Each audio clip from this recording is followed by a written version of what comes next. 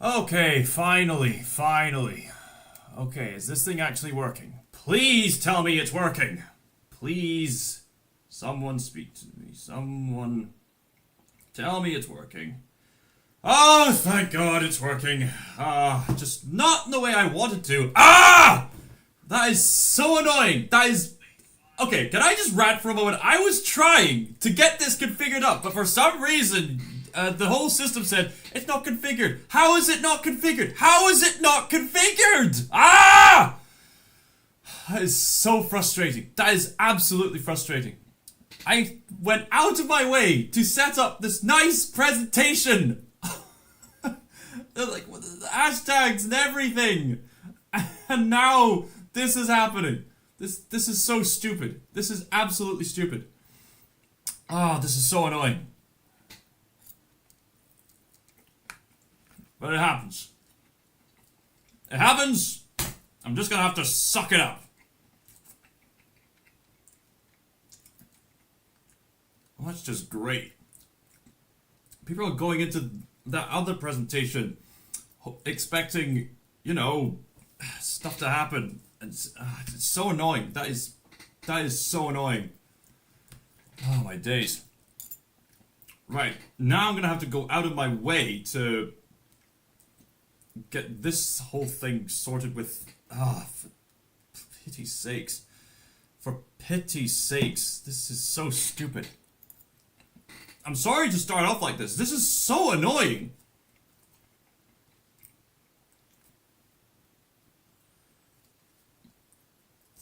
Right. But you know what? I guess it shows I'm human, I guess. For flip's sakes. Technical issues. I'm on. Right. I'm gonna just resend the whole thing. If you're there, I will be there. Right. Right. Where is that thing? Where's the thing? Here we go. Here we go. Okay. Motion. Hey, that'll do. Okay, I will be there. Just give me one moment.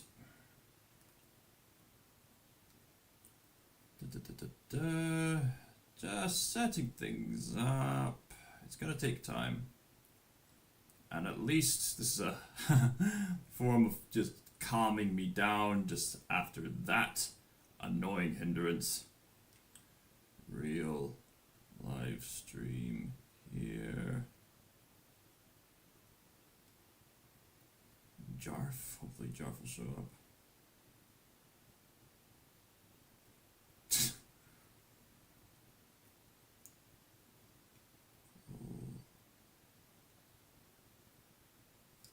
Okay. I think that, hold on, this one as well. Well, people who follow my channel will know that I'm live. Anyway, going back to this, has anyone bothered to join? Oh, okay, Christian Conniff. Okay, thank God you're here. Okay. Sorry about that. Anyway, moving on to the thing in question. Narrative art in video games. I'll get the slideshow up. There we go. Hey, presto! Mwah, mwah. Isn't she beautiful? Beautiful. Also, I'm so sorry, Christian Coaster. You said try not to have too much chaos. Too late. Unintentional chaos. I'm glad you're here at least. This is good soup, by the way. It's sweet potato combined with coconut oil and other good vegetable stuff. Wonderful. Anyway, so this is a topic I've wanted to discuss for a long time on the channel. Just checking if the sound's working. Yeah, it's working. Look, it never works good for me most days. So, yeah, sometimes I like that. Or in the words of a song that we'll discuss about later on, we got suckers luck. I think it's suckers luck. We'll take it as it comes. Because we're tough guys. Yum. So, anyway, on to the actual presentation itself. Narrative art in video games. I've said it in the past that one of my main goals on this channel is to discuss how animation has the potential to be art. Like legit art that you can put up in museums. And one of my other goals on this channel, or at least what I was intending to do, but may not have come across so clear, but I'm making overt now, is to raise awareness of the narrative potential within video games. Because believe it or not, video games have the potential to be philosophically and thematically investing in the same way as your favorite movies, TV shows, books, etc., etc., etc.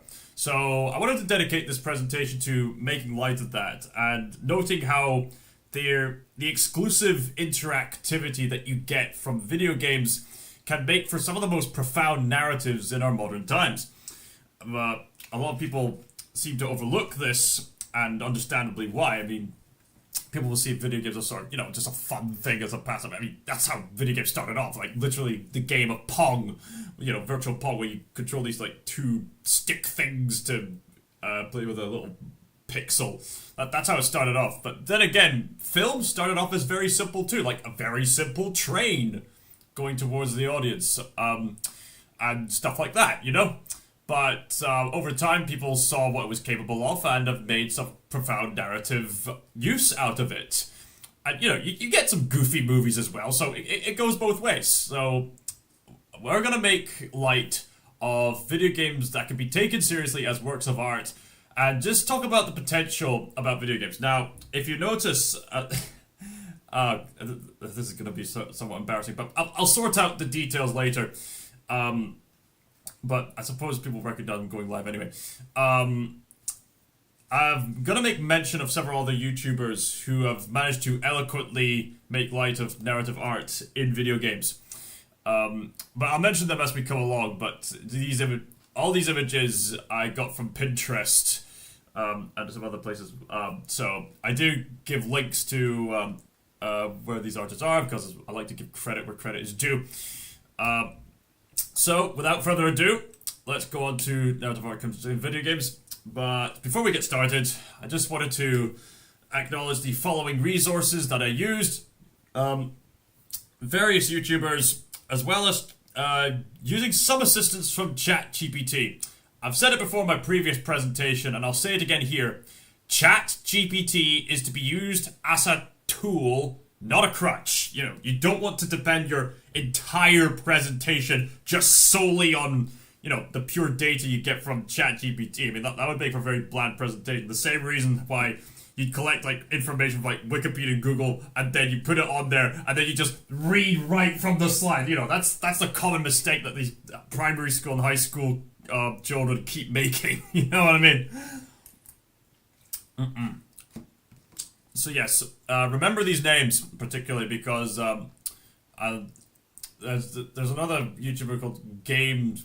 Well, he'll come up when he comes out. I think it was Games Hub or something like that. Oh yeah, I kind of like AI. Yeah, I mean it does have its uses, but only if we use it correctly. And AI will certainly come to a prominence later on as we go along. But for any prominent YouTuber that will come up, I'll bring them up. Just take note of these ones. So, first and foremost, interactivity. This is the key word that is affiliated with the video game format. Each artistic medium has their own unique strength. With books, you have the power of words to convey feelings, emotions, and so on and so forth. With film, you have the power of conveying visuals and spectacle and stuff like that to convey the key thematics. And with video games, the core quirk, as it were, of video game stories is their capacity for interactivity. Now, there have been some other forms of interactivity, like with Dora the Explorer in like TV shows, or like pantomime shows in theaters, or like those interactive movies like the Batman Death of the Family DVD you can get, where you can choose your outcome, choose an alternative ending, and stuff like that. But obviously video games take more of a strength in interactivity because, well, it's a game. It requires your direct input in order to interact with it in the first place. So remember this word. This is definitely going to be of prominent use throughout this presentation. So, I want to take note of some notable examples. The Team Ico games, people refer to Ico as if it were eco, but that never really made much sense to me because Ico is spelt with an I, and eco is usually like associated with the term eco-friendly, economics, economy, eco-friendly, save the environment, that kind of thing. So why pronounce Ico the same way? Like that didn't really make sense to me. Maybe it is pronounced that way, but why use an I? I just always found that quite weird. Red Dead, amazing series. Yeah, I meant that. Amazing. Red Dead Redemption is an amazing series. Admittedly, I've yet to play it. But yes, I do know about it. Otherwise, I wouldn't have even brought it up. Red Dead Redemption 1 and 2 are some of the most amazing stories you can get in video game format, set in the Wild West, really immersing you into the realistic scenario. Getting you involved in the redemption story about the dying Wild West. Really profound narratives. You see, this is a taster of what this presentation has to offer, so you're in for a treat. We got the Metal Gear Solid series, well, obviously. Aha! Many Fish Games, hello! Ico is one of my favorites. I'm glad you brought that up, because Ico has played a prominent role in inspiring other game makers to come up with other immersive game experiences. That's another key word that I want you to memorize. Interactivity and immersive. What makes for profound video game narratives is how immersive they are, and obviously if a game can get you immersed into the experience, to make you empathize with the characters and to be part of the moment, then that's the key to make a good engaging narrative. And Ico established immersion first and foremost, but I'll get more into that later. Believe that. Welcome to the live stream Many Fish Games, but glad to have you here. The Plague Tale games, I really like those games, and Plague Tale Requiem, you can see me play the game on this channel, and that ending, it just devastated me, absolutely devastated me, man. 100%, yeah, 100%. Feel free to spread word to all your friends to get them here on this presentation, by the way. Anyway, the HellBlade series, raising awareness of mental health. That Dragon Cancer, a deeply personal game by a family who's been through so much, decided to express their emotional struggle through the video game interactive format. And Journey, a game which is entirely dedicated to representing Joseph Campbell's hero's journey. So this is just a wee taste of what's yet to come, and all these games have artistic merit, and we're going to delve more into that. So let's get going.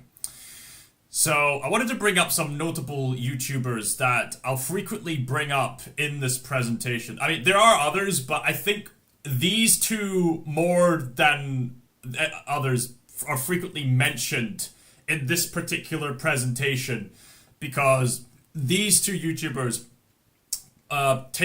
place particular emphasis on describing video games as an artistic format. I mean, there are others who do that sort of thing, but at least for this presentation, you'll notice these two pop up quite a lot, especially with the videos I'm gonna refer to. And both of them have mentioned similar games, which should say a lot about the impact that specific games have on specific people. But I've also noticed that both of these content creators have their particular niche interests as to what specific games grab their attention for a different reason. Gotta meet new people, so sometimes you recommend good. Yeah, although something I must emphasize when it comes to these two individuals specifically, these two hold to some particular opinions that I don't agree with. Like, for example, Max Derrat definitely leans into a lot of esoteric territory with what he talks about, and he's literally a professing alchemist. That's not a joke. That's literally what he professes to be. And Gibbs likewise has a few opinions where I'm like, okay, that's a bit dodgy there. But nevertheless, I have a lot of respect for these two. If these two people were to watch this live stream somehow, I would be deeply honored, because they've provided so much insight and, well, so much understanding into the capabilities of video games as an artistic format. So keep these two in mind, because they've definitely brought a lot up. So, the power of interactivity. Like I said before, movies and TV shows thrive on visuals, books are out of words and prose, paintings and museum contributions offer singular images of varying kinds, whether it be through architectural structures or through still paintings to evoke a certain emotion or atmosphere or place of time period.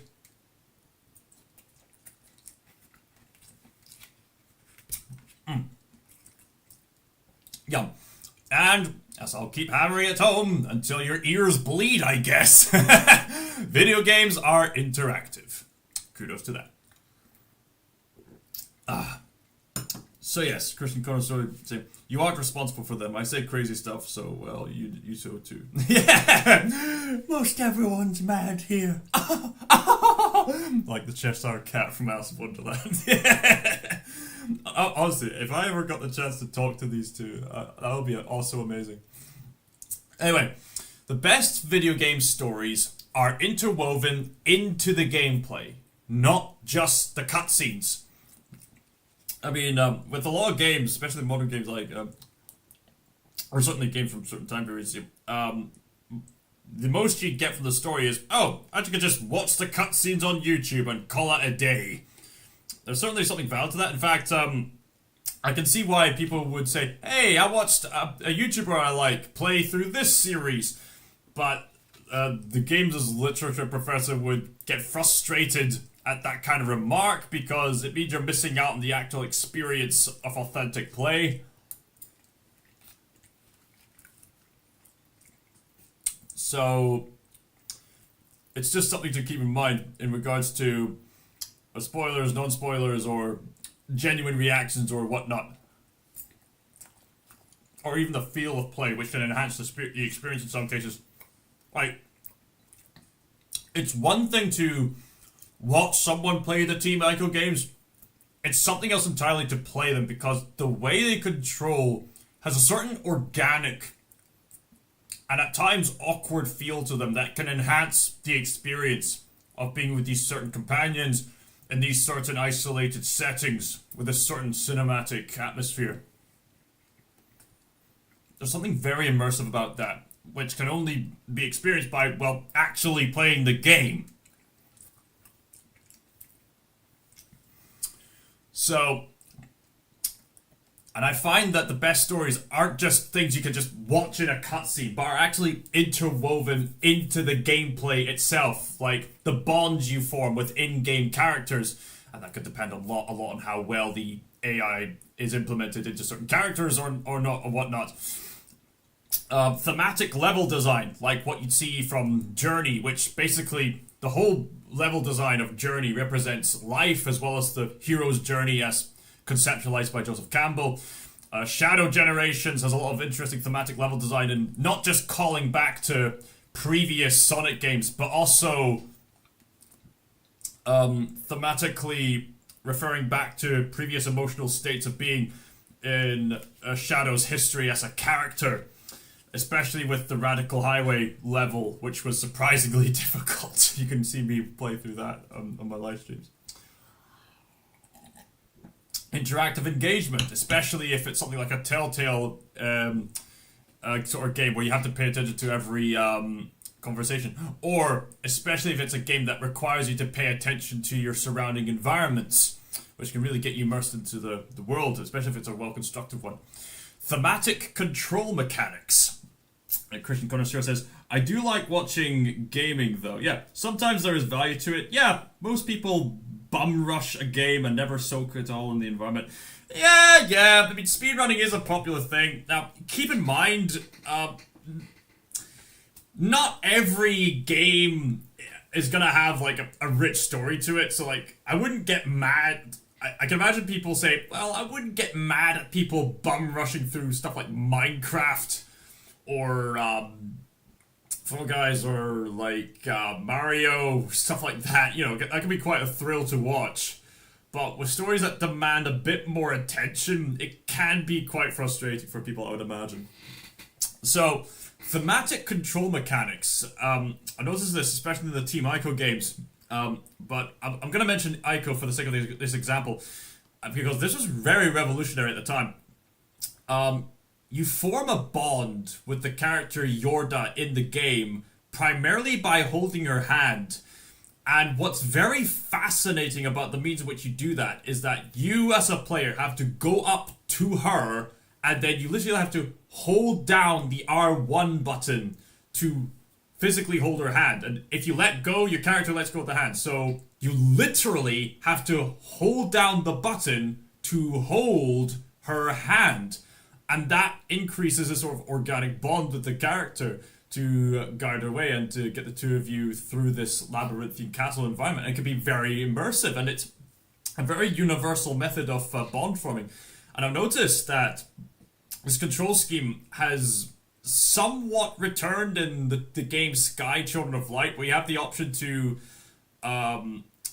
hold hands with other players online. So it's very interesting seeing that thematic element at play, especially if it's a story that encourages the story thematic of companionship.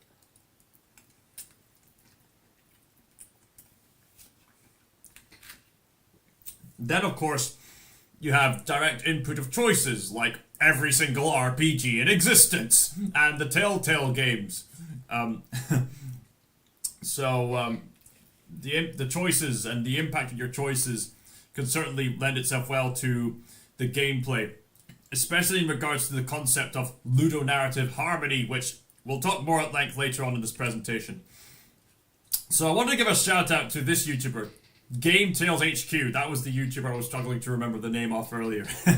He made this video, and before I delve into the actual video, I'm going to address a comment by Manyfish Games. He says, I agree, never understood the point of doing that. Yeah, in regards to the previous comment, yeah. So, a shout out to Game Sales HQ. There's this one video he made called Games That Fully Embrace the Medium. And he's got an entire channel dedicated to video essays based on powerful storytelling within gaming. I should have given him more of a spotlight, honestly, but there was this one video he made called They Had to Be Games that just perfectly talks about the very thing I'm talking about on this presentation here. If you ever get the chance, do watch it, because it perfectly describes the kind of interactive experiences that this artistic medium is capable of, and it's so exciting, and it brilliantly explains why certain moments were all the more powerful because they were interactive. Like, it's one thing to have these profound stories exist, but it's a whole other level to have you go through them as the actual player putting actual input into the characters. Like, for example, you could say Darryl Talks Game, he's interesting. Darryl Talks Game, yeah, there's other YouTubers, various spectrums of different kinds of input and stuff like that. So I'm just checking in on certain things. There's various interesting. There's other certain YouTubers who have their own niche interests that they want to talk about, but that video particularly is amazing. Much like the soup.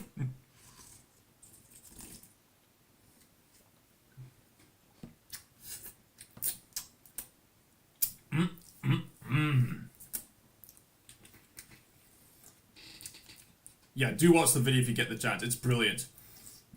So, time to get into some themes. Like empathy, again with the companion characters. Empathy can definitely be a great immersion tool for you to get invested with the characters, especially in regards to emotions. If a game can make you feel something, it's something that is intended to make you feel, then it's definitely succeeded on that front. It has the potential to have you see things through another's eyes, as it were, and to get you into another kind of place and time and situation where you have to make the choices and you have to interact. There's other themes like mental health. You'll notice mental health in video game content like the HellBlade series, whether it be Senua's Sacrifice and Senua's Saga, which we'll delve more into later, which has a main protagonist who suffers from psychosis, and the game developers went out of their way to emulate what it's like to suffer from psychosis, and they use that to enhance the storytelling of this specific sort of Viking period. There's also a character that, if you've ever played the Portal series, you probably would have noticed the impact of, but never really fully realized. He's a behind-the-scenes kind of character, quite literally. The Doug Ratman dens in the Portal series. And there's actually this tie-in comic about Doug Ratman set within the around the events of the first Portal game and after the events of the first Portal game. Basically saying how Doug Ratman was responsible for the main character Chell appearing the way that she did, and he was responsible for keeping her safe. And throughout the game, you can explore these environments, and you can find these hidden dens where Ratman is not only exposing the truth about GLaDOS' true intentions, such as with the very infamous "the cake is a lie" meme, but also him expressing his own mental health struggles with him suffering from schizophrenia. You'll see dens where there are these very frenetic kind of pictures, or pictures that seem to elevate your player character Chell. Other pictures that are him just getting mad at God, or him expressing the lyrics of a song he likes to listen to by The National. Exile. It's pretty interesting when you find them. Definitely adds to the world building of Aperture Science. Especially when you first find that first den in that one turret sequence in the first game, where you see in the perfectly clean environment something's out of place, and then if you're curious enough to go into it, then you see all these cans of beans, these a place that's been lived in, and then of course you see the cake is a lie meme on the wall, and you'll realize that not only is this place not what it seems, but there's someone who's struggled to survive behind the scenes, and he's watching over you in some way. It could definitely add to the experience. Also, there's the famous Silent Hill 2. The Silent Hill series as a whole is quite an effective horror game. I've had the chance to play the first several minutes of the first Silent Hill game. It's a pretty scary game.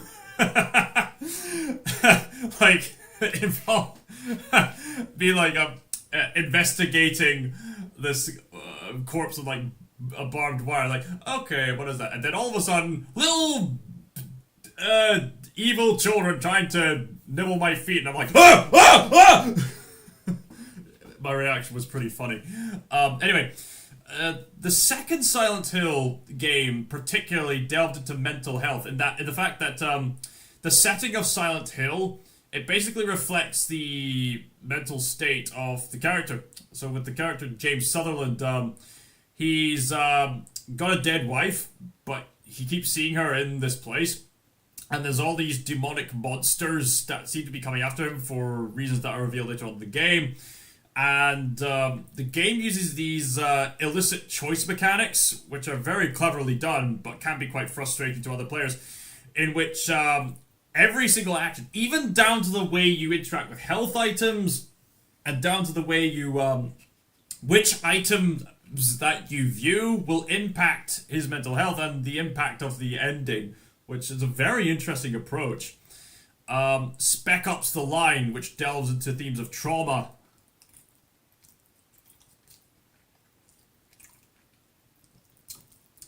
Very thought-provoking stuff.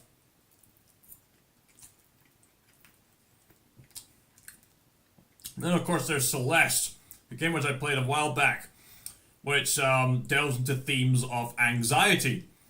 And there's even this interesting mini-game in between gameplay sequences where one character teaches the other character this feather mini-game, in which you hold down certain buttons inputs to get your character to breathe gently as the character imagines the feather going up and down to be in a calm state. Pretty interesting stuff. Video games as a format can also raise awareness of medical conditions. Of course, there's That Dragon Cancer, which involves the creator of the game expressing his struggles with his own child's terminal illness. Very traumatizing stuff, I would imagine. And good for that family for expressing it to not only further video games as an art form, but also just to tell others about the struggle and how that could apply to us. Something about that kind of struggle can really transform us profoundly, if you get what I mean. A Quiet Place, The Road Ahead. This is a game that I did several live streams on last year. A great example of a narrative Christian game. Yes, that Dragon Cancer was made by Christians. Yes, I'm aware of this. And to my knowledge, as of right now, it's one of the best Christian-themed games ever made. Which is pretty interesting, because there were certainly a whole branch of Christian-themed games which were trying to stuff the message down your throat. But these days, there's independent creators that are willing to give more authentic experiences. People are pretty hyped for Gate Zero or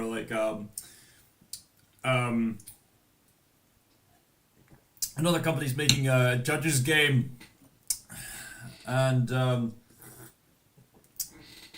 Judge's sort of tower defense game. There's other upcoming creators who love video games and want to make authentic biblical experiences. So yeah, and thanks for bringing that up. It's great to. I'm trying to think, what other great Christian-themed games are there? I guess we'll preserve that for later, but if you can think of other great Christian-themed video games, please mention them in the live chat. I'm sure it'll come up, but obviously, for what I will admit, you will see Christian themes throughout this presentation anyway, so keep that in mind. So anyway, with A Quiet Place, The Road Ahead, this is a game I live streamed a while back. I was quite fond of the Quiet Place film series. I was looking forward to having basically Alien Isolation Quiet Place Edition as a game. But an interesting mechanic is, myself and other people admittedly made fun of this mechanic at first, and not in an absolute way, but just to the fact that in this really hostile environment where you're not supposed to make a sound, this one character has it at the absolute worst conditions. The main character of A Quiet Place, The Road Ahead is pregnant and she has asthma. Myself and other people were thinking, wow, what next? She has clickety bones and she farts in her sleep. How much more sound-related conditions do you think she could have? But as I played A Quiet Place, The Road Ahead, I was actually quite impressed with how immersive the horror experience is. I mean, it's scary enough to avoid the monsters, but there's a clever mechanic where you're supposed to keep away from the monsters because the main character gets stressed out the nearer she is to those monsters. And so she has to get herself these, the tubes, the breathing tubes, the one where you go, to fill up your lungs because you don't want to agitate your lungs too much. It's a great mechanic to sympathize with someone who suffers from the condition, and it can make for quite the investing experience to grab any supply that you can and to not stress your lungs too much, and to understand the perspective of someone who can't do much strenuous activity, because even strenuous activity like putting down objects, carrying objects and stuff like that can also tensify the lungs. Obviously, if you tensify the lungs too much, you're going to make coughing noises which attracts the creatures to lead you to death. So it's quite interesting to empathize with the character in that kind of mechanical horror regard.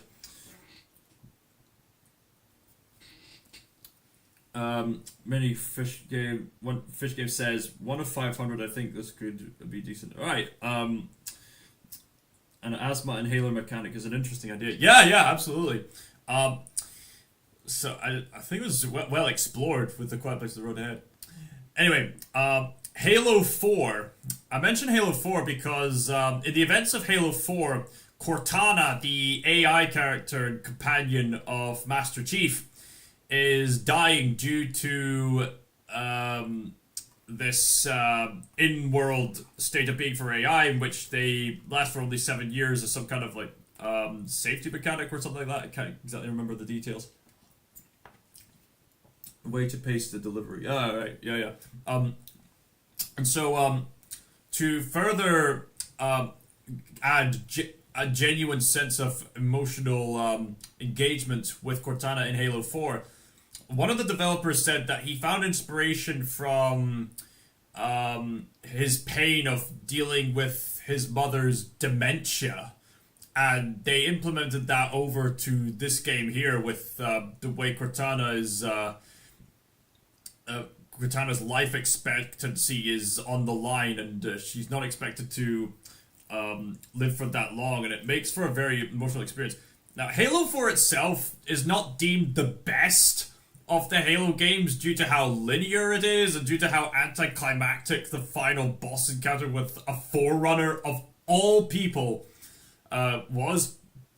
But the last cutscene and other particular scenes definitely elevated Halo 4 as probably the most emotionally engaging game in the series, if you ask me, or at least one of them. So they made for Halo was cool. Yeah, Halo is cool. Halo is really cool, and we'll bring that up every now and again.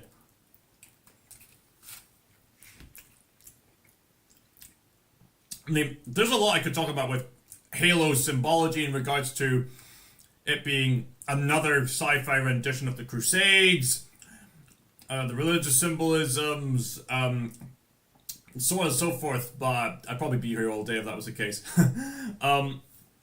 Metal Gear Solid 4, the main character, Solid Snake, is a pretty young guy in his 20s, but because he's a clone, so all of a sudden in Metal Gear Solid 4, his aging has amplified, and now he's basically an old man. And now Solid Snake is basically a hero in his last days, and there's a lot of implement parts of the game that deals with his medical condition. And also, Cyberpunk 2077, Squid Bear, if you're watching this, you'll be quite interested to hear this, because Cyberpunk 2077 deals a lot with themes of autonomy. I think that and some other sci-fi themed games where basically it involves like cyborg implementations to your body and the implications that has on society and stuff like that.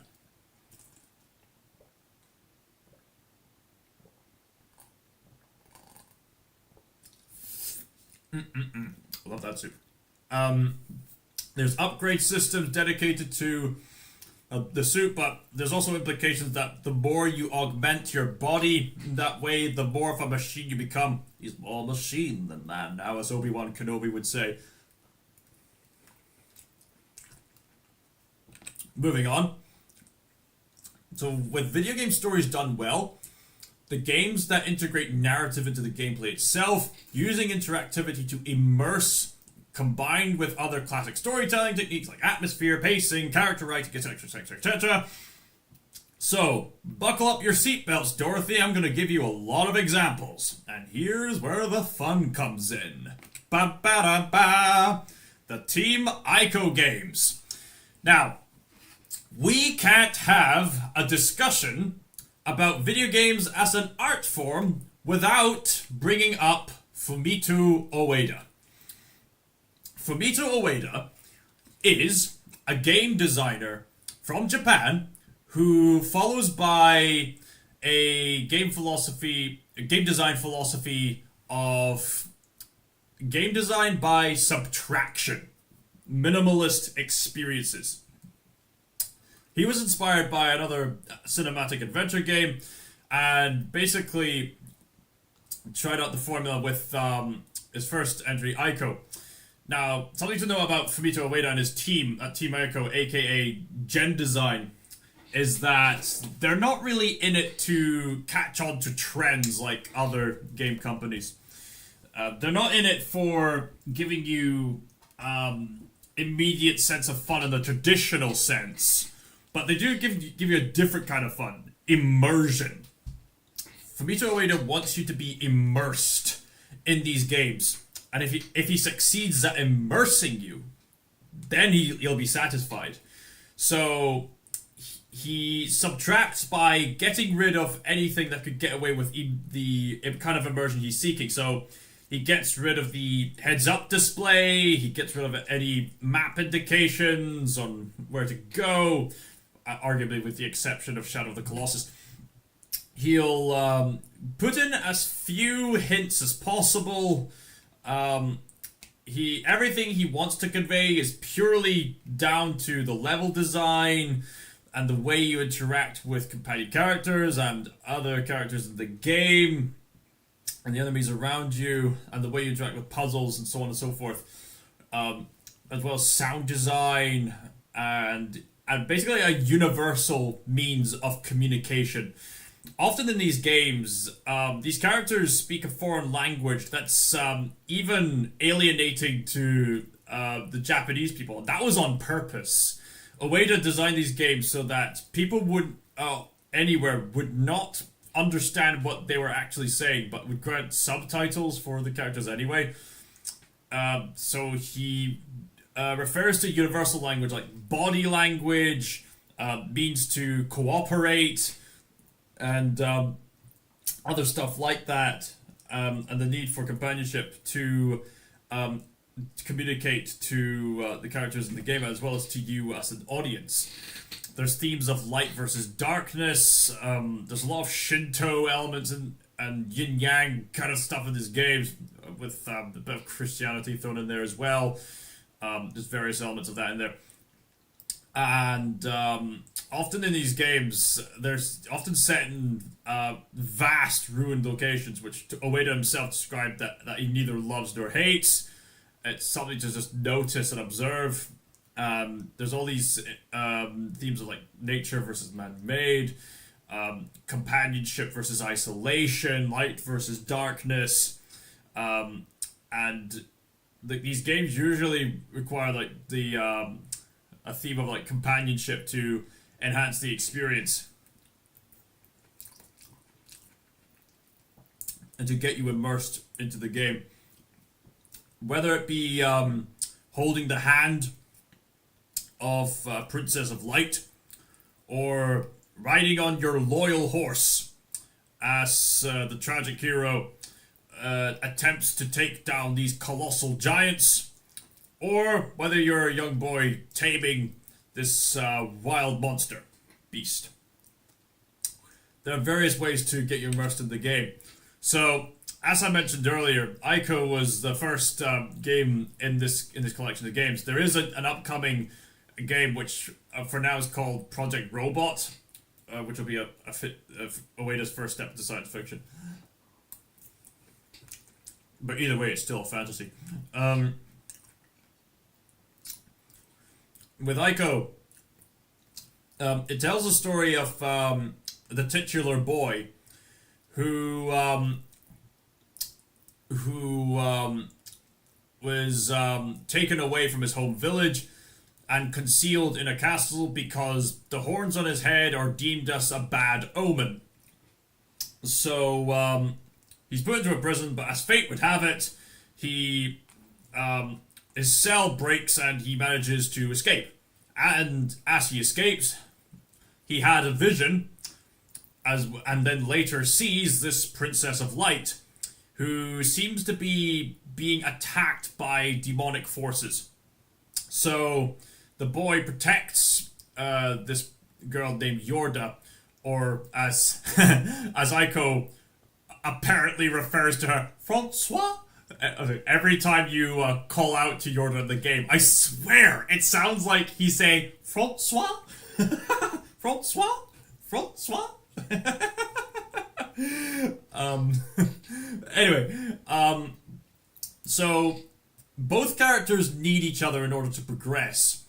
Aiko is needed to protect Yorda from the demonic monsters, but only Yorda can open up these doors using her supernatural light powers, which also happen to zap the demonic monsters. So there's a lot of mystery, and there's an evil queen who wants to control her own daughter, and all kinds of stuff like that. And a lot of the progress requires the two of you to work together to figure out how to get through certain environments and stuff like that. And there's this very interesting save mechanic in the game. Obviously, like with Aiko, the way you save the game is you find these benches that you sit down. You can call the order to sit down and relax for a while, and then from there you can save your game. What's interesting is that you can only save the game if the both of you are sitting on the bench. So if one of you is missing it, it's this in-game implication to go out to help Yorda in order to ensure that you can actually save the game, which further implies the theme of companionship. There's another means of conveying companionship in the game.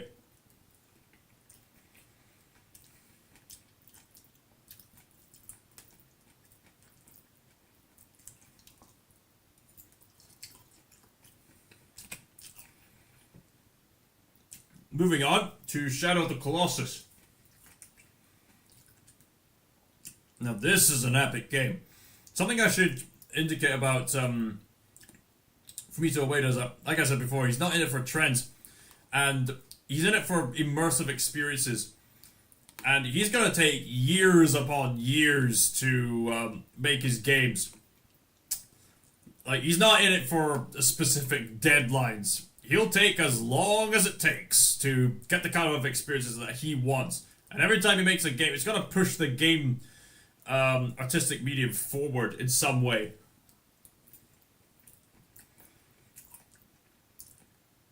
So with Shadow of the Colossus, it's a prequel to Aiko. And it takes a lot of inspiration from The Legend of Zelda. But it does so in a very subversive way. And it tells the story of this boy named Wander, W-A-N-D-E-R, who travels with his loyal horse Agro to get the body of a dead young woman named Mono, if I'm not mistaken. They travel to this forbidden ancient land, and he has this ancient sword. He rests Mono on this altar, and he notices these dark beings, reveals his ancient sword, and then this deity-like figure called Dorman comes in and says, "Wait, you got an ancient sword?" I would love the beast climbing mechanic. Oh, yeah, that's definitely another aspect of the game. Yeah, I'm glad you brought that up. So anyway, Wander reveals that he came to these ancient lands because he had been hearing from his tribe for a long time that in this forbidden land, there's a power to bring people back from the dead. So Dorman says, okay, well, you have the ancient sword, so there is a way to make it possible. Okay, you see these idols? There's these colossal beasts all throughout these lands that represent each of them. If you destroy the beasts, if you destroy these colossal beasts, then each of these idols will fall, and once you get every single one of them down, then your lady friend can be resurrected. But it's gonna come at a heavy price.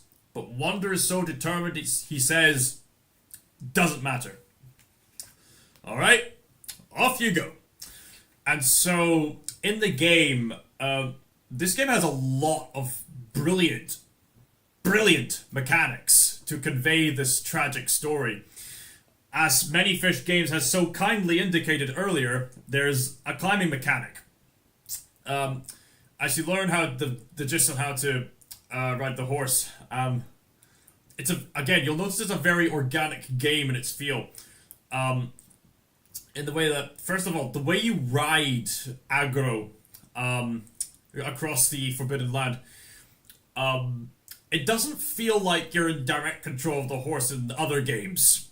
It feels more like you're controlling Wander controlling aggro. So, you're controlling aggro as he's trying to indicate to aggro to turn left, turn right, to speed up.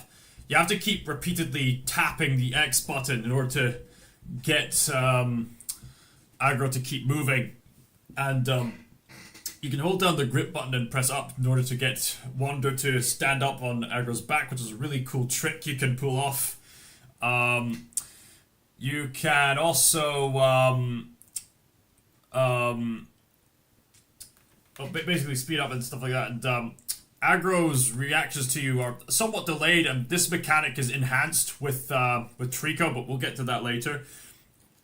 And then you get to your first area, and you have to learn the climb mechanics. Now, in most games, like, say, the Lego games or some other games, whenever your character gets onto a climbable ledge, they'll just climb it automatically. You know, you just approach it and just go... But in this game, you have to hold down the grip button in order to even, like, grab the ledge and go up, or hold it down to climb these vines and stuff like that.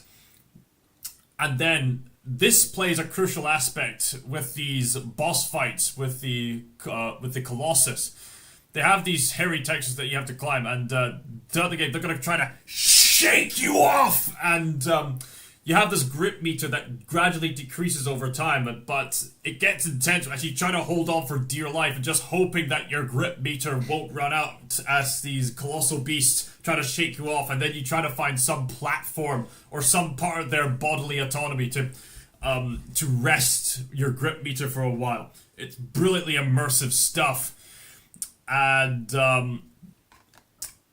then you get to the actual killing of them, and there's this very solemn music that plays, like you're at a funeral, as if to imply you've destroyed something sacred. And so, typically in games like this, you'd hear a victory theme like ba ba ba ba ba ba ba ba, but here it's a very forlorn theme, and there's this sense of foreboding throughout the game, and Wander's character design subtly gets paler and worse. It's the kind of game mechanics where people may not notice it at first, because it's meant to represent Wander's determination to bring Mono back to life at all costs, but it's revealed later on in the game that like through the experiencing the game itself, that it's implied that Wander's not doing the right thing here. Most of these colossal beasts don't even attack you on sight. I mean, some of them do, but a lot of them don't. They're very docile and peaceful, and they don't seem to be a bother to anything or anyone. So why are you killing them? And the sense of unease definitely increases when you fight this one Colossus who is a bit smaller, but you manage to find its weak part in regards to finding this fiery torch that it's afraid of, wave it in front of it, and then the Colossus will sort of go back, try to pat you to get the fire away, and you exploit that fear to get the closer to fall off a cliff, expose its back, and then stab it to death. And you begin to think, are we the baddies? It's a pretty harrowing experience, and it's enhanced by the fact that in the Forbidden Lands, you don't really get many of the conventions that you get in other modern games, like you see from, like, say, Ubisoft. So, there's no explicit side quests, there's no explicit loot to find unless you count any stuff you can get from bonus material from after you complete the game. There's no side enemies to conquer. There's no smaller enemies to get in the way.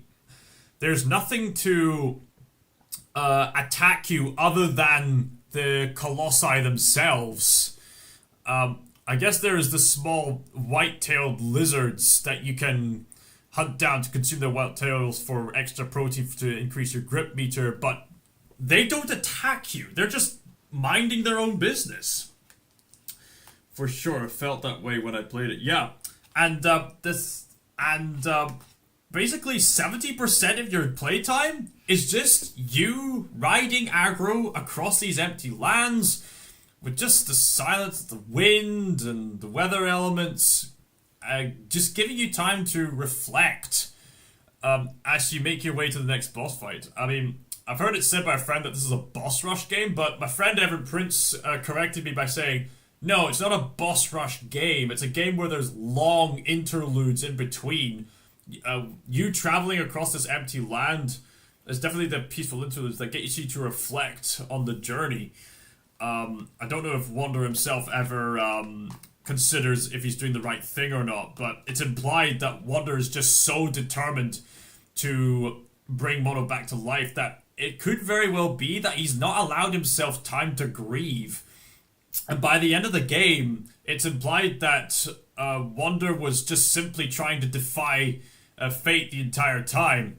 He refused to grieve, he refused to move on, and he pays the consequences. And for those of you who haven't played the game, maybe I shouldn't really spoil the ending, but the game has been out for some time, so feel free to mention it so in the comments. But needless to say, it's a deeply tragic ending, further making you question the validity of Wander's sense of morals as a character. So next we have The Last Guardian.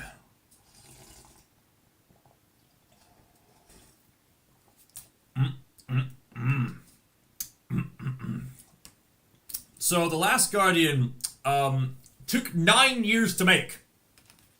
I'm not joking. That's how long it took to make the game. Nearly a decade.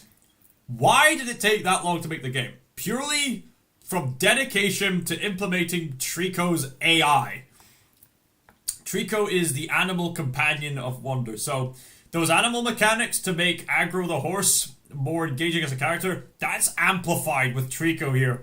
And a lot of people have complained about The Last Guardian in the fact that Trico doesn't immediately obey your character's commands to do this and that. But that's the point. Trico's supposed to be like that, and it's supposed to encourage patience for the player. And it's a story about the two of you trying to understand each other and trying to get by, so what better way to do that to have a companion character who feels like an authentic animal that you have to attend to and to care for. Sure, it's basically Eco where the roles are reversed, and that Trico is the one that attacks the demonic forces, and you have to be the one to access doorways. But you as a character get the chance to help Trico out by pulling out spears, attending to his wounds, or giving him barrels full of yum stuff whenever he's hungry. All this kinds of stuff like that. Reminds me of Falcor from Neverending Story. Falcor. Now, Falcor. Remind me again who Falcor is again? Falcor. I have seen Neverending Story. I've forgotten who Falcor is. I need to eat this anyway, it's getting cold. Apart from Avatar. I think... Right. Yeah, Trico definitely has those vibes. That sort of big, huggable kind of creature, yeah. I mean, Trico's established as a hostile threat that you don't want to deal with. Falcor's a white dragon dog. Ah, right. Everyone needs a lock dragon. Stuff like that. I am the last one. I am the last guardian. R.I.P. Sean Connery.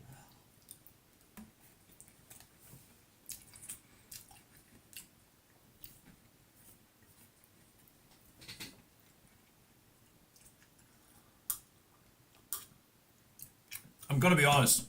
This is gonna be a highly underrated opinion. I think The Last Guardian is one of the best games ever made. And I know a lot of people are going to be saying, how can you say that? The game is so mechanically awkward. Yeah, I know. But at the same time, I've heard people say online that the awkwardnesses of these Team Ico games can actually enhance the experiences, because the main characters you play as, they're not trained heroes like Geralt of Rivia, or the Dragonborn, or Batman, or Ezio Auditore, or Master Chief, and stuff like that. The characters you play as are usually young boys who don't have much experience with fighting other than waving a stick around, or in Wonder's case, someone who is a trained hunter but is implied to not be well trained with wielding a sword. So you get all these kind of gameplay mechanics like that, and it can definitely enhance the experience of being the underdog character, or in Wonder's case, just a mere boy who's way in over his head, or in Aiko's case, a young kid who's found himself in this predicament fighting off against the odds, or in this boy's case, this very young boy who's taming this big cat, dog, possum thing. Trico's a very engaging character. You just have to be patient, and we live in a very sort of dopamine high seeking culture, which is why action-oriented games are often the main appeal. So I can understand why people are turned off from the game, but at the same time, if you're just patient enough and just give this game a chance to figure out the mechanics, and how to navigate the environment, how to communicate with Trico, and waiting for Trico to respond, I think you're in for something quite enriching on an interactive basis. So, next I want to mention Brothers, A Tale of Two Sons. This is a game very much inspired by Ico. There's a reason why I said Ico was very influential. This is a game where you control not just one character, not even one character at a time, but two characters simultaneously. On the controller, you have a left stick and a right stick where you control two characters at once. Now, this concept isn't entirely new. This has been used in some games like the Mario Party games. But this is a time where it's used to profound effect in the actual story. I mean, I suppose optionally, you could get a friend around and you could share half a controller each. But it's quite convenient as a single player just to control these two characters at once to solve these puzzles for a very emotional experience. And the way the mechanics are used to tell the story, it's very emotionally gripping. You got the Legend of Zelda games, of course. Now, what's interesting about the Legend of Zelda games is that Nintendo are very much the architects of game design as we know it, but there's a difference between architects and artists, if you get what I mean. Nintendo are primarily architects. I mean, they do have the distinct advantage of making games that, Nintendo has the advantage in which most of the games they make, everybody likes and has no qualms with, especially when compared to companies like Ubisoft these days. I mean, let's face it, Nintendo has the common sense to have a new console which still has physical media that's permitted, so let that speak for itself, you know? But even though narrative was not the primary focus with the Legend of Zelda games, they have nevertheless gone out of their way to have thematically rich elements get poured into much of the Legend of Zelda content. Like, for example, with the Ocarina of Time, there's this entire YouTube video called Masterpiece in Subtext by Goodblood, which explains that Ocarina of Time is actually the most tragic story out of all of them, which seems kind of weird, especially when you think of like the dark tone of Majora's Mask and Twilight Princess, so on and so forth. But if you understand the subtext of Ocarina of Time, it's about a character who has to sacrifice his childhood in order to save everybody. And there's a lot of elements that go into this game. You like Zelda? Oh yeah. I guess it's not really something I've made very clear, but yeah. I mean, I haven't played all the Zelda games, but I have played through Ocarina of Time. I have played Wind Waker. I played like bits of like Breath of the Wild. And I do know about the reputation of the other games, especially Majora's Mask. Majora's Mask is in a lot of people's all-time favorite games because there's just so much character investment in that game particularly. But so anyway, one at a time. I do know people from like the Evan Prince server who was or one person from the Evan Prince server who says that the Ocarina of Time is brilliant at interweaving the rites of passage of childhood, growing up to adulthood, and the responsibilities that come with that, into the narrative, into the game design, and with all the subtext that comes with it, as indicated by Goodblood right here. There's the contrast between the playful childhood and the serious pressures of adulthood. There's so many themes that get interwoven in there. And obviously, there's all kinds of themes right here that are sprinkled throughout the narrative. I should probably say it right now that The Legend of Zelda has had various influences. In the first few games, there's concept art of Link. I should have had pictures up on this, but you can look them up for yourself. There's pictures of Link kneeling down before a statue of Christ and having a Christian cross on his shield. It's probably because of the European influence that these kind of fantasy games inevitably have. But Nintendo changed things up a bit, and throughout the series, you'll notice that there's various influences of various religions throughout the Legend of Zelda franchise. So you'll have Christianity, you'll have Shintoism especially. The Legend of Zelda series was very much inspired by Miyamoto's childhood days of wandering around his local Japanese area and finding these Shinto shrines and the sort of wonder and adventure that came with that. There's Buddhism in there, especially with the structure of Majora's Mask and this one particular level from Skyward Sword. There's a lot. There's a lot that's influenced that. Evan Prince! Excellent! I've only ever played an hour of Ocarina. I was there to see it, Evan. I was there to see it. And I'm glad you're here, Evan Prince, because I'm going to mention one of your videos on Joshua Graham later on. Say hi to Evan Prince, everybody. I was actually mentioning, Evan Prince, that one of the people on our server was acknowledging Ocarina of Time's design in regards to childhood and adulthood and so on and so forth. With the Majora's Mask, it delves into the 5 stages of grief, and the game theory delved into that. That's just a theory. A game theory. Majora's Mask is like the secret game of all time. Yeah, I mean, I'm impressed with Majora's Mask and the fact that that game was made in such a rush, and it still worked. That is impressive. And with Breath of the Wild and Tears of the Kingdom, there was more of a Studio Ghibli approach, as well as some possible influence from the Team Ico games, in the fact that it gets you into this theme of reminiscence, and there's a heavy emphasis on nostalgia all throughout the series with musical leitmotifs, callbacks to Ocarina of Time, which in itself is this whole hodgepodge of nostalgia going in there.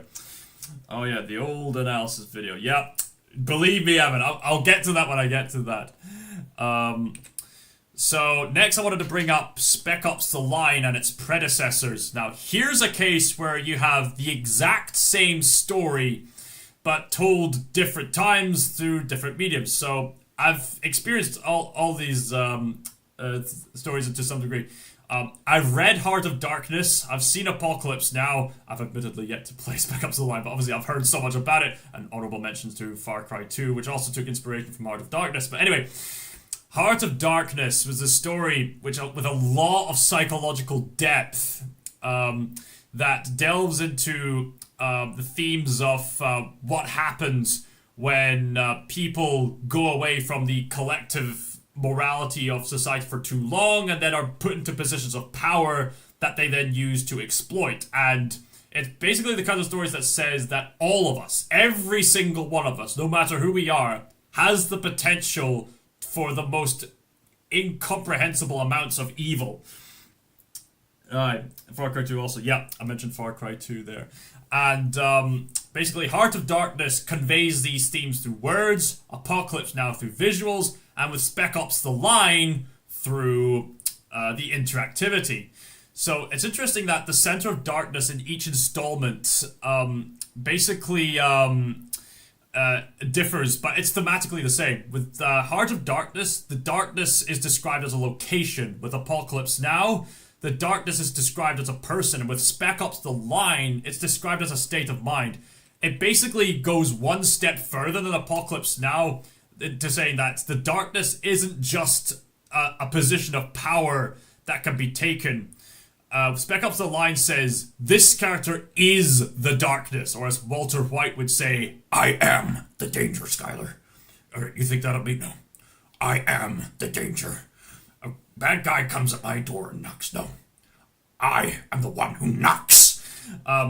So in Spec Ops The Line, it's a deliberate subversion where it's geniusly this typical military shooter. Well, it appears to be a typical military shooter, but in actuality, it's this brilliantly subversive story about making people think about the morality of war, and stuff like that. Now, don't get me wrong, I mean, war is, soldiers, military, and stuff like that. That's essential for heroism, but obviously, we admire the Halo series for military heroism, but this is a story where you basically play as a war criminal, and the game geniusly disguised itself as a typical shooter at first to deliberately subvert people's expectations later on, especially with the infamous White Phosphorus scene. White Evan Prince says, Heart of Darkness is a crazy book, laughing my ass off. What a classic. Yeah, an absolute classic. I mean, Joseph Conrad experienced a lot out there in the jungles, and Carl Jung experienced something very similar, so it's a very authentic experience. And this is a great game to experience, and it's such a shame that this game has been removed from Steam, but what an impact that this game has had. You can read more about it in Significant Zero, and there's a video by Games Lit, as well as videos by Max Derrat, which delves further into the themes of Spec Ops The Line. I'll let you investigate for yourself. The Professor Layton series. This is quite the nostalgic trip for me. I grew up playing these games, me and my sister, playing these games on the Nintendo DS system. You can get them on the mobile phone systems today. And there's an upcoming Professor Layton game on the Nintendo Switch. But these seemingly simple games have surprisingly in-depth stories, to the point where I've cried multiple times with some of these endings of the stories. Now, Curious Village, it's very simple to start off with, but the series reaches its peak, after the Pandora's Box. Oh yeah, there's something that's always bothered me about this series, and that's the name differences between America and the UK. So, here in the UK, games like Pandora's Box and The Lost Future. In America, they're called the Diabolical Box and the Unknown Future. It's like America is trying to sound as British as possible, whereas the UK just gets straight to the point. I mean, come on. Pandora's Box, that just sends a shiver down your spine, does it not? Compared to Diabolical Box. What's so diabolical about the box? The UK version says it's Pandora's Box. Ooh! There we go. Sorry, the name difference has always bothered me. Anyway, the Professor Layton series has these very interesting puzzles for you to solve. I mean, they can get quite ridiculous with anything and everything reminding Layton of a puzzle, but at the same time, the puzzles definitely get themselves interweaved into the story to the point where there's this final puzzle in the Pandora's Box game where the last solution involves literally blowing into the microphone in order to unlock this chest, which can be really immersive, and the way the mysteries unfold is also very immersive. It's pretty well done, if you ask me. Alright, Evan Prince, here's your time to shine, Evan. So, well-written character campaigns. Sometimes a really good story is just down to really immersive campaigns and otherwise simplistic games. So, The Arbiter from Halo 2, for example, definitely elevates Halo 2 as a masterpiece. And yes, Evan Prince has made a full video of Halo 2 there. I mean, Master Chief at that point in the series has already had his semblance of a character arc in Halo 1, purely due to the classic sort of mystery format where the character arc comes from a lack of knowledge, and then by the end of the game you have the knowledge and then you use that knowledge to save the day. Master Chief has more of a straightforward way of doing things as a character in Halo 2 and still getting his badass moments throughout the game.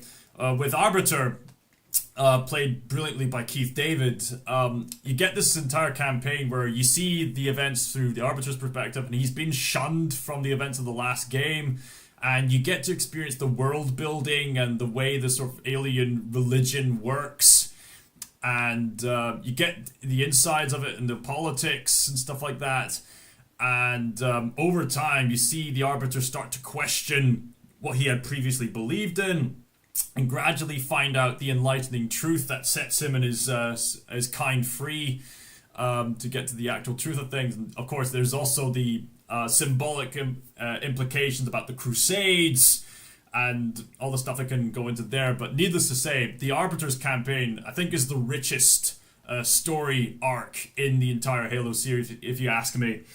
You got Gamma from Sonic Adventure 1. Now, I'm going to say this right now. The dialogue in Sonic Adventure 1 has aged very, very poorly. Like, you'll have, like, Tails crash land on a plane, but the overall delivery is like, ah! Or, like, Knuckles saying, oh no, whenever he gets hit. It's hilariously bad stuff.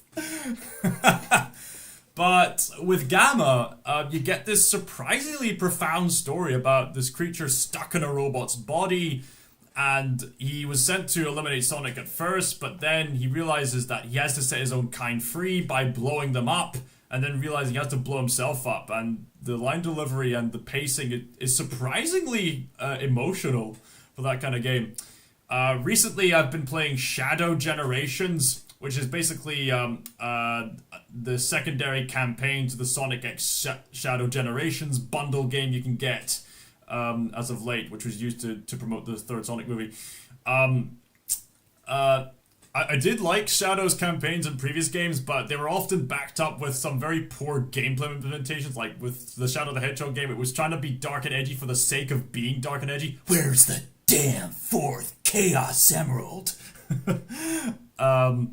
Or with the infamous gameplay of like Sonic 06. But Shadow Generations manages to fix that problem with gameplay that learned many lessons from Sonic Frontiers and got that brilliant combination that was similar to Sonic Adventure 2 and brings us this really profound narrative that combines the best narrative parts of all of Shadow's previous appearances and puts them into one emotional experience where he's reconciling with his past and Maria and Gerald and basically reliving his past and moving on from the past. I mean, on the one hand you could say, but we've been through this territory before, we've been through this song and dance before. Yeah, but at the same time, Shadow Generations, more than any other installment that I've seen, emphasizes how much Shadow needs Maria. Like, if it wasn't for Maria, Shadow would be, a monster. Maria was necessary to bring light into Shadow's life. Alright, so now on to Joshua Graham, and this is where the shout out to Evan Prince comes in.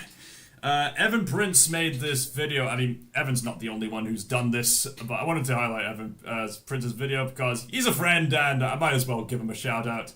So, Joshua Graham's become quite the internet phenomenon, which it's kind of interesting because, I mean, he was already a well-written character back in his day, but it was round about the pandemic times where there was this one particular video about Joshua Graham making a speech about the light and the darkness, which really made a major trend online.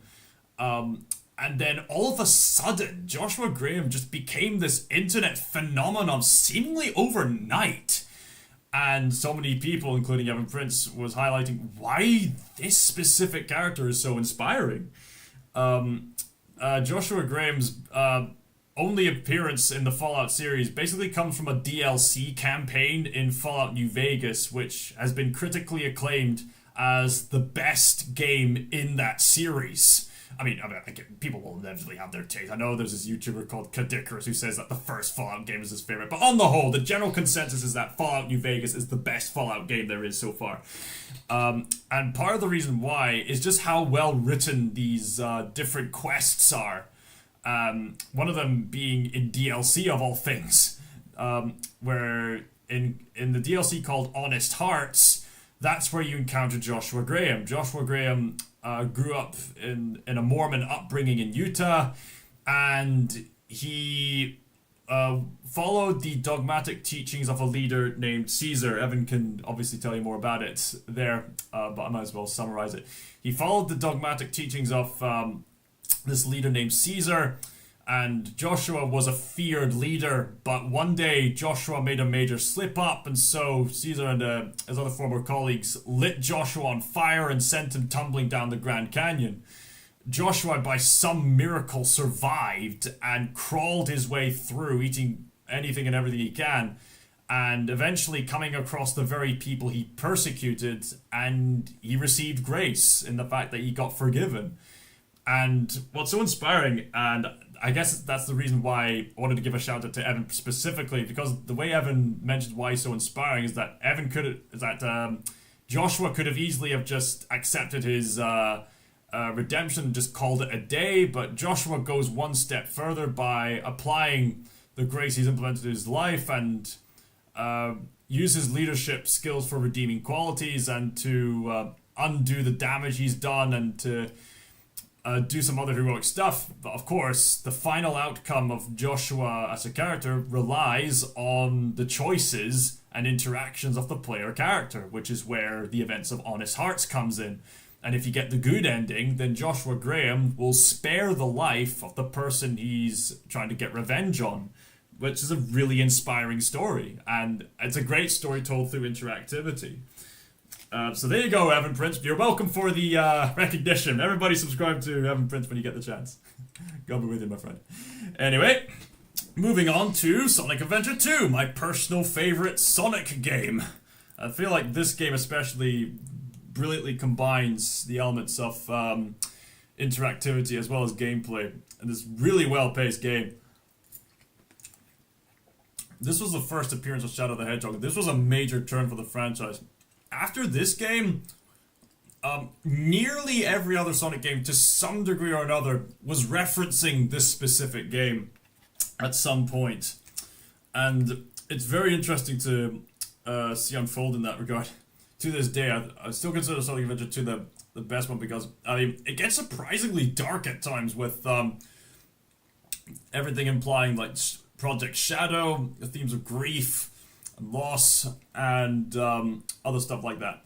I mean, yeah, the game has its issues, but at the same time, I think the story was just done so brilliantly well, if you ask me. The Portal series. This series doesn't really have as much depth compared to other games we've mentioned before, but what I find interesting about the Portal series is that even though the story is simple, the story is nevertheless done really well, you know? Some stories are like that, like, I can think of, like, 12 Angry Men. That's a movie where all it is just men sitting in a room and talking. That could have easily have been boring, but the screenplay managed to make that movie engaging, and I guess in the same kind of formula, this game could have easily just been a one-and-done thing, but they went out of their way to tell the best possible story with this kind of format. It's a story done really well with the way they use environmental storytelling, the comedic character writing, the sense of threat, the sense of pacing, and it's not as thematically rich as other games we're talking about, but it's still a worthy mention if you ask me. And of course, the GOAT, Metal Gear Solid. Anyway, Snake! So yes, Metal Gear Solid. Of course we were going to mention the Metal Gear Solid series at some point. Of course we were. Like, how could I not mention the Metal Gear Solid series?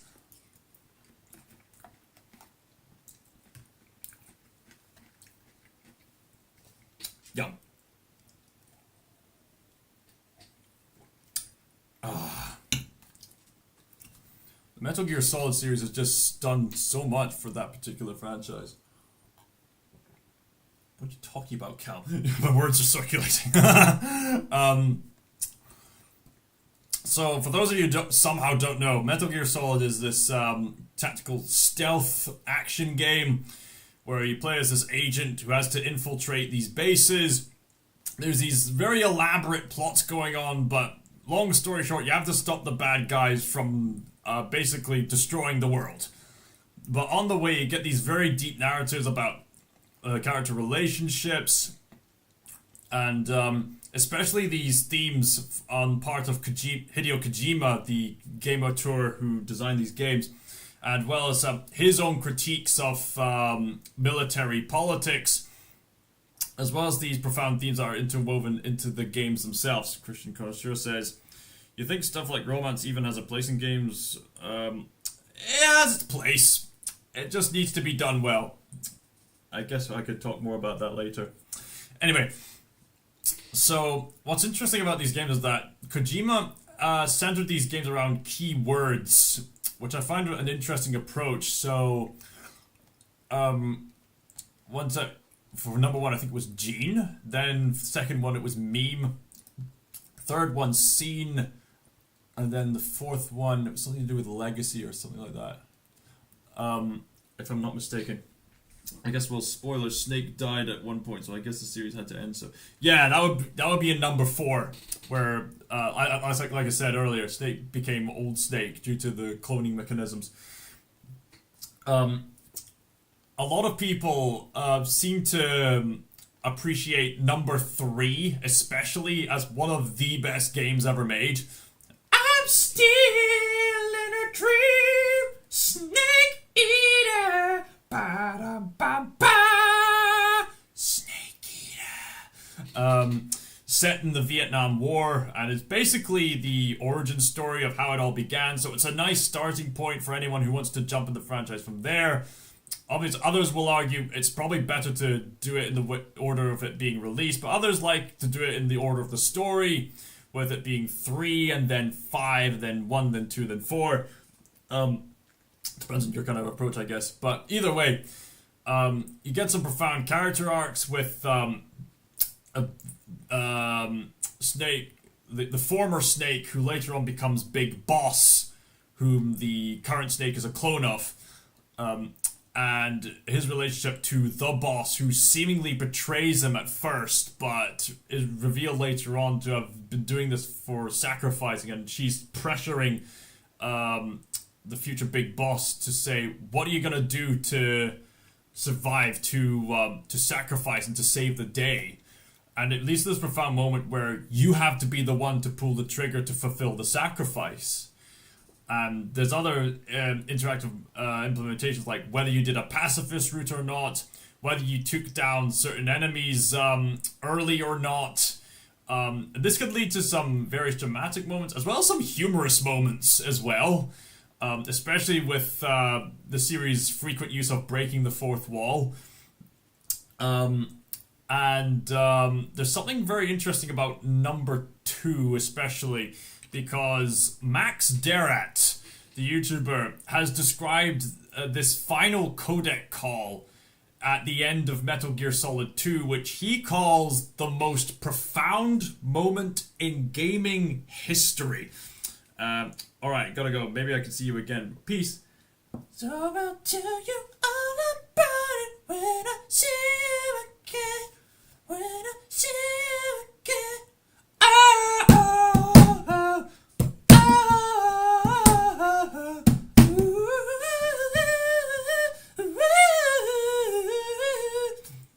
Anyway, kudos to Christian Connoisseur, formerly called Christian RPG Gamers. So where was I? So, in what Max Derrat describes as the most profound moment in gaming history, the setup of the event, I guess spoiler alert by the way, the game starts off with the player playing as Solid Snake, just like in classic times of number 1, just to set up the fact that yes, Solid Snake is the central character. But then right after the first mission, Liquid Ocelot shows up. He tries to stop the Metal Gear, but it gets hijacked. Mayhem ensues, and long story short, Solid Snake is thought to be dead, so Raiden is sent in to fill in the gaps. And so for the rest of the game, the players play as Raiden, who's been going through this vigorous training. Keep note of that. So throughout the game, he encounters Solid Snake, who goes by the codename Pliskin, which is not only a secret name to cover him up, but is also a cute shout out to the Snake from Escape from New York in the John Carpenter movies, which has influenced his game series. Fun fact, Kurt Russell has acknowledged that there's a difference between his Snake and Solid Snake. Pretty cool. But anyway, so throughout Metal Gear Solid 2 and Metal Gear Solid 1, there's these augmented reality training missions that you can do. There was even an entire game dedicated purely to augmented reality training missions back in the day. It was part of the world building and implies what kind of training Snake and Raiden went through in order to become effective stealth agents. But then something rather sinister happens. The so-called colonel that Raiden is contacting starts acting strange. And the plot thickens and the nature of these Patriot characters are revealed. And eventually it's revealed that the colonel that Raiden has been in contact with is not actually the colonel, but rather an AI imitating the colonel. And so at the final boss encounter with Solid Dust Snake, there's this final codec call in which the fake colonel calls in and says, "Raiden, can you hear us?" Wait! I thought you were destroyed! And so then it cues to this pretty profound conversation in which the AI, in very eerie detail, describes the reason why they should take over the world. And the conversation is so eerie because Hideo Kojima was able to accurately predict internet culture before the internet became the mainstream thing that it was. Like, that is pretty astonishing.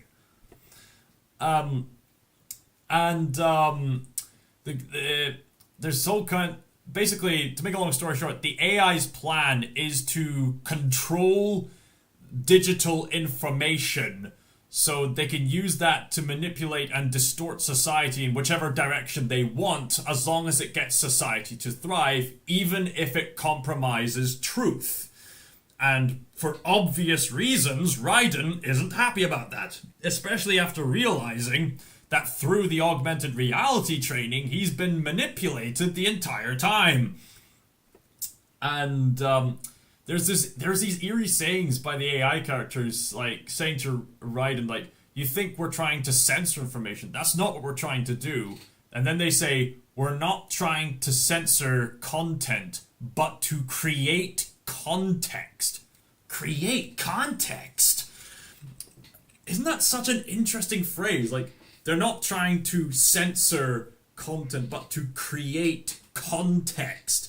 Because if you take information out of context, it's easy to distort information in ways that can get people to believe what the AI describes as convenient half-truths, which is the most deadly kind of lie, if you ask me. The most convincing kind of lie isn't a complete lie, it's the one that are convenient half-truths. And the AI gives these reasons as to why they should be the ones to control the information, even at the compromise of truth at times. They say these phrases like, criminals gain more rights than their victims, and that people like, what was it?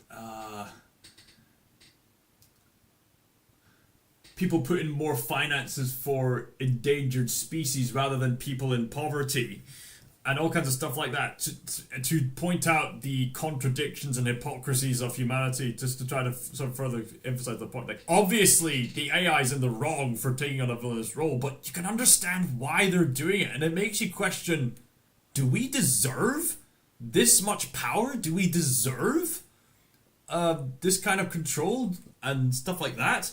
Obviously, but then the game does end off in a high note, with Raiden concluding, I'll be the one to decide what is true. It encourages people to search for the truth for themselves and be free from the pressures of collectivist, of the pressures of being part of the herd, as it were, if you get what I mean. So, before we move on to the next game, I just want to check something on cooking. Be right back, guys. Feel free to talk amongst yourselves. Yeah, da da da da da da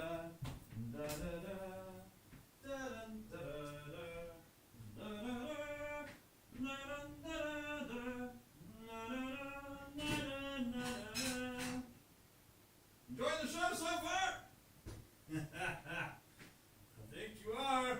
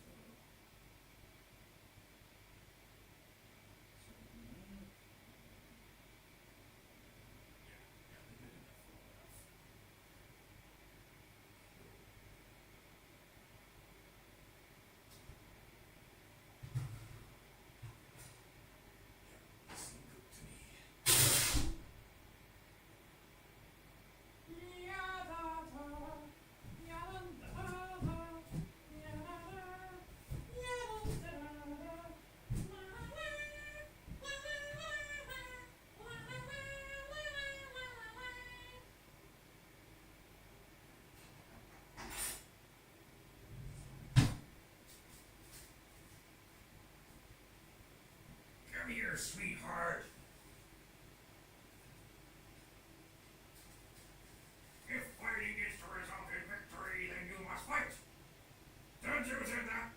And I'd say he knows a little more about fighting than you do, pal, because he invented it. Then he perfected it so that no living man could best him in the ring of honor. Then he used his fight money to buy 2 of every single animal on Earth. Then he hurled them onto a boat, and then he beat the snot out of every single one. And then every time you see a bunch of animals together in one place, it's called a zoo! Unless it's a farm! Be right back, guys. Just pouring myself some tea. Alright. Great presentation, but got ahead. Alright. At least I got you with the essentials. I'm sure more people will pop in and out. Anyway.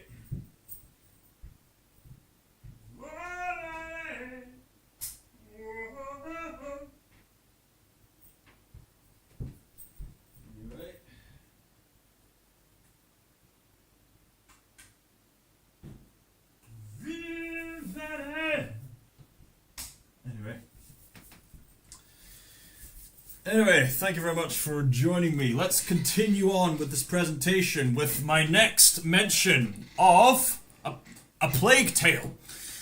So, I mean, A Plague Tale Innocence, it's not the best game, but A Plague Tale Requiem, honestly, it's one of the best games I've ever played in my life. I kid you not. Is this sound still working? Plague Tale. Yep, still working. So, Plague Tale Innocence takes inspiration from The Last of Us, as well as Brothers: A Tale of Two Sons, to tell the story of a set in plague-ridden France during the Black Plague times in the medieval times. What, I'm just going around in circles. What I'm saying. We see things from the perspective of Amicia de Rune and her younger brother Hugo, who has this mysterious illness that she is trying to cure. And they are trying to maneuver around a very harsh plague-ridden environment where many people seem hostile, and these sinister folk want Hugo for some reason, which is revealed in the game. And as you can tell by the pictures that I'm using, the game places a lot of emphasis on the bond between Amicia and Hugo.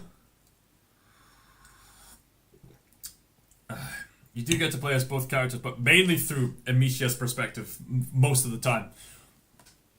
And Innocence delves into the themes of, ironically, the loss of innocence. Seeing how this is told from the perspective of children. And the second game is called Requiem, because Requiem is this Catholic term that's associated with this mournful remembrance of somebody. You think of like Mozart's Requiem and how he wrote this sort of memorial piece for himself as he was dying. And so on and so forth. So, I guess with the Plague Tale, it's this very sort of sudden coming-of-age story. I mean, the first Plague Tale wasn't the best at doing that. The AI of the enemies was pretty wonky. And the facial animations, man, it needed improvement. But the emotional delivery that they intended, it was still done right. But Requiem, oh my days. Let me put it this way. The ending of Requiem moved me to tears. Yeah, that should tell you a lot about its sheer quality. Basically, there's a ludonarrative harmony in regards to these characters just trying to survive and to find a cure for Hugo, forming bonds with certain characters along the way, and cooperating to get through these different environments. And especially in Requiem, with its very clever semi-open world design, trying to find different ways to navigate the environment, but inevitably Amicia gives herself over to the rage to help in taking out enemies, and it takes a toll on her mental state. And all this is told brilliantly in an interwoven fashion into the game itself and her relationship with the other characters. And I mean, you could make a case where that maybe you could just watch the cutscenes and call it a day, but there's a lot you can get from the actual gameplay itself, not just in regards to the survival mechanics, but also the specific ways you bond with Hugo, especially in the second game. The pacing in Requiem is absolutely brilliant in that not only does it allow you gameplay for the actual, stealth survival mechanics, but also gives you these more slow-paced, relaxing moments where Amicia and Hugo can just enjoy these fun experiences. And this is in the gameplay itself. You can actually explore these different environments where it's all peaceful, the sort of calm before the storm. You get to interact with these different things, and you have the option to check out some alternative stuff and so have some fun stuff and fun times. And it's a great way to further establish the bond between Amicia and Hugo, all told through the gameplay itself. I think The Last of Us Part 1 certainly did that well in some regards, but a lot of people critiqued The Last of Us Part 1 for probably relying a bit too heavily on the cutscenes in order to convey the story. It's not that The Last of Us Part 1 didn't have any ludonarrative harmony. It's just that I think Requiem especially took it one step further by encouraging these gameplay segments where Amicia and Hugo can find these unlockable areas where they can either have fun or find some trivia or have this emotional moment to soak something in or find something historical, so on and so forth. That's pretty much less so in The Last of Us Part 1. But it's not that it's not there, mind you. But certainly with Requiem, the emotions are definitely well conveyed in the gameplay itself, whether it be feelings of anger, feelings of being lost, and stuff like that. I mean, I could describe what happens, but for those of you who haven't played your Requiem, I highly recommend it. Or I suppose I did make a gameplay video series of me playing these games, so feel free to check them out if you have the chance. It's brilliantly riveting stuff. HellBlade. This series I've mentioned previously. This one delves into mental health issues, namely in regards to the fact that the people at Ninja Theory went out of their way to do some mental health research for their authentic representation of a main character who suffers severely from psychosis, which she perceived as being under a curse to hear what she calls furies.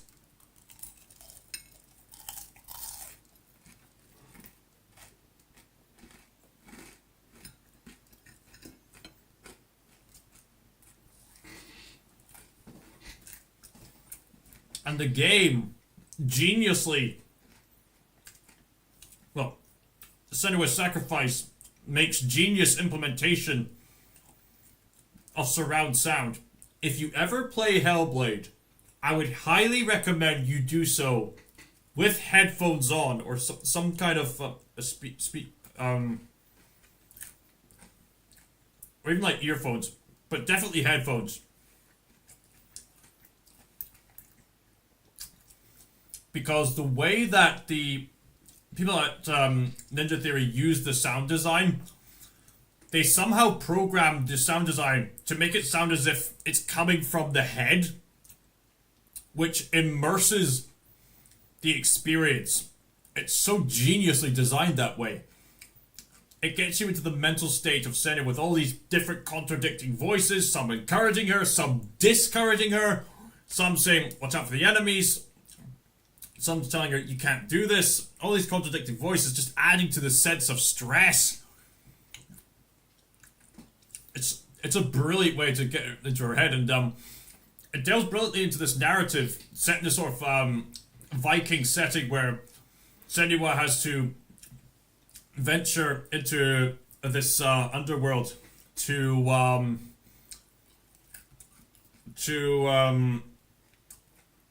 try to reclaim the soul of her lost loved one. And so there's so many ways you could interpret it. It's kind of similar to like Robert Eggers' like The Lighthouse. Wait, Robert, or was it Roger Eggers? I made the mistake again.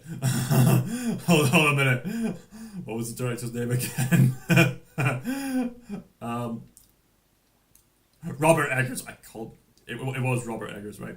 It's kind of similar to Robert Eggers' Lighthouse in that you could interpret it as purely psychological, or you could interpret this as the fantasy going on, but with the mental health aspect influencing Senua. In fact, there's this game mechanic where in Senua's Sacrifice where it says that the more times you die, the more this black rot eventually spreads to your body. If the black rot spreads to your head, you'll have to start the game all over again, which mechanically adds to the sense of stress. But if I'm not mistaken, I think that never actually happens, and it's just there to cause more stress, to get you to sympathize with Senua on a mechanical basis. It's pretty genius, actually.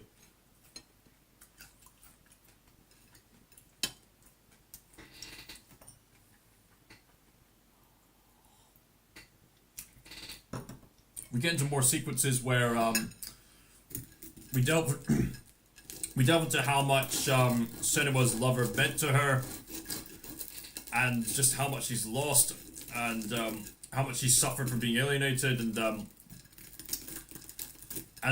it's certainly reminding me how mental health is often degraded with relational breakdown, but mental health is healed with relationships, and relationships require vulnerability. And so games like this can give that sort of necessary cautionary tragedy to make people realize, gosh, you know what? We need to treasure each other more often, because it could very well be that despite the surface level toughness, they are suffering hard deep down inside, you know? That could very well happen. And so I'm so glad that games like this exist to raise awareness of that sort of thing. And Andy Serkis would be proud of the motion capture experience, especially given how the lead actress isn't even a legit trained actress. She was just someone working at the studio who was used to volunteer to play the part. She even got a bit stage fright performing it live, but she did it. My days, she nailed it. She absolutely nailed it. Papers, Please. If I'm not mistaken, this was made by former Naughty Dog game developer who worked on Uncharted, if I'm not mistaken. With Papers, Please, this story is this simulation game where under a certain time restriction, you play the role of this sort of passport checker. You have to investigate people's passports fairly quickly to see if they're legit or not. If they're not legit, you send them away. If they're legit, you get them into our Stotska. But over time, there's these different characters who offer different choices with these different moral dilemmas. And Papers, Please basically offers a critique of this irrational radical communism, and gives you different alternative endings depending on how you played the game, further emphasizing this harsh survival of the fittest kind of reality. Moving on to something far less stressful is Flower, made by That Game Company. This is a game I played a while back on the channel. Definitely grabbed my attention. So Flower is a very simple game. You enter the dream of a flower, of all things. And using the PlayStation controller, you basically control the wind to control the direction of a flower petal, and your aim is to drift by these flower buds to get them to blossom and go through these levels and get all the flowers to blossom. You can go at your own pace, and you can hold down the X button to go as fast as you want or go as slow as you want, take in the scenery. Nice relaxing music. It's a pretty relaxing game overall, and through the level design it conveys the themes of the necessity for nature, and how despite the congested oppression, nature will always find a way to make things new again. So pretty great. But then of course Genova Chen and his team at That Game Company would later on make Journey. Now, this game especially emphasizes the hero's journey, as conceptualized by Joseph Campbell.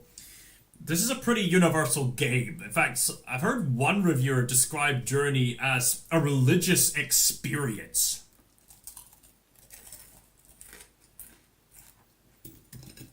Pretty interesting term, right? Why describe it like that? Well, it's the implication of this pilgrimage to a state of enlightenment.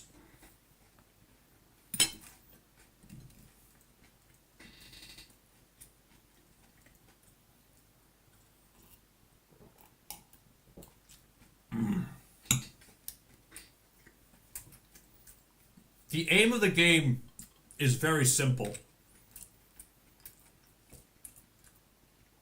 You, as the player, are an ominous rogue cloaked figure, and you have to reach the top of the mountain where there's this great light. And you have to cross the desert, or going through the wilderness in biblical terms. And that's it. That's the game. So it's more about the journey than the destination, but the destination is worth it. So, what your character can do is walk and run around, and when you collect these supernatural scarf pieces, the longer the scarf gets, the more it increases your capacity to jump and float. And you can sing out these musical notes and activate these different monuments and stuff like that. And since the game has this unique online feature, there is a chance that you can encounter a companion character. This companion character, you will not know who their identity is. You won't know if it's a friend of yours, you won't know if it's a famous person or just some complete stranger. You won't know. It could be someone doing a live stream, it could be someone who's just playing the game in his garage or something. You never know. But by the time you reach the end of the journey, it reveals the names of the people involved, and then it's quite a unique way of finding out who the people are. And if you have a companion, you have the ability to sing to each other, which can make you float that bit higher when you're jumping. Or especially when the game gets harsher with these enemies that can shrink your scarf. Or at the last moment where the mountain gets particularly cold, you can sing to each other to keep each other warm, to keep each other moving faster. And there's these different elements of the game which represent life itself, like the initial start of the game where things are rather simple. You begin life anew, and life's this curious adventure. And then over time you meet these cute scarf creatures that you befriend. The process of meeting your friends. And the whole sliding sequence, which represents the childhood fun of life. And then you immediately delve into this dark part, and that's when life gets rather dark and oppressive. And then you climb up a snowy mountain where you think it's going to get at its harshest, but then by the time you get to the snowy mountain where you think your character can't make it any further, these angelic beings that you encountered along the way help revive you and get you to the top. And you complete your journey with this roller coaster of emotion of everything you came across, and then you get this final moment where you walk across this narrow path to the light, and it's one of the most profound moments you'll ever have in games. The way the music is done, the way it's paced, the way your character just deliberately slows down with this overwhelming light. Oh, beautiful, beautiful stuff.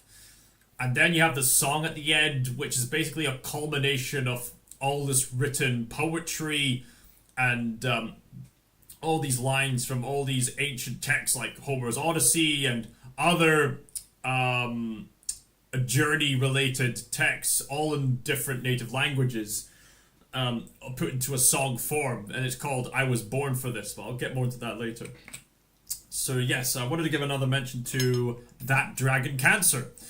I want to notify that there's more to video games than just the gameplay. Video games are unique in having interactivity. There's this video by the Games Lit professor, or Games of Literature 101, in which he describes the power of That Dragon Cancer, and especially responding to the negative feedback that of this misunderstanding of games, and that the fact that That Dragon Cancer doesn't really provide much in terms of it being a game. It's basically this interactive simulation where you see a series of events. People have scolded this game as just being a cheap way to cash in on his son's death, which is such a gross, insulting understatement of the game's actual intention.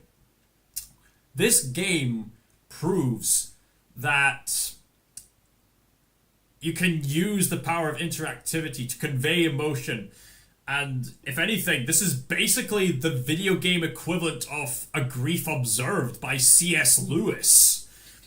And it's a hard thing to have a child of yours be diagnosed with cancer. It's hard. And it's harsh. but the beauty of it comes from the moments you cherish with that person nonetheless, despite the circumstances. Whilst the circumstances of his life are cruel, there is still the love that transcends those predicaments, and that's what makes this game so beautiful and worth treasuring. Bioshock is also another profound game when it comes to the power of video game narrative.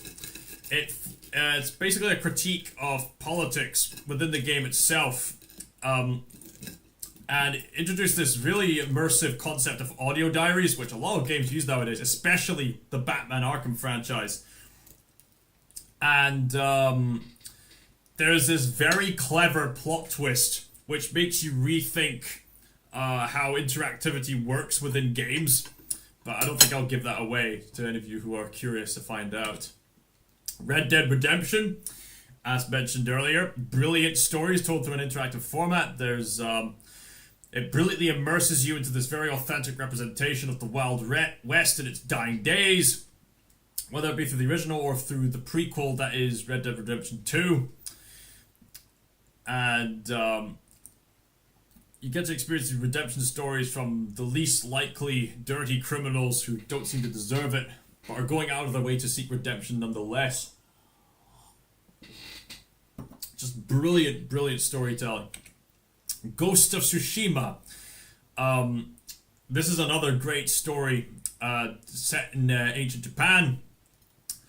And it's worth getting this on the PlayStation 5 because although people have said, I don't see the point in getting a PlayStation 5 if there are no exclusives to PlayStation 5 other than Astro Bot, which is a fair statement to make, but still, the way the controller of the PlayStation 5 vibrates definitely adds to the immersion. Like, the way it vibrates, it feels like an authentic sword. That's the unique power of vibrating controllers. The Nintendo Switch has been able to nail this, and so have the PlayStation 5 controllers. The vibration adds to the immersion with its nuanced sensitivities. Ghost of Tsushima has this very clever way of indicating this honor-based man who gradually finds himself into a path of despair. I remember playing the game, and there was one part when I was going in for a stealth kill, but then all of a sudden the game had a sudden flashback in the middle of the gameplay in which the father said to his son, now, the samurai way is to not strike from the shadows, but to fight with honor in the broad daylight. And then it immediately flashes back to the game itself, right when I was in the middle of a specific stealth kill, and I thought, oh, wow. Oh gosh, wow.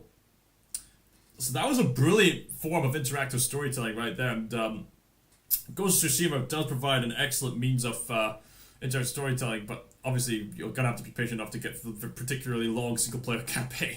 You got the Ori series, which has a really emotional adventure in regards to Ori and his bond, Ori's bonds with the characters around him, especially regarding the beginning of the Blind Forest story, as well as the certain sequences in Will of the Wisps.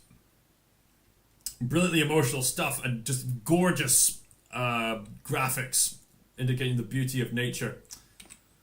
Chrono Trigger has been classified as a classic RPG with the help of the designer of Dragon Ball, which indicates a story about time travel and just this epic heroic journey that characters go on.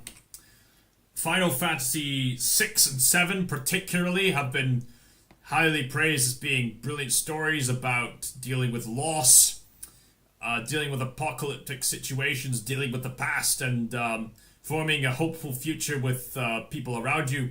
There's other notable ones worth mentioning, but 6 and 7 seem to have a particular impact on people. The TellTale games have also had a particular impact on people.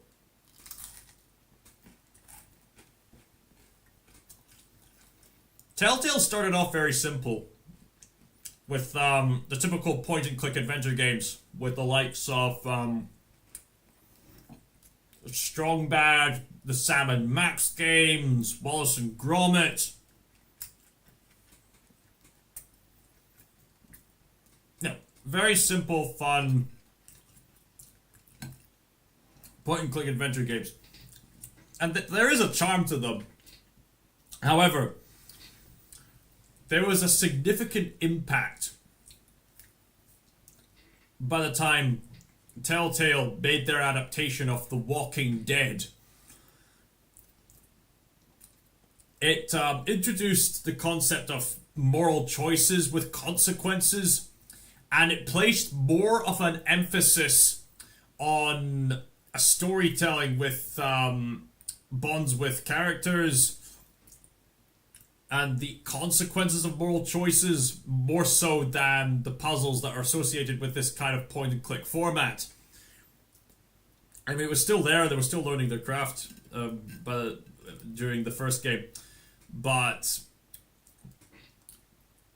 they struck gold with this game. It definitely impacted the video game medium with its episodic format. And that influence went on to inspire to... That inspiration went on to some of their other games, like their adaptation of Guardians of the Galaxy, their adaptation of Batman, their adaptation of Game of Thrones, their adaptation of The Wolf Among Us. I mean, I heard the Game of Thrones one wasn't particularly that great, but The Wolf Among Us was another classic. So, there's other games that are similar to the ones that TellTale made. Why did I put the Wolf Among Us here? That should be in the TellTale category. Whatever. Anyway. There's other games that follow the format of TellTale games. Like, their gameplay can vary a wee bit, with Firewatch taking more of this sort of open world approach, but still placing a lot of its dialogue tree options as inspired by the TellTale games. And Life is Strange had this very unique mechanical approach to the format with its time travel mechanics, as well as this more nuanced take on player choice, especially with the first game particularly, where certain choices, even minute ones, will have consequences on characters later on. Like the way you respond to a phone call to a certain character, the way you going out of your way to treat certain characters, which will have implications on the scenes later on, or taking your time to understand certain characters in certain situations, like with one particular character who almost commits suicide, and the outcome of her situation depends on your input into how you treated the character throughout the game, stuff like that, to the point where there's even this point where you have to if you've found out about this Bible verse, then that makes the difference between saving your life or not. Until Dawn was this horror game which had inspiration from, which probably would have been influenced by TellTale, and also Heavy Rain had a similar concept. There's also games with implicit choices. Like, obviously with these games, and other RPG games, the games are obvious and the consequences are very overt and in your face, but sometimes games have very implicit choices in the fact that they don't always make it obvious. Like, I mentioned before with Silent Hill 2 that it has a very unique mechanic in the fact that the outcome of the different endings are not so much in overt yes or no choices that you will see in the game, but rather in the way you play the game itself, which can be frustrating for some people, but for others can be quite thematically rich. For example, Silent Hill 2 has a sort of checkbox kind of approach where a lot of Silent Hill 2 will depend on how well you treat James Sutherland, because the environment is centered around his mental well-being, and the choices like how much you prioritize giving medical care to James Sutherland, whether you choose to view negative messages or not, and stuff like that in regards to inventory-based choices, which in other games, you just do that for the sake of 100% completion. But with Silent Hill 2's case, it's a case where sort of 100% completion isn't always the recommended path for succession. And there's a similar concept to that in Undertale, especially with its pacifist route.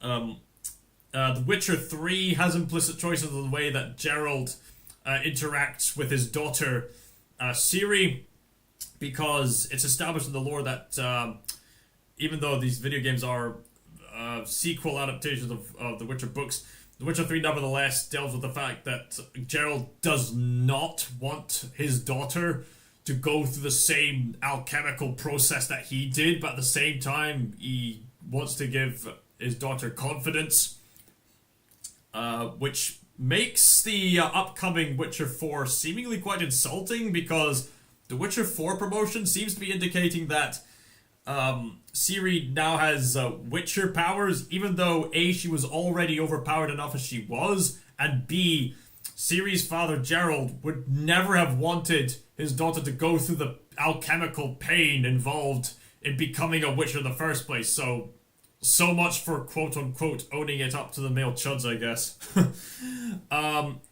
In Metro 2033, there's this you go from point A to point B in this sort of straightforward environment, but the ending you'll get will be quite a grim one unless you go out of your way to try to find every single potential side quest as you go from point A to point B in the sort of semi-open world kind of game, as well as the good choices that you make.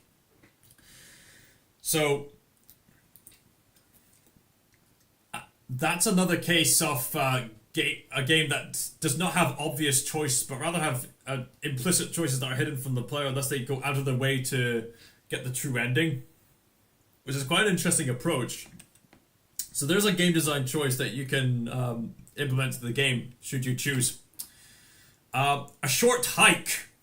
This is a game that's got an open-ended, laid-back exploration and a surprisingly emotional ending. The aim of A Short Hike is to basically get to the top. That's basically all it is. I mean, in order to progress, you have to collect these golden feathers to increase your grip and your ability to glide.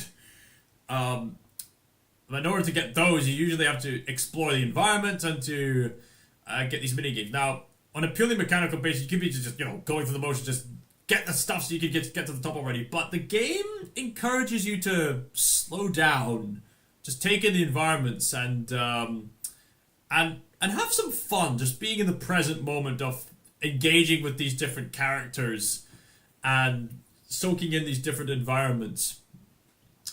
And the ending gets surprisingly emotional in regards to why the character Claire was trying to get to the top as she was. And then, of course, there's stories in video games that adapt stories from other formats.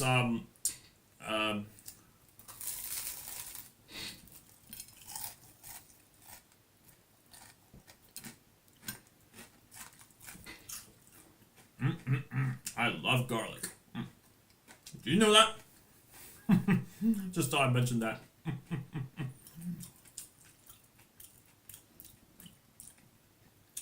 Anyway,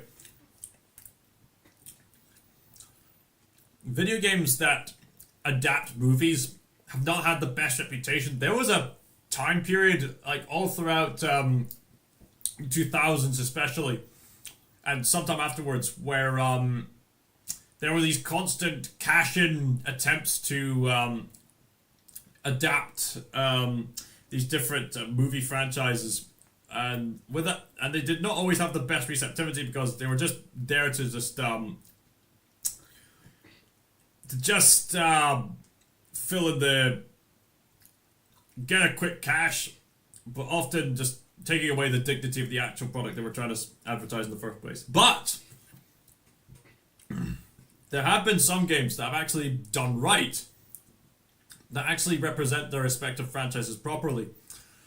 Like, you get the Batman Arkham series, which is one of my absolute favorite game series ever made, where not only is it a fun Batman game, but it's a series that goes out of its way to make you feel like Batman. This isn't just some other beat-em-up game. It's also a stealth action-adventure game where you have these gadgets and methods to explore around Gotham City.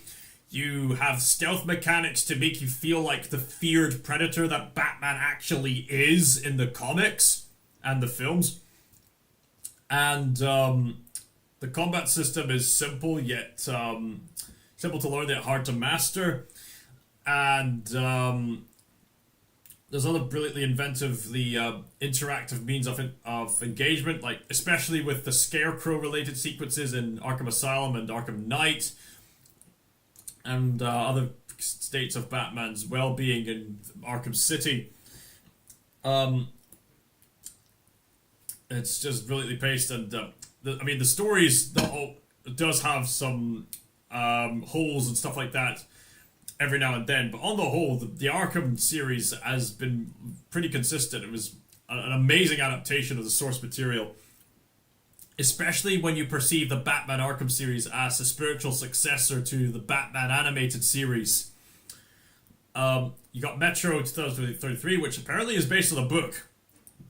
That was great. I've heard there was a video game adaptation of I Have No Mouth and I Must Scream, which is the sci-fi horror story about an AI who hates humanity. Pretty grim stuff, but another great adaptation. There was a PS2 adaptation of Van Helsing, which Evan Prince has played for his channel. The Van Helsing movie is a very camp movie, but the game is a lot of fun, from what I've heard. You've got the Spider-Man game for the PS4. The Witcher series, heard is really good. The Thing for the PlayStation 2, which has lately had a remaster. That's received a lot of positive attention for accurately duplicating the tone and themes of the original John Carpenter movie.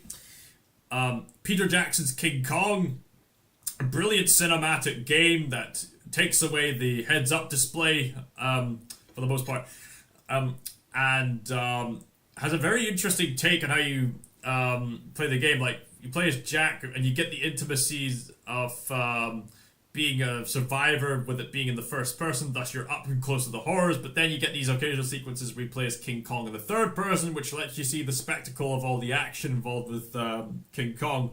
So I find that a very interesting approach. The Shadow of Mordor War Games has this immersive nemesis system in which it gives these authentic stories about how you interact with these orc enemies, as well as having some brilliant Tolkien lore for Middle-earth fans. You got the Knights of the Old Republic games, which are these brilliantly immersive Star Wars games, which has very enriching character development, which I'll get into later. You've also got the Kingdom Hearts series. I mean, the Kingdom Hearts series is needlessly convoluted for something that's Disney related. But nevertheless, does delve into themes of like light versus darkness, and well, it's having some great music, stuff like that. I've heard X-Men Origins Wolverine's quite fun. Alien Isolation, whilst not having the best story, does definitely duplicate the terror of the alien parasite from the first movie. And I've heard there's other great adaptations like The Simpsons Hit and Run. Other great adaptations I could mention. Feel free to mention other adaptations in the live chat if you want. Now it's time to mention the video game Auteurs, the artistic, eccentric geniuses who push the medium of video games forward in some way. Pardon me.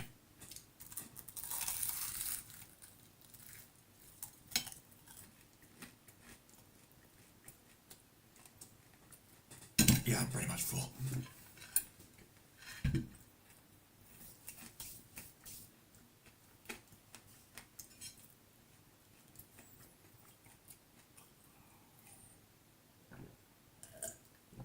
Shout out to Max Derrat for inspiring this list. Just going to take a brief break just to Get rid of the food. I've had enough to eat. Yep.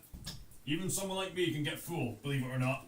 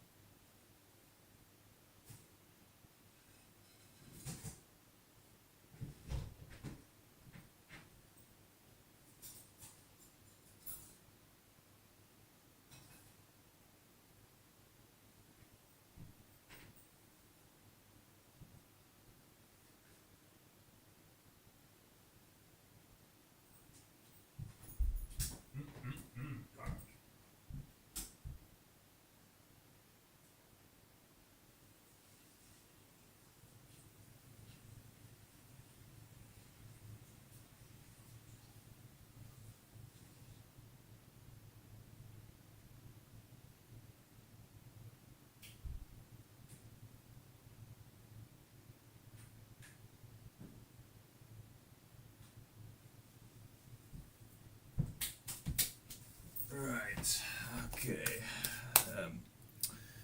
Just gonna get more drinks. Be right back.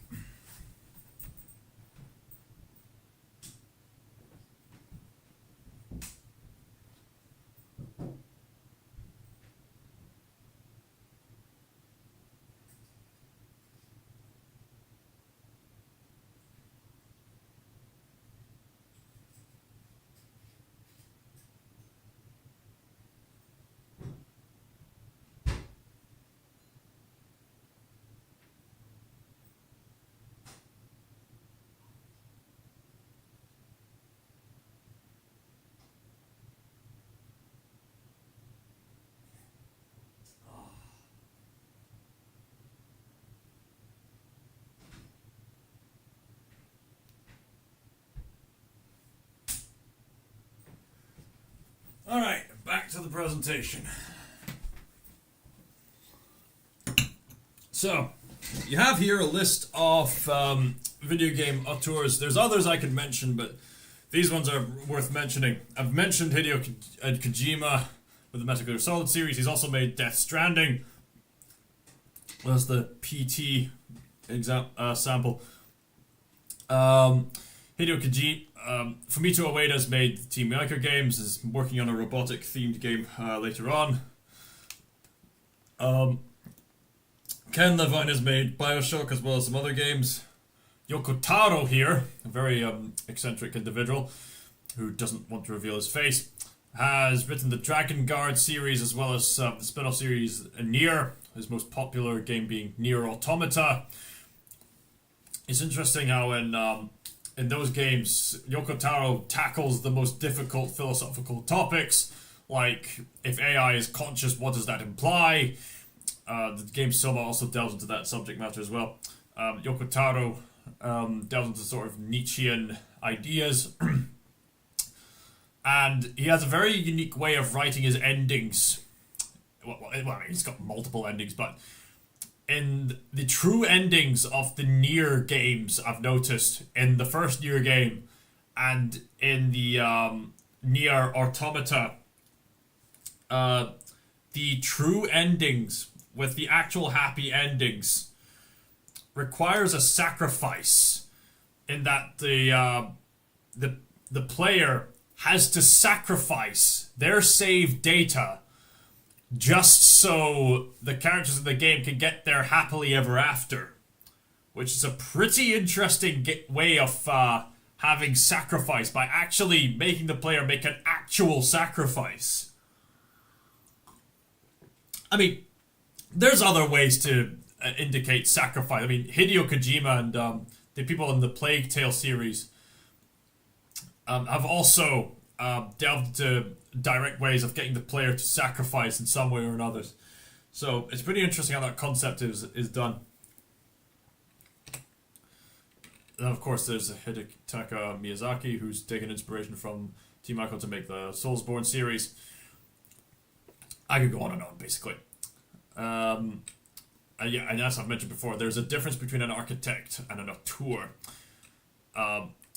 The people of Nintendo are mostly architects, whereas these people are artists, and that's basically what I'm talking about.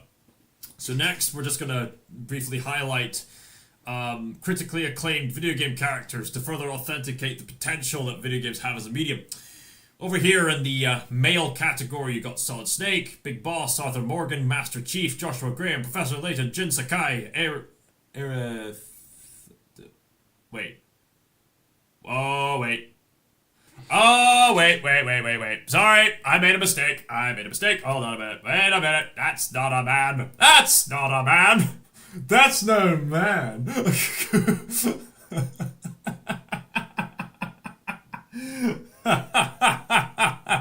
It's like that scene from Austin Powers. That's no man, baby.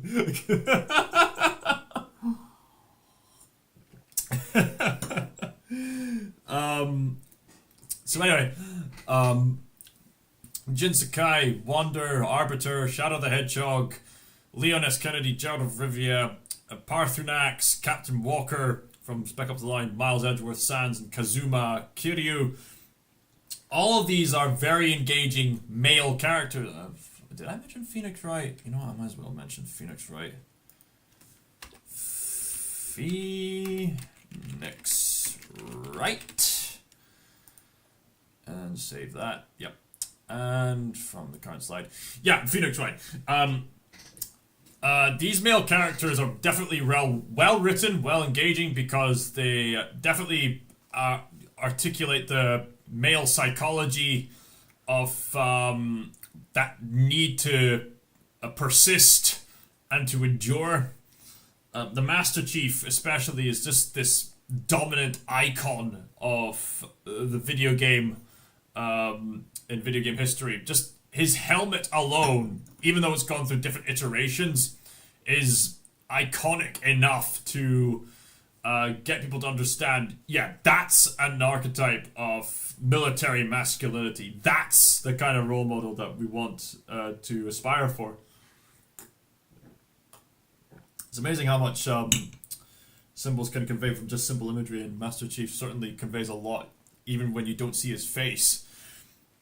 Over here, in the female category, you've got characters like Samus Aran, Lara Croft, Clementine from the Walking Dead series, 2B from Nier Automata, Tifa Lockhart, Aerith from Final Fantasy IV, Final Fantasy VII. There's other Final Fantasy characters worth mentioning. GLaDOS, Cortana, Ciri, Jill Valentine, Chun-Li, Yuna, the Boss, Kreia, Senua, Amicia, Ada Wong, Claire from A Short Hike. All these different characters are also well written because they establish an emotional bond, and definitely, to some degree or another, represent the precision as well as the nurture that grants the emotional balance necessary for their respective franchises, and all kinds of good stuff like that, whether it be through emotional support, or in the case of GLaDOS, emotional manipulation.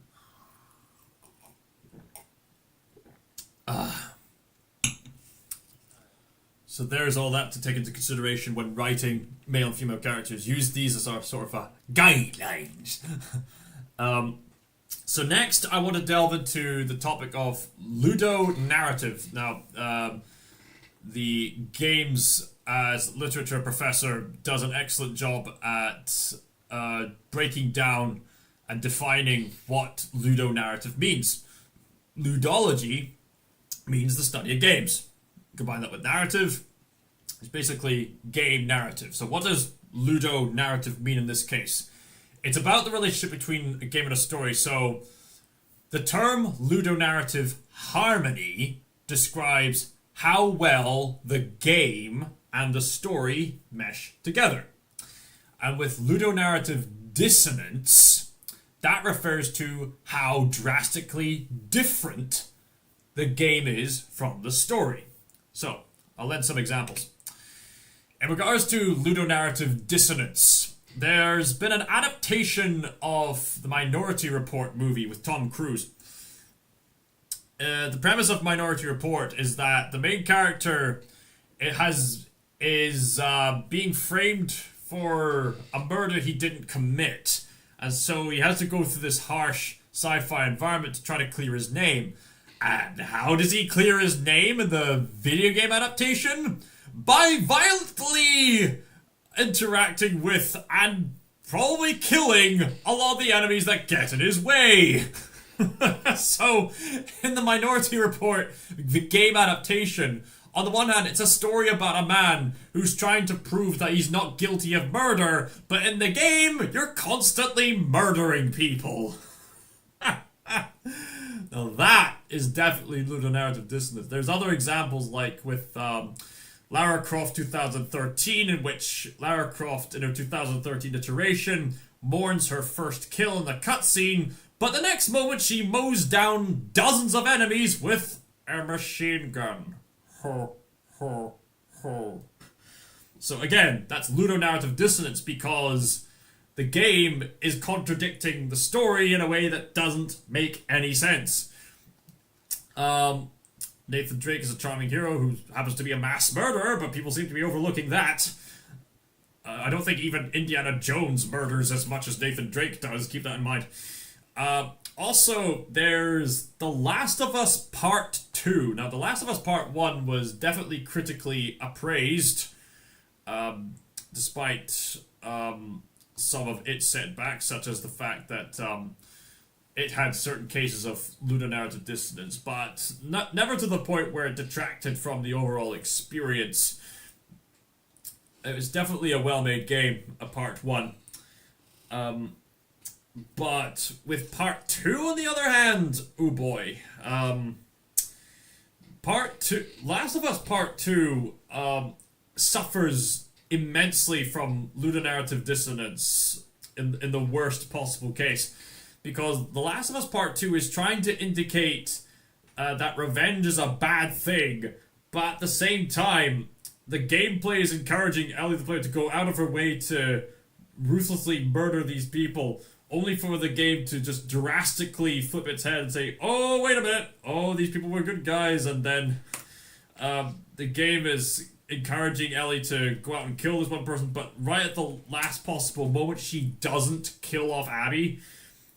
I mean, obviously revenge is a bad thing, but the characterization doesn't make sense. You're telling me that Ellie is trying to go out of her way to avenge this one precious person who died, and she wants vengeance. She wants to get revenge for that person killing off that person she loved. You're telling me that such a person is willing to kill people who did not directly kill the person she loved, but when she gets to her actual target, she spares her life for no well-defined reason. Like, that is ludonarrative dissonance at its core. Another example of ludonarrative dissonance would be the multiplayer mode of Spec Ops The Line. As I mentioned earlier, Spec Ops The Line was this deliberately subversive military shooter game that gets people to actually think about the implications of morality of warfare, especially when it's revealed that the player is basically playing as a war criminal the entire time, trying to justify his pursuits just for the sake of validating himself as a hero, and the multiplayer mode completely contradicts that by actively glorifying the very thing that Spec Ops The Line is questioning. In fact, the multiplayer mode is completely separate from the single player experience, so you can just pretend it doesn't exist. And the multiplayer mode was so bad and so detrimental to the whole point of Spec Ops The Line that Corey Davis, a key developer behind the game, had this to say, and it's probably one of the best responses from any game developer ever. The quote is brutal, and it goes like this. Corey Davis describes the multiplayer mode of Spec Ops The Line as follows, and I quote, "Another game rammed onto the disc like a cancerous growth threatening to destroy the best things about the experience that the team at Jaeger put their hearts and souls into creating. Wow. Like, wow. That is just such a brutal critique. And he's right. The multiplayer mode completely contradicts the entire point of what Spec Ops The Line was trying to indicate. It shouldn't have been there, but it was there just for corporate reasons. There was another... I should also note that there was a scene in Spec Ops The Line which the game opens up with a turret sequence, and this was put in there because of corporate reasons, and Walt Williams didn't really like that. He felt it was getting in the way of the story. But he did manage to find a way to get around that. When the turret sequence is repeated, he added in a few voice lines with the ever so brilliant Nolan North, who I've met, by the way, as well as Troy Baker. Nolan North, as Captain Walker, gives a new voice line for the character in this repeated turret sequence in which he says, wait, this isn't right! And then the side characters say, well, it's too late now, gotta going. No, wait, we've done this before, what are you talking about? Screw it, just shut them down! Which further plays into the themes of the main character's deteriorating mental health, so there's a creative way to get around it. So make of that as you will. Anyway, about Ludonarrative harmony. It's about ensuring that the setting makes sense with the in-game actions. Although, just keep in mind, especially from this one video in which the games literature professor was talking about Ludonarrative harmony, it's not as simple as making sure the themes are not contradicting the game. I mean, The Last of Us Part 1 got criticized for depending too much on cutscenes to convey the themes rather than in-game occurrences. Like, for example, like, there's a scene where Ellie shoots a guy, and it's her first kill. I mean, the acting is done brilliantly to convey that metaphysical reality that souls have infinite worth and that killing's not always the best way to go. And you see her reaction to that. Although, did that need to be conveyed in cutscene format? I mean, maybe it would have been a convenient means to load things up, especially given the fact that it was released on the PlayStation 3 during its last days. At the same time, did that need to be in the cutscene? That could have been easily conveyed in the midst of the gameplay itself, perhaps. And there's other cutscenes throughout the game that could have very well have been part of the gameplay in the same way you'd have with The Last Guardian. See, with Fumito Ueda, he goes out of his way to have key events happen within the gameplay itself, depending on as few cutscenes as possible to add to the authentic experience for the player. So, there is that to keep in mind. Like, if you want to make a video game with a meaningful story, you've got to ask yourself this. During a certain sequence, is it mandatory to have a cutscene here? What would work well for the pacing? Should we give the players a break? Or is it more meaningful to have the player input for this intimate moment with certain characters? I want you to ask yourselves that if you're a game designer, because I think that's really going to change the way you interpret video games. So the actual process of play would have to directly relate to the actions in the game that reflect its themes. Now, obviously, old habits die hard, as the professor points out in his video, because the video games has started out as games for the sake of being games, and it's still going with that format to this day. But then again, you have goofy movies as well as artistic movies, so keep that in mind. Old habits die hard, but we are gradually learning how to implement meaningful narratives into video games. So now it's time to delve into the most philosophical characters in video games. We've already mentioned Joshua Graham. We should also mention Kreia. Kreia is this character, this mentor character in Knights of the Old Republic 2, who has this very Nietzschean philosophy, especially in regards to the way she perceives the Force in Star Wars. Now, I've mentioned before in the past about the concepts of the Force and the inspiration behind it. George Lucas, like the Journey game, was very much inspired by Joseph Campbell's concept of the hero's journey. And so George Lucas took inspiration from that, even going as far as to buy into Joseph Campbell's religious beliefs. And George Lucas himself buys into this weird mixture between Christianity and Buddhism. So, and he's basically using his beliefs as well as the concept of the monomyth as described in Joseph Campbell's hero's journey and the hero of 1,000 faces. And George Lucas basically made a monomyth religion, the Force. And the Force itself is a term described in a certain branch of Buddhism. And a lot of people perceive like the Force, when taken consistently, as some kind of Taoism. And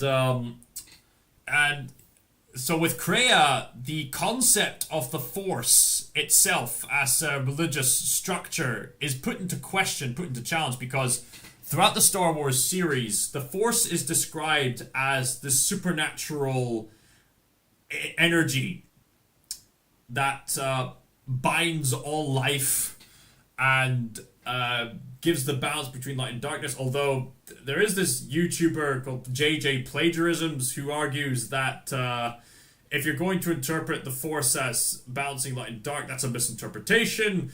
The actual intent of the Force is to stay on the light side, but to keep the darkness at bay and keep the dark side away, and that the dark side is detrimental to growth. So I guess it can be debated, but I guess either way, it's implied that the Force is constantly seeking a balance between the light side and the dark side, and Kreia argues that that's to the detriment of the people in the universe. So Kreia argues that the Force is always going to convince people to be on the light side and the dark side, to always provoke people into repeating wars over and over and over again when so many lives are lost. So her overall goal is to cut herself off from the Force. And there's many questions as to if she did that, then would she die? Would all life die? Or would they, if they don't die immediately, what would that imply on all life in the galaxy? And all kinds of questions like that. And so she has this very Nietzschean philosophy, as well as encouraging players to question their sense of charity. Not saying that charity is a bad thing, but saying that be careful with who you give charity to. And she says stuff like, to believe in an ideal is to be willing to betray it, if you really are that honest with yourself, as she implies. And she has other thought-provoking stuff like that. I mean, she is a hypocrite in the fact that she is still a Sith deep down inside, but at the same time, she still has very thought-provoking stuff to say, especially when she says stuff like, apathy is death, worse than death, because at least a rotting corpse feeds the beasts and insects. Funnily enough, that apathy can be applied to a lot of modern Disney with its take on Star Wars today, very unfortunately. Other philosophical characters. We've already mentioned the AI in MGS2. We've already mentioned Joshua Graham. We've talked a bit about the boss in Metal Gear Solid 3 in regards to the meaning of sacrifice and stuff like that. There was a transcendent one in a game called Planetscape. There's Andrew Ryan and his sort of communism going on in Bioshock. There's the Arbiter and his journey through disillusionment and then to the truth. The Stanley Parable narrator, which is a more satirical take on video games, which delves into game design in a very comedic way. Wander and Captain Walker are subversively tragic protagonists in that they actually become the very evil they were trying to stop, in a way. And in trying to prove themselves to be heroes when they end up making things worse. 2B and 9S delve into philosophical themes.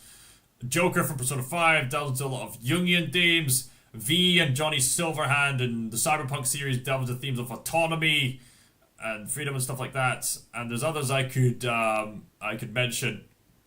So there's all that to just keep in mind. Shout out to Papito Qinn, who's delved deep into the philosophical aspect of video games, with some of his more popular videos orienting themselves around the characters of Joshua Graham and Kreia particularly, as well as delving into other characters from the Fallout franchise and Deus Ex. The first Deus Ex game, Max Derrat describes as one of the most profound video games ever made, especially with one of the last conversations revolving around godhood and the impact of AI on society, as well as the fact that Deus Ex managed to revolutionize open world games as we see it today by taking different concepts from stuff like Doom and a bit from other games at its time period. The shout out to Max Derrat for the most philosophical video games ever made. And also this YouTuber called Joshua Burner, or Josh Scorcher, the Fiery Joker, who made a video of the top 10 philosophical video games. Now it's time to mention notable worldviews that have influenced video games. Now, given the fact that video games by this point have expanded to personify a wide variety of different worldviews, in the same way that films and TV shows and books have at this point, it's inevitable that people from different walks of life and with different perspectives are inevitably going to have their inputs into video games. So you'll have existentialism, nihilism, Christianity, Shintoism, Buddhism, Stoicism, libertarianism, individualism, transhumanism, postmodern deconstruction, and even occultism. Yeah, there's definitely healthy worldviews and unhealthy worldviews that manage to get themselves into the games, for better or for worse. And each of them will have an impact on video games to some degree or another. I've already mentioned about the religious influence on like the Legend of Zelda. So I should probably mention how like Stoicism, of course, influences characters like Master Chief or like 2B from Nier Automata in a more feminine sense. Nihilism definitely has impacted the Dark Souls series and Nier Automata. Existentialism has definitely had an impact on games like Metal Gear Solid, Deus Ex, and Joshua Graham. Existentialism is a big branch of philosophy, and existentialism as a philosophy was founded by Søren Kierkegaard, a Danish philosopher, as well as later on Friedrich Nietzsche, a German philosopher who a lot of people have these misconceptions about Nietzsche, especially. People think that Nietzsche was a pure nihilist, but they're confusing Nietzsche with Schopenhauer. Schopenhauer was the pure nihilist who was very much drunk on the Greek tragedies, whereas Nietzsche was actually quite the optimist, to my surprise. Nietzsche advocated for living the best possible life in the here and the now, and to become the Übermensch, but obviously that has its moral implications in regards to people just using that as a means of interpreting that as, well, we could be our own boss now, but Nietzsche would not have advocated for that. But even then, that in turn implies that there even is a transcendent moral code in the first place. So, it's interesting how Nietzsche is Christian in ways that he probably won't admit.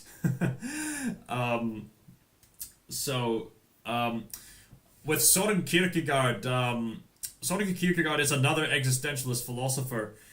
Basically, existentialism delves into the aspect of reality that we exist, we are conscious beings, And we have this hunger for eternity, and there's this sense of dread of surrounding the necessity for purpose in our lives. How do we fulfill that? That's the question that existentialism proposes to us.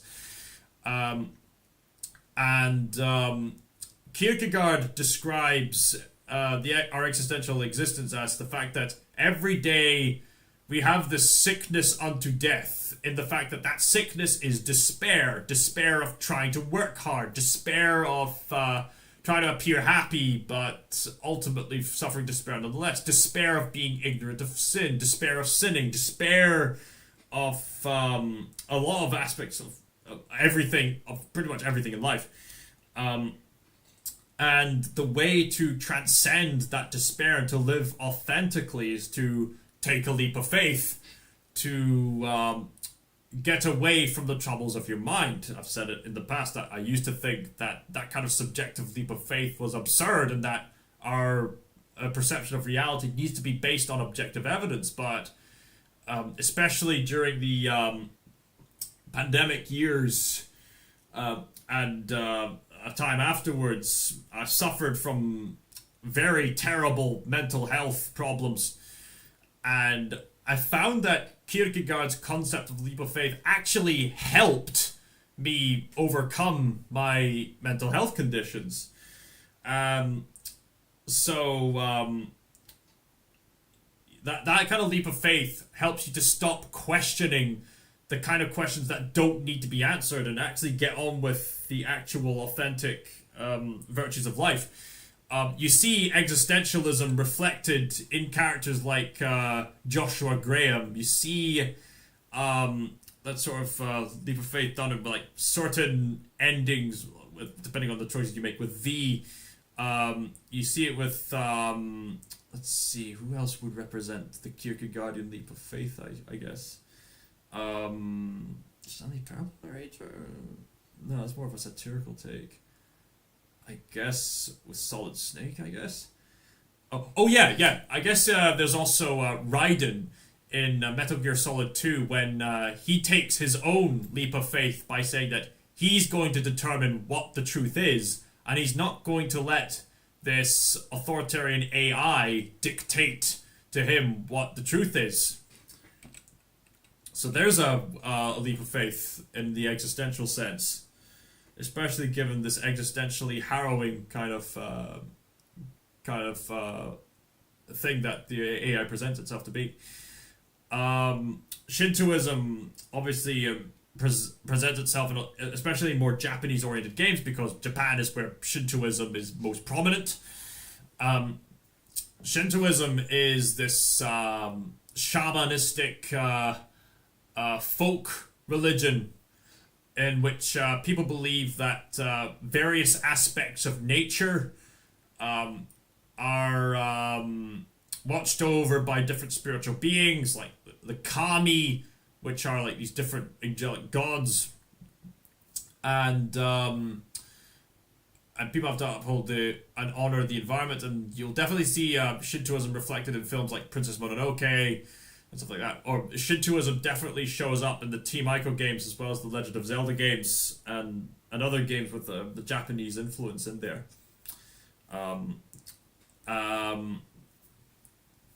There's also like Eastern mythology, which has influenced games like Asura's Wrath. Other mythologies which would have influenced stuff like the God of War games. Christianity inevitably influences other kinds of games, whether it be in biblically related thematics, like you'd see in like Shadow of the Colossus and stuff like that,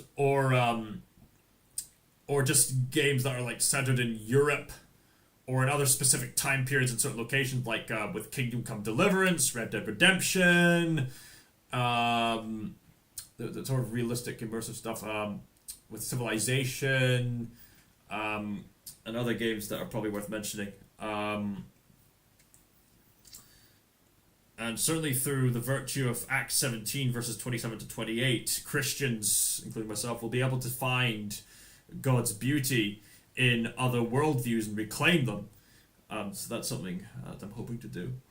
Transhumanism. That's definitely conveyed in games that talk about like cyborgs, in stuff like Cyberpunk or like Deus Ex Revolution, and other games like that, which would involve like augmenting the human body to the point where it's more machine than man. There's libertarianism and individualism, which is portrayed in Bioshock and its critique of these sort of communist type societies that ultimately crumble in on themselves because communism is a very self-oriented worldview, which has caused much more damage than any other religion combined. Stoicism in regards to an attitude toward life. There's postmodern deconstruction. I mean, you get elements of that, like the Stanley Parable, in a sort of satirical take. But obviously, the woke crowd distort postmodern deconstruction to the point where they're doing it for the sake of it, and not because it actually enriches the experience. So, which reminds me of video game stories done very poorly. Starting off with Metroid Other M. Now, the Metroid series has been particularly revolutionary for having Samus Aran be one of the first authentic video game female heroines. And it was a plot twist that Samus Aran was actually a woman in a suit the whole time, and she's very acrobatic. And she was able to kick so much butt. And I think the general consensus is that if Samus Aran ever had a live-action actress to portray her, it would likely be Uma Thurman or someone like her. Someone quite tall and someone who's quite strong.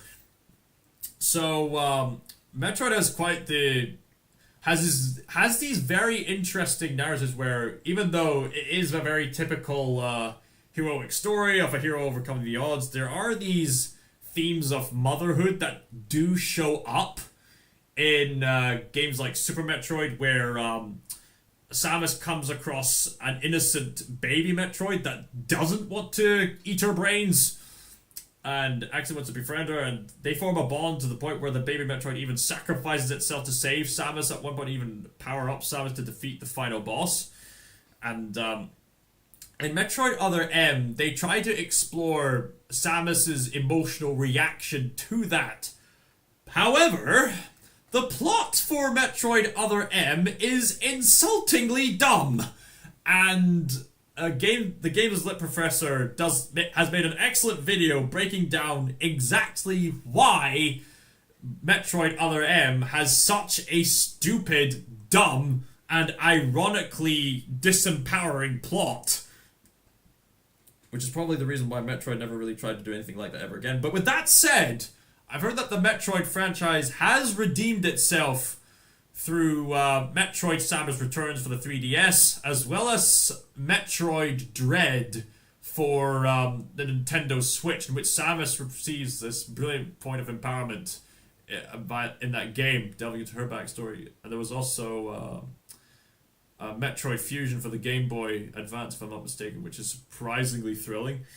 But anyway, Metroid Other M has a dumb plot because it tries to have Samus form this bond with this sort of captain character, but the relationship comes across as strangely abusive in the fact that it's no longer the case that Samus has to find these different abilities throughout the environments, but she already has these abilities installed in her suits, and she needs active permission to use the suits. So there's this one area in which she has to go through a very hot lava environment, but her suit can't take it.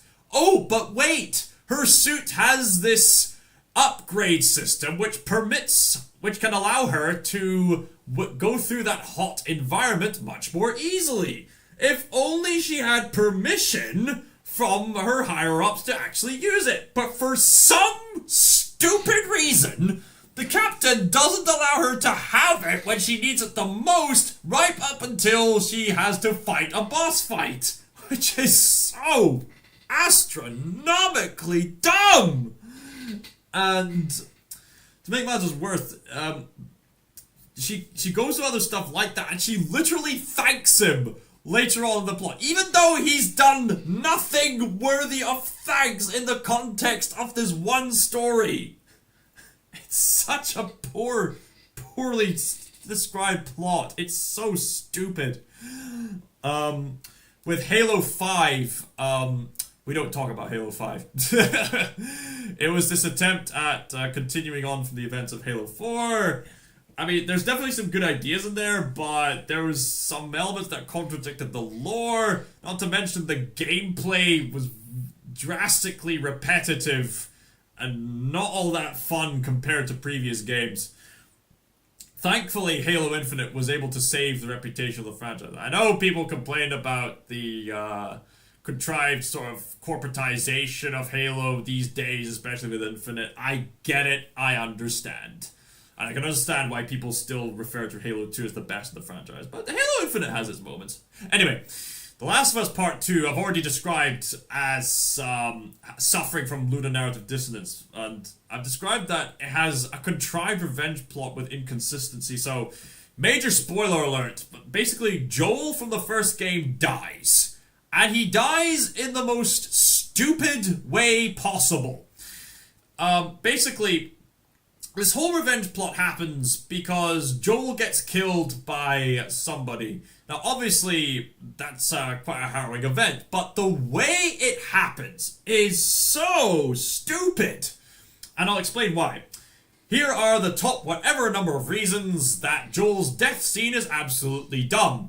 Number one, it's such a crazy coincidence that Abby and her friends just happened to stumble across Joel and during a survival situation. How convenient. Number two, Joel seems to deliberately surround himself with a whole group of people with the intent to murder him. And the Joel from the first game would never have made a mistake like that, of being so easily trusting of other people like that. He would never have done that. There was this one scene in the first game where Joel's driving a car with Ellie at the back. They both notice this person going on the road seemingly desperate for help, but Joel's not buying it, despite how desperate he looks. He goes full pelt with the gas, and needless to say, the guy pulls out a gun, and Joel's suspicions were correct. And that scene brilliantly indicates just how long Joel's been surviving, and how much of a disgruntled, untrusting man Joel is. So, given that context, that Joel would never have made such a stupid mistake in this scenario. And to make situations even more stupid, Abby kills Joel, reason number three, right in front of Ellie, and get this, spares Ellie's life with Ellie yelling out that she's going to find and kill Abby. Really, Abby? Do you really want the threat of this one person who's gonna stab you in the dark and send you to the afterlife? Do you really want that implication behind your back? As well as for your whole team, including one of your members who's pregnant? Do you really want that? Like, this is so stupid.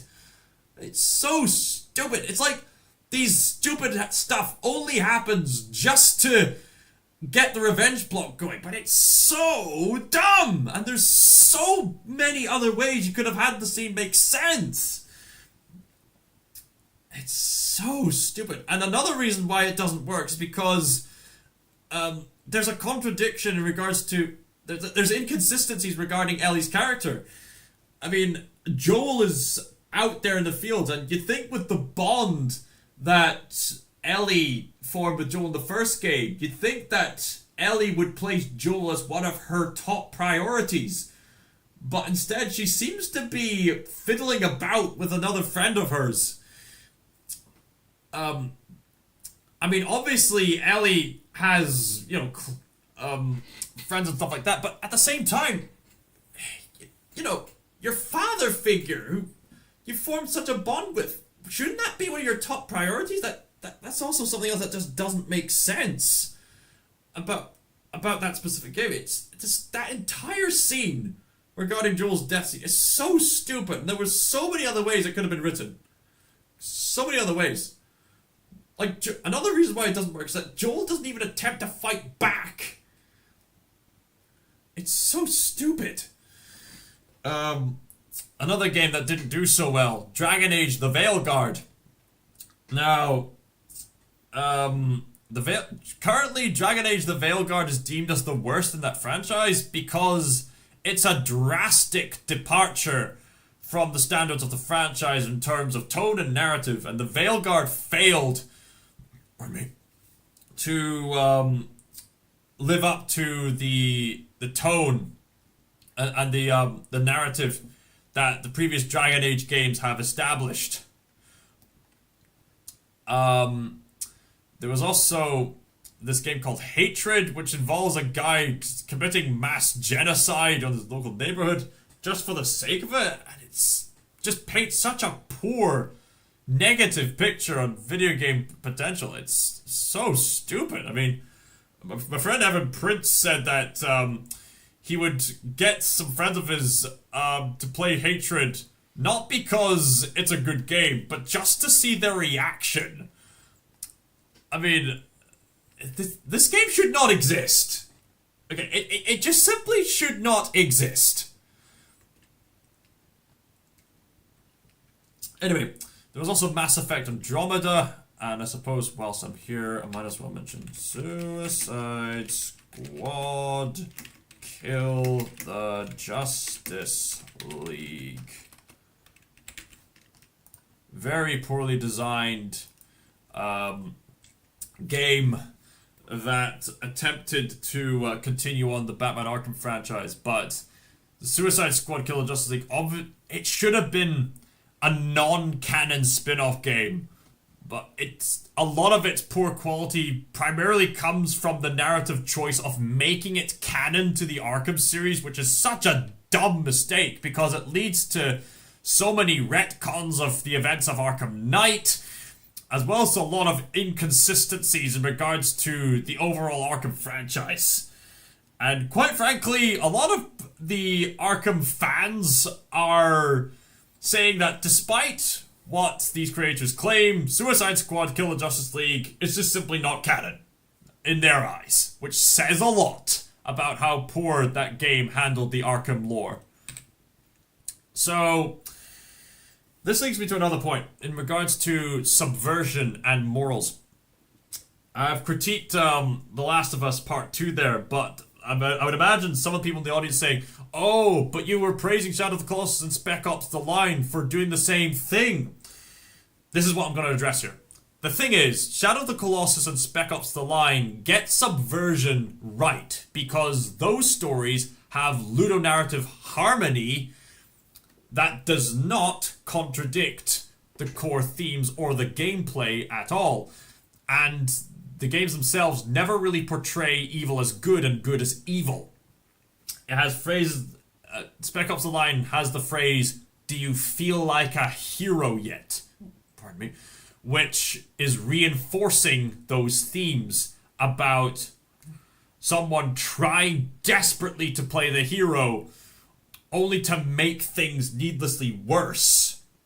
Quite interesting subversion, because typically in those military kind of games, you just go into this military kind of campaign and you become the military hero. I mean, there's nothing wrong with being a military war hero, especially if it inspires others to be strong and to fight for the people you love. But there is something wrong with people who fight in the military just to try to prove themselves. And that's exactly what Captain Walker suffers from. He's trying to prove himself, which is a meta-commentary on how players approach these kind of military games. And it's a game that's deliberately made to make people think. Where did The Last of Us Part 2 get that wrong? The Last of Us Part 2 got that Subversion and Morals wrong with ludonarrative dissonance on the theme of revenge, as well as dirty, contrived perspective showing. So, for example, the group that watched Joel die in contempt is later shown from their leader's perspective as compassionate, all of a drastic suddenness. Another example would be the tracker dogs that you kill as Ellie because they lunged at you first to try to rip your throat out, but later, in a previous sequence, as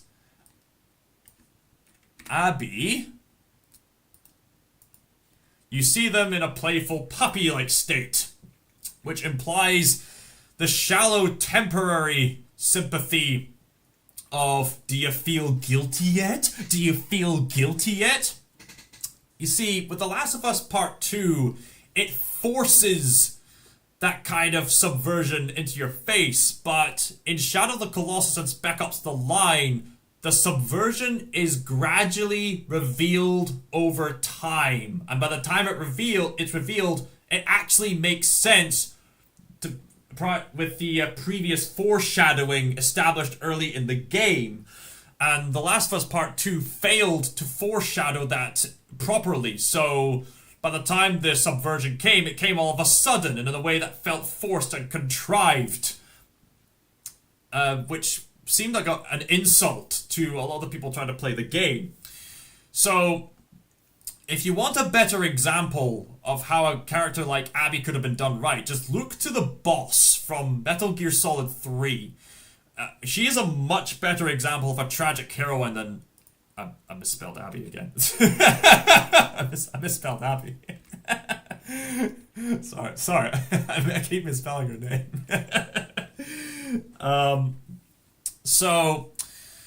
So like Abby, the boss starts off doing an awful thing to the main character, but unlike Abby, the boss's real motives and tragedies are revealed over time through hints and foreshadowing throughout the game, so that by the time it's revealed, the subversion actually makes sense prior to what's already established, and that way the boss was better written than Abby. Special thanks to the Critical Drinker for pointing that out.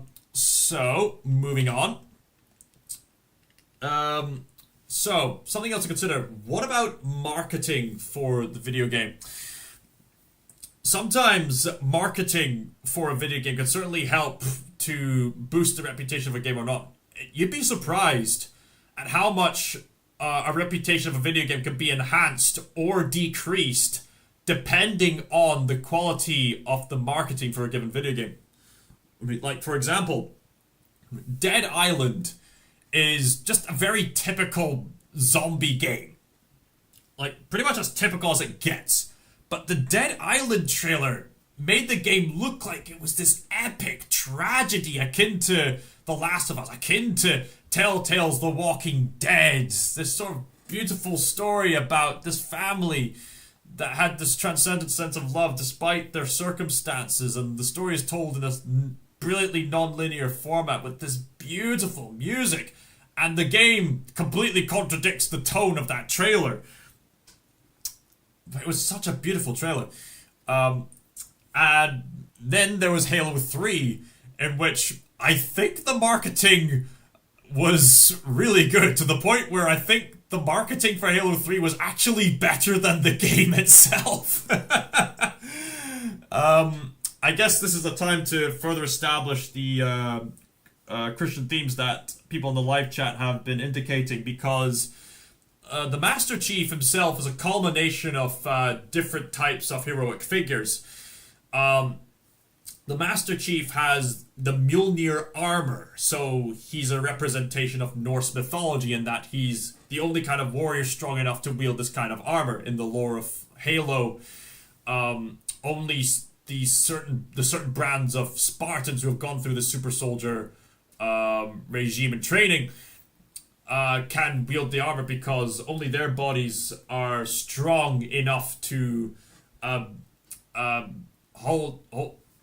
control the armor properly, whereas people would break their arms through a single twitch of that armor. So with that armor, Master Chief is able to have these superhuman capabilities, and he's already superhuman without the armor. So he's a Norse mythology figure in that sense. He's referred to as a Spartan, so he represents the Greek hero of this brand of warrior. And also, Master Chief's name is John 117, which fans have speculated to be a biblical reference to a certain passage in Scripture, which says, "For the law was passed down to Moses, and truth and grace was passed on to Jesus Christ, our Savior. And there's a lot of specific lines and actions from the Master Chief that further emphasizes his role as a Moses-like figure, as well as a Christ-like figure. Like, there's a line he says at the end of Halo 3 where he says, "It's finished." And that reflects Christ on the cross when he says, "It is finished. The atonement has been paid for." So a Master Chief is basically a Norse god, a Spartan, as well as a biblical Christ figure, all culminated into one character. And that character is used for the Believe campaign, where you have this amazingly epic diorama indicating this epic battlefield where all hope seems lost, but Master Chief, despite being hung up seemingly similar to Christ on the cross, nevertheless is willing to fight back with the slogan Believe. And there's these old soldiers who are looking back at their victory of the war, remembering Chief as a hero, and it's slow paced. There's these museum exhibits, and it has this epic tone of these soldiers looking back at the day. In fact, gosh, thinking back to the Believe campaign, it's reminding me of this one friend I have at church who actually used to serve in the Navy, and lately he's been revealing his actual stories of being in the Navy. I'm not going to reveal to you what they are for now, but I think that definitely adds, I can sense that authenticity of experience when it comes to the portrayal of these soldiers in the Halo 3 marketing campaign. Honestly, the marketing campaign it's probably too good. It's probably better than the story of Halo 3 itself, because Halo 3 is basically the extended finale of what Halo 2 was trying to do. And Halo 3 definitely needed a stronger punch when it comes to how it delivered on what was set up in Halo 2. I mean, it does deliver, but not as strongly as it could have, and the games literature professor does a good job at explaining why in his analysis of Halo 3. It doesn't make it a bad game, don't be wrong. I mean, the multiplayer of Halo 3 to this day is a lot of fun, and there's a lot of epic moments to be had in the campaign, whether you play it single player or cooperatively. It's just that Halo 3 had the potential to be more narratively speaking, if you get what I mean. Of course, there's also the Halo Legends, which is these really cool anime shorts around certain bits of lore around the game. There's also Halo Forward Unto Dawn. I suppose, now that I think about it, there's so many fan-made films about video games, which is a lot better than the quality of what Hollywood makes, because the fan films have something that a lot of people in Hollywood don't. Genuine passion about what they're adapting. Just wanted to give a brief shout out to that. Overwatch, back in its golden age, had these amazing animated shorts promoting different characters with these brilliant emotional arcs within the span of just a few minutes. Like, just watch The Last Bastion. You'll get these wild robot vibes of just a few minutes of pure brilliant emotional storytelling with the direction of Michael Chu. Why did he have to leave? Man, the Overwatch franchise is just not what it used to be anymore. You got Professor Layton the Eternal Diva, which is how I got introduced to the Professor Layton franchise, actually. And it's one of the best video game adaptations because it's made by the team themselves, which helps. And it provides a legitimately intriguing adventure. You also got extra books and graphic novels for stuff like Halo, Assassin's Creed, Five Nights at Freddy's, that's where I wanna be, and other franchises like that. I wanted to also just take a moment to indicate some particularly impactful video game music that can definitely leave an impact. To further establish the fact that video games have the potential to be art, I would recommend you definitely check out these bits of music that I've listed here. I mean, there's others I could mention. There's some brilliant songs, but I think these pieces of music particularly highlight the potential for video games to have artistic worth. I wonder if I'm allowed to do this, actually. I suppose, for copyright reasons, I'm not going to allow you to, listen to hours of, this kind of music. I could let you listen to brief seconds of the music. Let's see if I can find. Alright.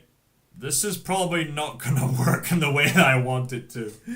But I'm gonna try anyway. So I'm gonna let you listen to I would recommend you check these songs out for yourself, honestly.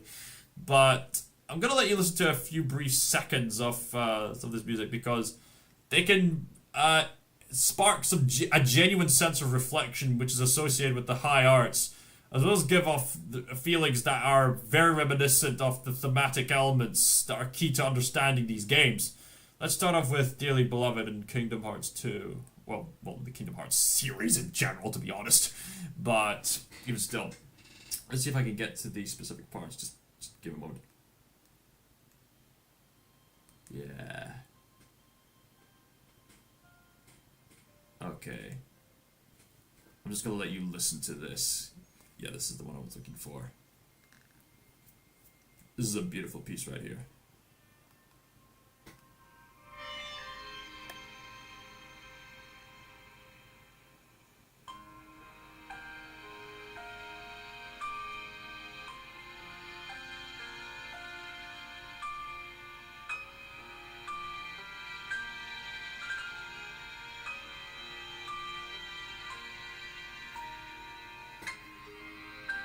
So on and so forth. I'm not going to let you listen to all of it because, copyright reasons.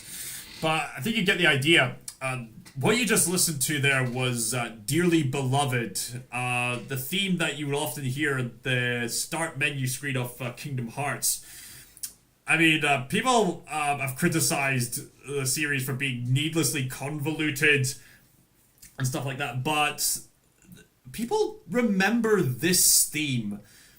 It started off as something simple to reflect venturing out into the ocean in Kingdom Hearts 1, but it gradually evolved into something involving a reminiscent piece like you'd hear from the train scene from Spirited Away.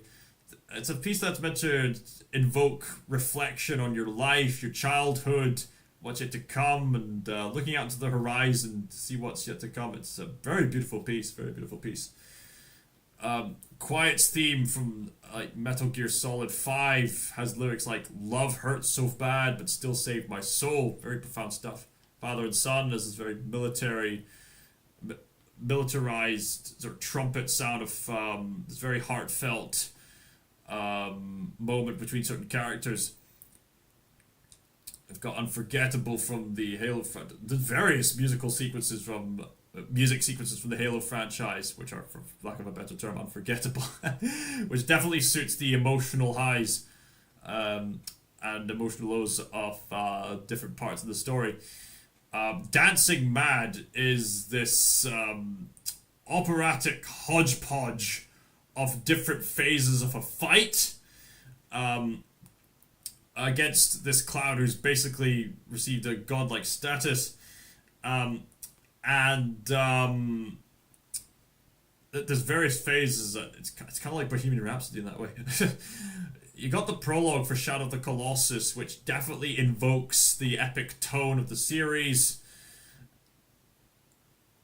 It's very deeply cinematic, with the sort of timeless kind of instrument, which would invoke the kind of tone that the game's going for. I Was Born for This, which is the song I mentioned earlier from Journey, which combines lyrics from ancient pieces of literature and puts it into song form to further emphasize the themes of, being on a journey. Sometimes you'll have the characters themselves directly singing to you, the player, sometimes in a comedic sense with GLaDOS with Still Alive and Want You Gone in the Portal series, and sometimes in a very strangely emotional manner with Joker singing Only You at the end of Arkham City, and then the actual song itself appears at the opening of Arkham Knight, so it's kind of an emotional leitmotif.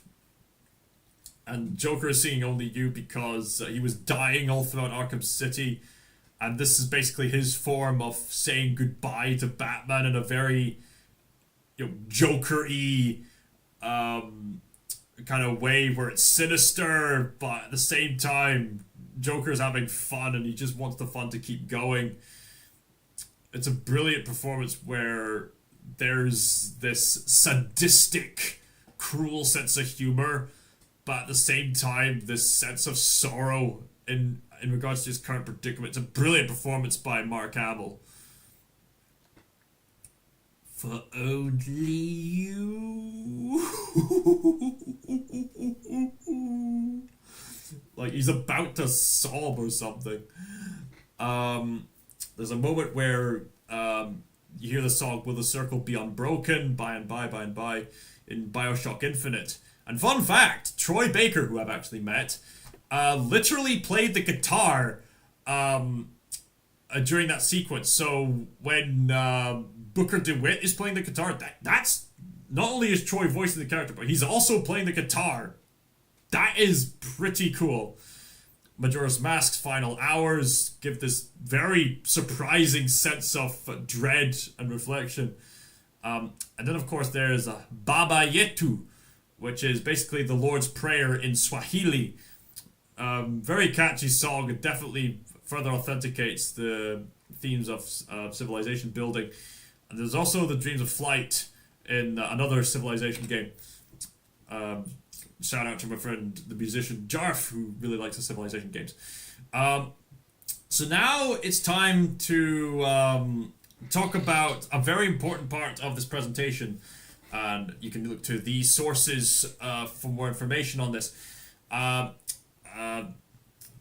looked at some profound moments, especially with Max Derrat's standards of like the most profound moments in games and the most profound games in general, as well as what I've experienced in video game history. So here are the greatest interactive moments of storytelling.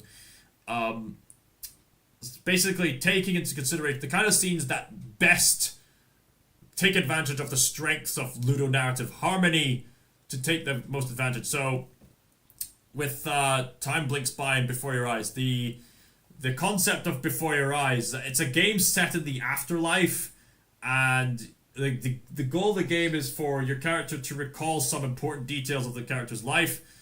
But the game uses this mechanic where you have to use a face cam to look at your face so that you can observe your surroundings. And then every time you literally blink in real life, the game literally jumps to a different time period in that character's life. And it profoundly reflects the themes of time zipping past before your eyes. It's a genius mechanic, very profound. The ending of Halo Reach. I think this is the most profound moment in the Halo franchise. In the fact that it's a prequel. Basically, there's a reason why people have made comparisons between Star Wars Rogue One and Halo Reach, because they have very similar endings. The ending of Halo Reach basically sees to it that Noble 6 of the Noble team has safely secured Cortana into the Pillar of Autumn ship. They take off to flee the bombardment on the planet Reach so that they can escape, setting off the events of the first Halo game. Meanwhile, Noble 6, your character, is left behind to fend off as much of the Alien Covenant characters as possible. And the ending is so profound in the fact that this is a kind of no-win mission. And the game gives a heads up indicating there will be another time. And the objective is to just survive. And if you take enough damage, you'll see the character's screen visor begin to crack. At that point, the players realize, oh no, there's no getting out of this. And you can fight for as long as possible to the point where there's these elites with swords coming in. There certainly have been players who've been doing that competitively, but inevitably, the game doesn't end until your character gets finished off, and It's not entirely certain if Noble Six died or not, but it's implied that he died, or well, maybe not so much died, but maybe missing in action, if you get what I mean. But either way, it's a really profound way of indicating the themes of sacrifice and stuff like that. Another profound moment in interactive storytelling in video game format would be the ending of Shadow of the Colossus. I guess spoiler alert. Spoiler time. Basically, Wander, through killing the Colossus, has unleashed Dorman. And yes, Dorman is the name Nimrod spelled backwards, which is a biblical name meaning rebellion, and that in turn is linked to the biblical figure of Nimrod, who tried to rebel against God by building the Tower of Babel, only for him to be split up, him and his people to be split up into different languages, or in the case of this game, Dorman was this entity who presumably did malicious stuff, only to be split up into different Colossus golems in order to keep him at bay. But because Wander was foolish enough to unleash him again, Dorman is threatening the livelihood of these people, so these tribespeople come along, they take the ancient sword and use it to throw it down into the pool, which gives off this holy light, which sucks in Dorman's essence and in turn Wander. And geniusly, there is one last moment of gameplay where you take control of Wander, and basically the holy suction of the light going into the cleansing pool is too strong, but Wander as a character is struggling against this wind suction and is trying to get to Mono, who he's trying to resurrect. And it's entirely optional whether you accept your fate and just allow Wander to stumble into the pool for cleansing, or whether you're willing to use the grip mechanics to just hold on to the floor or the stairs for just that little bit longer. But either way, the pool inevitably gets Wander, and that's the last time you get to play as Wander, with the same music to the death of the Colossus. It's such a profound moment, and it's made all the more poignant with the fact that by the end of the game, Mono does actually come back to life, and Agro's still alive. They approach the pool, and judging by Agro's reaction, you see this horned baby, and the most likely interpretation is that that baby is Wander cleansed of so much of the evil essence that he was turned into the opposite of an evil being, a baby, to start afresh, I guess it's symbolic of being born again. I already mentioned the final puzzle of Professor Layton and the Pandora's Box, in the fact that the way it implements the microphone system to blow into, for the sake of unlocking this chest, which gains access to this heartfelt message, which brought me to tears first time playing it. Journey, that last bit with approaching the light at the end of the game, I mentioned that. The last command to Trico, the final farewell to Trico and the Last Guardian, brilliant moment. The cake is a lie moment in Portal, which is entirely optional but very profound nonetheless. I've mentioned that earlier. The white phosphorus scene in Spec Ops The Line, very profound scene, especially when you consider that white phosphorus is so deadly a toxin, it has been considered immoral even for the standards of military warfare. That is immense. There's the Would You Kindly plot reveal in Bioshock. There's a sense of sacrifice in Metal Gear Solid 3 and the ending of A Plague Tale Requiem. There's a certain leap of faith in the Prince of Persia reboot due to this mechanic in that the prince cannot actually die because there's this magical princess who keeps saving the prince from certain death every time he falls off. In that reboot where Nolan North is portraying the Prince of Persia character. So I guess that's another representation of the Kierkegaardian leap of faith. The Scarecrow sequences were already great in the Arkham Asylum, but there's this final sequence between Batman and Scarecrow in Arkham Knight, which involves more of the fear toxin, as well as Batman being exposed to his worst fears of becoming no better than the Joker himself. And it leads to a lot of brilliant gameplay segments, which leads to a lot of uncertainty and a lot of disorientation and a lot of level design implied themes of the willpower to strive despite being in this mental condition. There's a plot twist in Braid, and this moment in Dark Souls in that if you had saved Sif the Wolf in the DLC prior to Sif's boss fight, there's this profound cutscene where Sif will pounce on you, but then all of a sudden will recognize your scent and then approach you in a saddened way, and your player character will sort of reach out in a sort of wait kind of mechanic, but the wolf sadly howls nonetheless and has to fight you nonetheless. Very profound moment. I want you to remember these interactive moments of storytelling because they're definitely going to imply a lot in regards to how you approach interactive moments in games. We need more moments like these in order to truly establish video games as an art form. And that's the kind of possibility that video games have as an art form. Now, something to take in mind when it comes to narrative design in video games is that some particular genres orient themselves more organically to narratively rich experiences than others.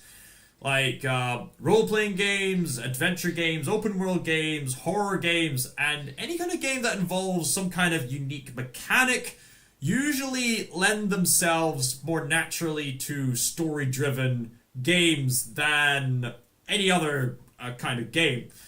I mean, you can have like a backdrop story in certain cases, or but usually these are the genres that cater to narrative in video game the most organically, so keep that in mind. And that's not how you spell minor, you idiot. What is a minor anyway? Other techniques which the games literature professor helped to raise awareness of is major and minor narrative interactivity, the challenge experience shift, especially in regards when you think about the difficulty spike, emergent narrative, pacing and length, especially in regards to the fact that length isn't everything when it comes to the delivery of video game stories, ludonarrative harmony, the feel of play, even with awkward elements that could have the potential to actually enhance the narrative experience. Choice, especially small choices with long-term effects like in Life is Strange, framing devices, companion characters, and level design. All these elements combined with the usual storytelling techniques of great writing and great pacing and stuff like that all lend themselves well to brilliant stories and storytelling in video games. And now, to finish off this presentation, we need to address a series of challenges. The first challenge is do video games have to be violent? No, they don't have to be. You have sport and competitive oriented games, for starters, in which the competition doesn't really lend themselves to, innate violence. You've got more laid back games, like the ones made by that game company, as well as Animal Crossing. Those game series have games where they have definable goals, but they don't orient themselves around violence. You've got pacifist routes in games that involve action. Like, you've got pacifist options in games like Mirror's Edge, even the Metal Gear Solid series, of course, Undertale.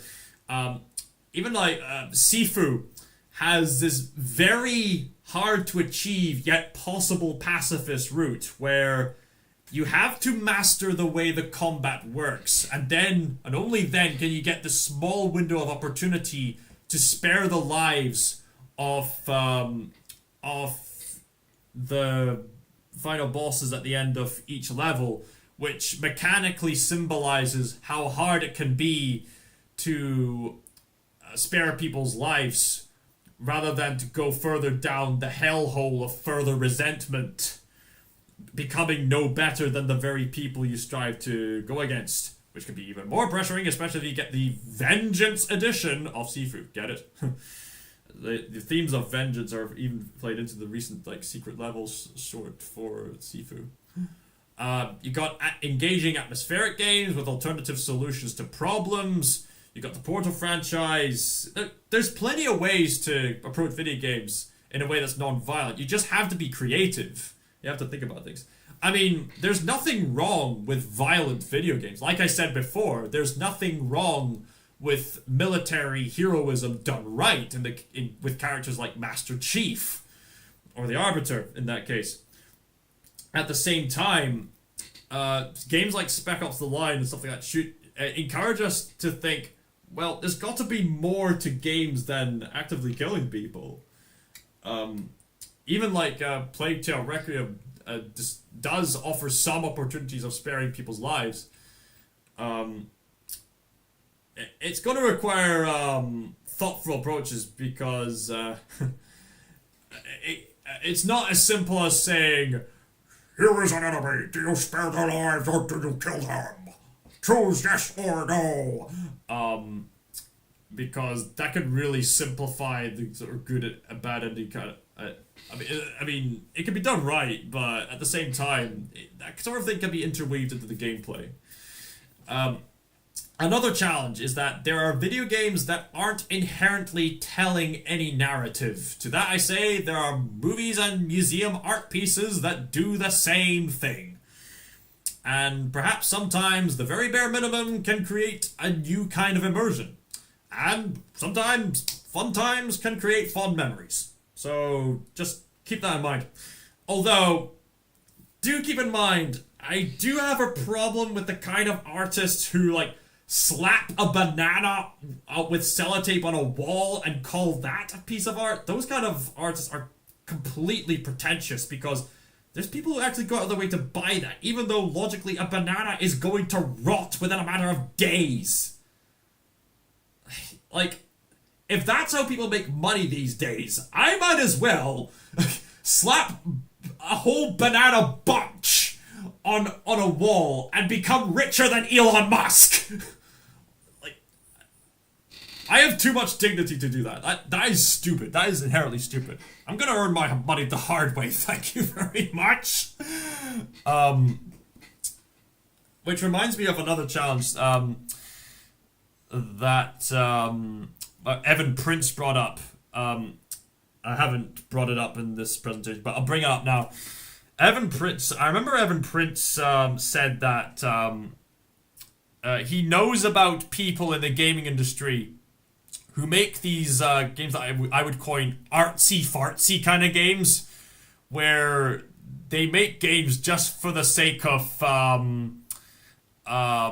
proving themselves rather than to create something authentic. And those kind of games are made by pretty disingenuous people. I mean, I can understand that sentiment, especially if they're made by narcissists. At the same time, there are thematically rich games in which people use the game design to express themes of depression and other stuff like that. So it's a balancing act, and it's something that needs to be figured out over time. Another challenge is that the famous film critic Roger Ebert objected that video games can never be art. Now, something to keep in mind. People are still human. And Roger Ebert, as legendary as he is a human too. This is one of the few times he made a major error. His error being the implication that video games can never be art. Something you have to take into consider back in Roger Ebert's day is that video games had not fully developed into the narrative potential that it has today. Like back then you had stuff like Pong and like the first Mario games and Tetris. You know, very basic, blunt games for the sake of being games. They were basic and they were games first and foremost. So by that standpoint, yeah, it's understandable as to why Roger Ebert would say that. But in hindsight now, when you take a look at the Team Ico games and the Metal Gear Solid series, especially in regards to how the Team Ico games take advantage of the Japanese concept of silence. you realize that Roger Ebert's objection is dated. In fact, Roger Ebert was quite impressed with Miyazaki's use of ma, so logically he would be impressed with Fumito Ueda's use of ma in his games, so there's something to consider. Another challenge, video games can negatively influence people. This whole idea of, oh, video games make people violent. That is a superstition. Art has the potential to see other perspectives, and it can make people think about negative behavior in such a manner to encourage positive behavior. I was actually talking to a friend of mine who has this very niche interest in retro games yesterday, and we were both talking about like games like Shadow of the Colossus, Back Up the Lines, and Grand Theft Auto 3. He was talking to me about my moral consciousness in regards to games like Grand Theft Auto 3, and we were talking about it, and he asked me, what would you think about the moral implications of Spec Ops The Line 3? And I said to him, look, when I play these games, if I see something out of place, I'm gonna point it out. Although something I should have placed more emphasis on in the conversation, to be fair, is the fact that the Grand Theft Auto series, like, I can understand the appeal of, you know, going about this open world environment and just being a goofball and causing chaos in the sort of playground environment, but at the same time, there are some very unhealthy behaviors that are encouraged throughout the Grand Theft Auto franchise. To the point where the game actively encourages calling evil good and good evil. And woe to those who call evil good and good evil. So, whereas with Shadow of the Colossus and Spec Ops The Line,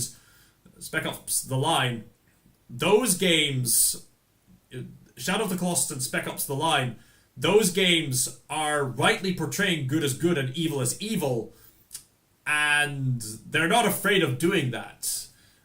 They're not afraid of portraying the protagonist in an unhealthy light when that's necessary. But in Grand Theft Auto, it's actively encouraging the player to do some unhealthy activity, which can be rather troubling. I mean, inevitably, given, people's free will and stuff like that, people are going to eventually, make games with those kind of behaviors. But we can't really stop them. We can only just encourage people to go in the right direction, if you get what I mean. Any artistic creator must be aware that they have the power to enlighten or to further spread propaganda, which can negatively impact people's lives into unhealthy behaviors. Like, you could encourage people to get addicted to porn, and that's a very unhealthy behavior, because even though sexuality is a part of who we are, and there's nothing to be ashamed of on that basic biological level, there is something wrong with distorting that biological gift as a means of treating other people as objects rather than actual people with infinite worth.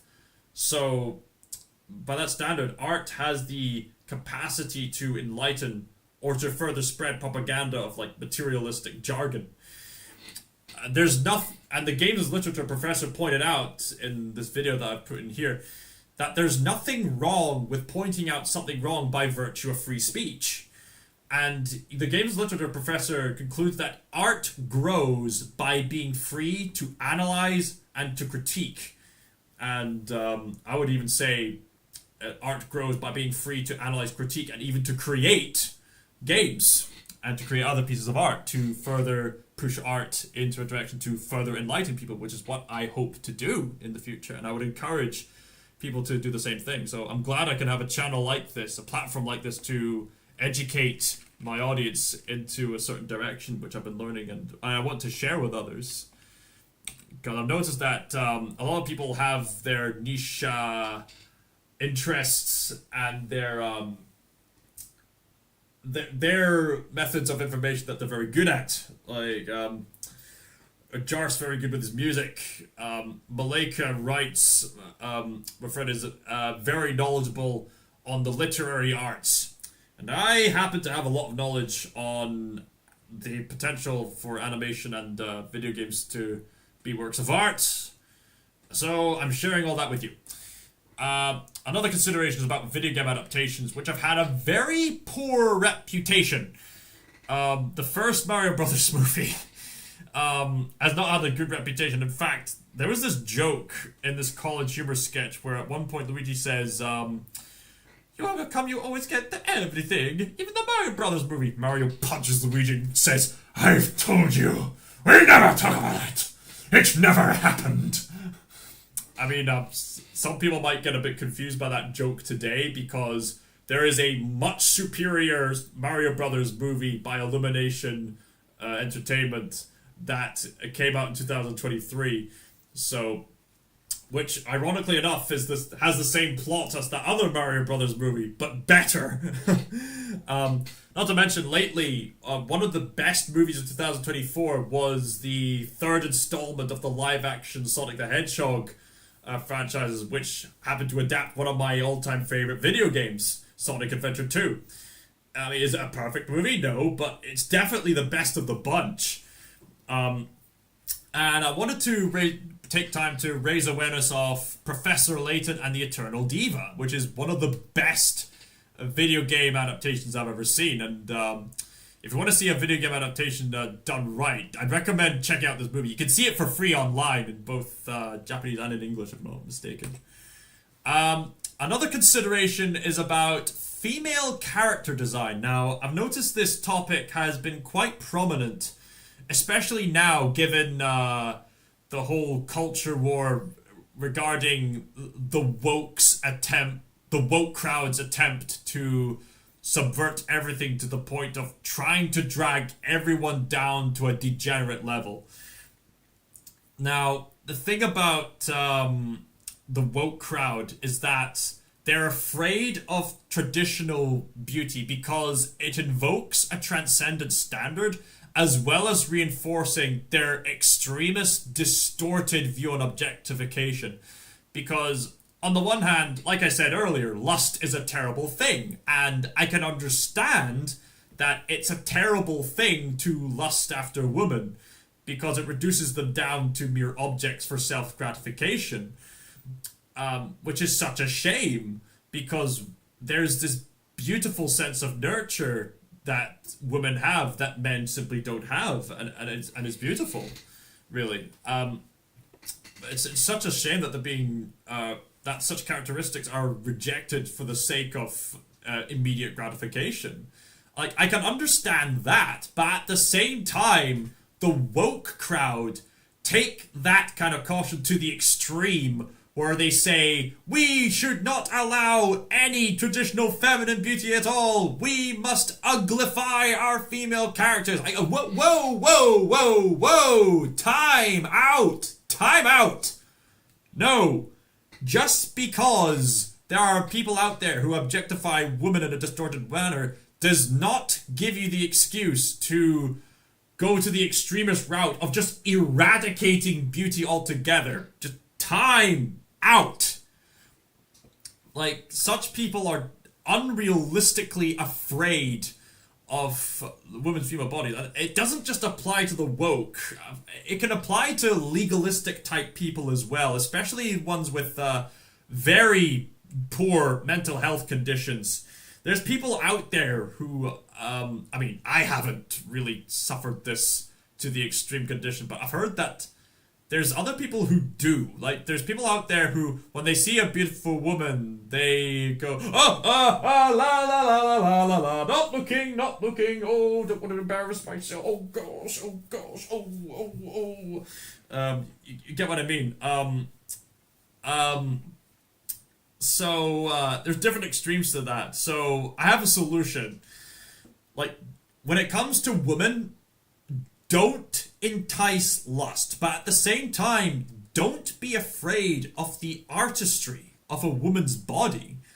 I mean, a woman's body is a beautiful thing. I mean, there's a delicacy there. There's that innate nurture. There's the alluring curves. There's the inviting eyes, and the calming features that tells you that everything's going to be okay, and that's necessary for people, especially growing children. And so, given that in mind, there must be a more holistic way of approaching female character design, because, believe it or not, very beautiful, gorgeous women exist in real life. I know women who happen to be very beautiful. I know women who happen to be very beautiful, and that's just the way they're made. They happen to be very beautiful, and they have very predominant features, and it's no fault of their own. They didn't artificially make themselves that way. It just came off that way. So they embrace it all holistically and in a modest way. So it's a case of modesty, and it's a case of the heart. Because sometimes there's certain features of people that are, inevitable. Like, there's inevitably going to be very beautiful women who have fully developed curvaceous lips, those almond eyes, fairly busty breasts, hourglass shapes, perhaps at times athletic builds, and stuff like that. Inviting eyes, starlights in them, flowing hair, various aspects like that. That's inevitable, and there's no avoiding it. So, I'd say there is a way to design female characters in a way that's holistic. So I put up these examples to give some examples of female character design done right. You got Chell here from the Portal series, who's modeled after an actual woman who, if I'm not mistaken, was working for Valve at the time. The woman happens to be of Hawaiian descent, and so they used her features as a model for Chell. And she happens to be a fairly pretty woman. At the same time, she's surprisingly grounded in the fact that there's no particular features that stand out too much, so she's grounded in a way, which definitely adds to the experience of her being a sort of projection protagonist, with her being silent. And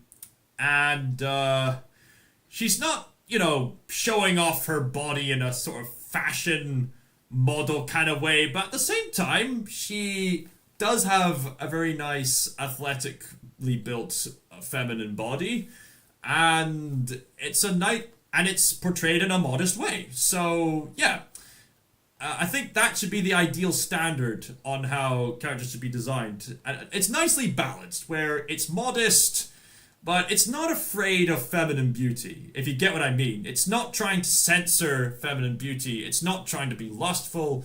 It's not trying to avoid feminine beauty, but it's not getting carried away with itself. It's not trying to uglify anything. It just presents beautiful woman as it is.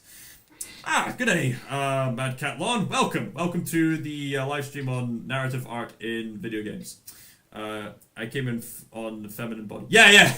It's a good thing to go into. I was just approaching these different challenges to video games as an art form. Feel free to go back to the live stream to watch that. But anyway, going back to what I was saying, I suppose Amicia de Rune from the Plague Tale series, I think is another female character design done well. I mean, I'm sure there's going to be people in my audience who say, oh, but Amicia has given over to some of the usual woke tendencies. But the thing is, unlike those other woke-oriented characters, Amicia is an angry woman who's written well. She still has those nurturing qualities towards Hugo, which is her primary goal to look after. And it makes sense for her to get gradually angry, given the harsh environment that she's in.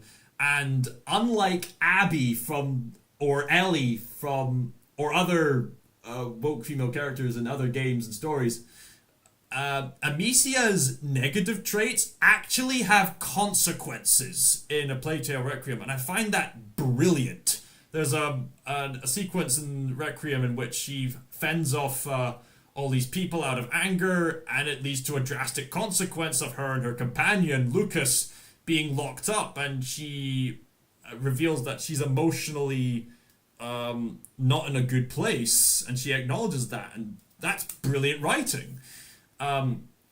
So she still accepts the flowers from Hugo onto her hair. She's she still appreciates stuff like that, and she wears like more practical clothing because, well, she kind of has to. She does like cut hair like very short by the end of the game. Maybe that's a form of mourning, but basically the character design for Amicia actually makes sense given the context of the game. It feels less like a propaganda piece and more like it makes sense for the story, if you get what I mean. Number one step in writing: write characters and their actions well. Yes, thank you, Madcatlon. Thank you, Madcatlon. Now, I also wanted to bring attention to Eve from Stellar Blade in the topic of female character design. This is a game that I've been live streaming all throughout last year. The game grabbed my attention with the biblical themes going on with a place called Zion, the character named Eve, teaming up with the character called Adam, and all these kind of references. That grabbed my attention. And then there was all the controversy going on in regards to Eve's character design, and these Western shill journalists were getting angry about how pretty Eve looked, as well as her deliberately sexy character design. I mean, you got people on both sides where, and to the point where there were people who began to play Stellar Blade to rebel against these woke shill journalists, and the game is a best-selling hit. The game's actually really fun to play. There's great replay value and how difficult it is, and in regards to female character design, there's various options as to how you can customize Eve. Now, I'm gonna say this right now. There are several costumes for Eve that are absolutely ridiculous. Like, unrealistically ridiculous. Ridiculously girly dresses and explicitly borderline nude costumes in a situation where it's post-apocalyptic and she's meant to be fighting off against hordes of alien zombie things. It's pretty ridiculous. I find that the best costumes are this default one, as well as some of the more skin suit oriented costumes, or even this one costume where it's like jeans and a coat. I usually pick the more modest outfits because they make more sense practically, for the sake of mobility, as well as acknowledge, okay, yeah, she's a beautiful woman, but we don't want to objectify her. The dominatrix outfit for her, though. Right, remind me which one the dominatrix outfit for her was. Yeah, again. I mean, there are some dresses which are legitimately quite pretty. There was this one, like, photogenic outfit that you can get, like, near the end of the game, where it's, like, the kind of dress you would, like, wear in a promo or something like that. People complained about how pretty Eve looked, and saying, oh, it's unrealistic for this kind of woman, even though Eve, like Chell, was modeled after a real-life woman. And the thing about women from South Korea, I don't know if it's something to do with their diet, nutrition, or the genetics of the people there, but the people in their 20s still have certain childlike features. So that's why Eve has these sort of youth-like features, even though she's implied to have the biological traits of someone in her mid-20s, if you get what I mean.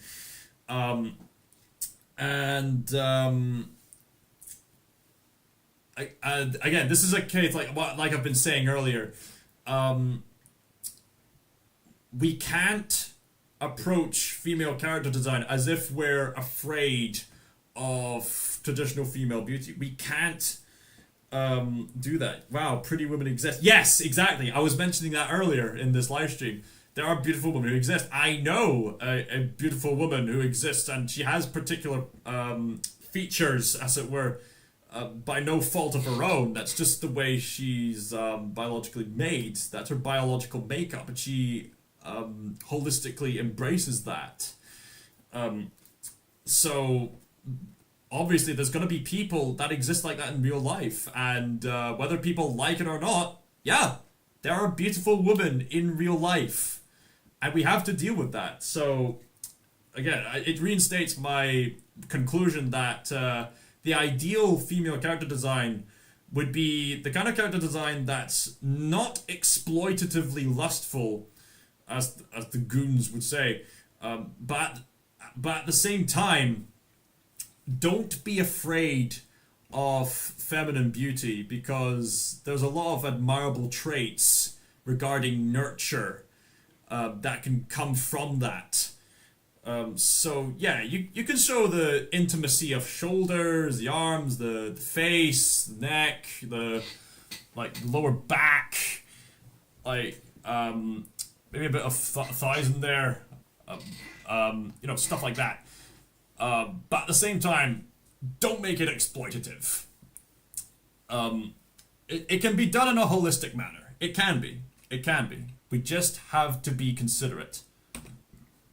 So, in relation to the topic, and there's a reason why I brought up the woke crowd, is because I've noticed that the West is infested with this radical, dogmatic woke agenda where they're trying to get rid of all trace of objective beauty because they want to drag everyone down to a degenerate level. Now, obviously, people are going to take offense to what I say, obviously. That's how the woke crowd thrives. But I will say this, there is nothing wrong with having protagonists who are not conventionally handsome. There is nothing wrong with having characters who are not conventionally beautiful. Like, for example, there's something very endearing about characters like women who have like freckles on their face or have simple country kind of lives, like Anne of Green Gables. Like, she's not a conventionally pretty woman, but she's still very endearing, with the freckles, with a more grounded kind of look to her, and her simple character design. There's nothing wrong with men who are not conventionally handsome, like Samwise Gamgee or like Bilbo Baggins or other characters like that. Or even like a good example would probably be Rango. That's full of characters who have very asymmetrical designs with disproportionate looks, which adds a sort of dark, goofy kind of tone that Rango is going for. Which can add to the characterization of the characters. There is nothing wrong with having protagonists who are not conventionally handsome or beautiful. There's nothing wrong with that. What is a problem, though, is having this major trend of repeatedly going out of your way to go against beauty standards again and again and again and again. And so you'll notice that people, like, again and again and again, particularly in the West, have repeatedly tried to remove these beauty standards. Like, again, there's nothing wrong with having people who don't look conventionally pretty, but it's quite telling that at the time when the woke crowd just won't shut up about virtue signaling, you have trends like this where, like, in the first Spider-Man game for the PlayStation 4, Mary Jane has a very conventional, very beautiful face, but then in Spider-Man 2, she has a drastically different look where her jawline is expanded, and she was made to look like one of the people working in the game all of a sudden, and she looks less pretty, and it seems fairly weird, especially when it's a medium where you don't really have to change the character looks in the same way that you would with movies, where you would need to recast actors and actresses. No. With video games, you can customize the character's looks all you want with any actor portraying the character as necessary. These people are deliberately going out of their way to remove the beauty standards. However, over in the East, Japan still acknowledges the beauty of women, and that's probably because of their innate honor-bound values of storytelling. You see, Japan has a strong sense of honor and tradition when it comes to the way that they tell their stories. They're a very honor-based country, which is why they're so willing to carry on the virtues of a masculine and feminine beauty like that, which is why you'll get these beautiful characters like Tifa Lockhart in the remake of Final Fantasy VII, and Ada Wong in Resident Evil 4, and stuff like that, you know? Madcat Lon says, and sometimes the lack of beauty makes no sense in the setting. Yeah, take April and the newest Ninja Turtles, ninja-esque person, and they're obese. Yeah, that's another great example, actually. Yeah. Now, the reason why people do this is because of this superficial attempt to be diverse. Like, there's this narcissistic idea that if this character looks and behaves exactly like me, then I'll feel represented. But if you take that logic to its logical conclusion, it leads to a lot of nonsense. Like, for example, I don't have... Are you telling me I have to look like a clownfish to relate to Marlin from Finding Nemo in the way that he's trying to conquer his fears? Do I have to look like a lizard alien creature to relate to the Arbiter and his sense of disillusionment and finding out the truth? Like, once you realize that, this narcissism is exposed for what it is. It's dumb. It's stupid. And you see this kind of narcissism brought out in characters like the recent rendition of April O'Neil in a recent adaptation of Teenage Mutant Ninja Turtles. I mean, again, there's nothing wrong with characters who are not conventionally beautiful, but when you see this trend happen again and again and again, it's bloomin' obvious. They're going out of their way to remove beauty standards, as you see in like in the recent Teenage Mutant Ninja Turtles movie, in He-Man Masters of the Universe Revelation. Teela has the build of an athletic man and not an actual athletic woman, and she looks more like a man who happens to have lipstick than an actual woman, which is so jarring. There was this recent DLC in Tom Clancy's Rainbow Six Siege, if I'm not mistaken, where you can have this alternative 2B costume, 2B the feminine robot character from Nier Automata, and the alternative costume makes her look completely masculinized in the worst way possible in the Rainbow Six Siege. Whereas with Stellar Blade, they have an alternative costume where 2B is represented in all her feminine glory. And most of the time it's self-inserting. Exactly! It's just self-inserting. And it's a very narcissistic form of self-inserting. And we're seeing this again and again and again. So, this idea of making your characters not look conventionally beautiful in the way that the woke have been doing it for the past several years, it feels so disingenuous. And it's so jarring. Like, with Mary Jane in the Spider-Man games, there's a drastic jump between very beautiful to, hang on, wait a minute, what's with the sudden broad jawline? Or with, Aloy from the Horizon games. Like, one moment she's a realistically proportioned muscular woman in that kind of environment, but then the next moment she has a lot of the beauty that made her appealing is awkwardly gone in a recent promotion. Like, what's going on here? Like, there was this advertisement for, like, Baldur's Gate 3. Like, obviously, people are... Like, I get that they're trying to be comedic and stuff like that, but it seems very jarring that they're going out of their way to make the woman not look beautiful at all. Like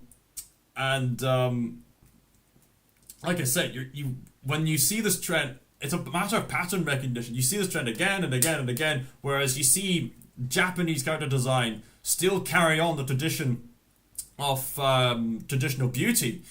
And it's no wonder that Eastern games are actually succeeding where Western games have flopped recently. Is it any wonder? Anyway, moving on. Oh, good grief. Oh, good grief. Oh, good grief. Yeah, I have to bring this up. Because it further establishes why I wanted to...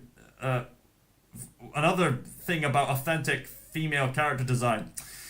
So, one of the more embarrassing moments in The Last of Us Part 2.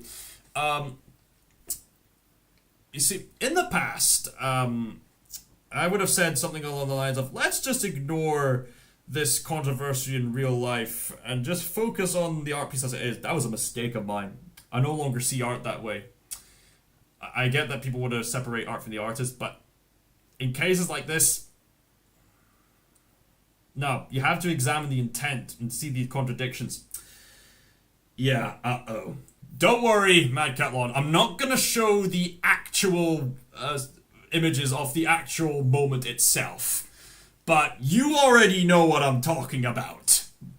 So, Neil Druckmann is one of the lead designers of the first part of The Last of Us.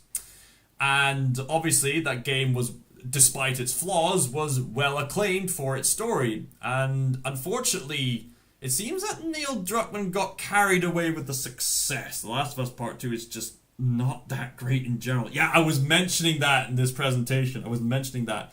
And I was already mentioning how Joel's death scene is so dumb, and how the revenge theme is so contrived, and has so much ludonarrative dissonance to this. And this is another big embarrassment as to why Part 2 doesn't work. Neil Druckmann's double standards on female character design. I mean, it doesn't help that Abby herself, in the tradition of the woke, has an unrealistic, bulky design in which Abby's meant to be a representation of muscular, athletic woman, even though she looks more like a man with an effeminate face. And actual...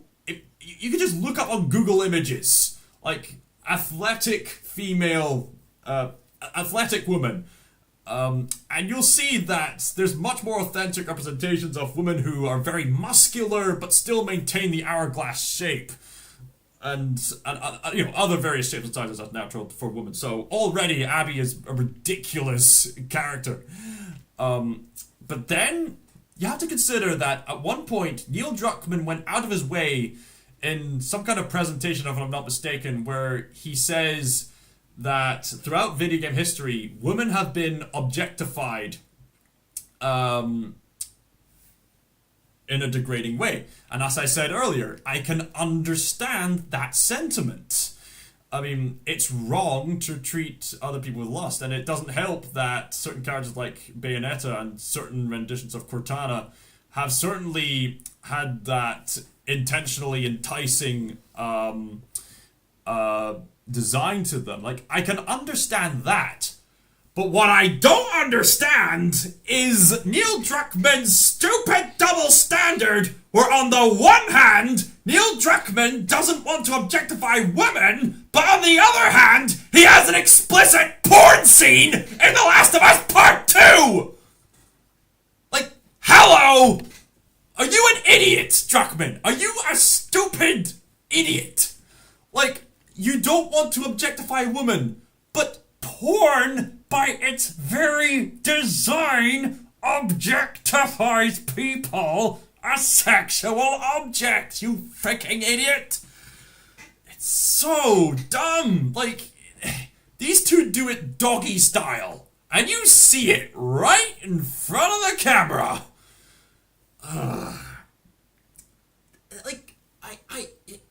What is with this double standard of not just Neil Druckmann, but the woke in general? Like, they're afraid of traditional beauty. They don't want women to be objectified, but at the same time, they want to endorse porn.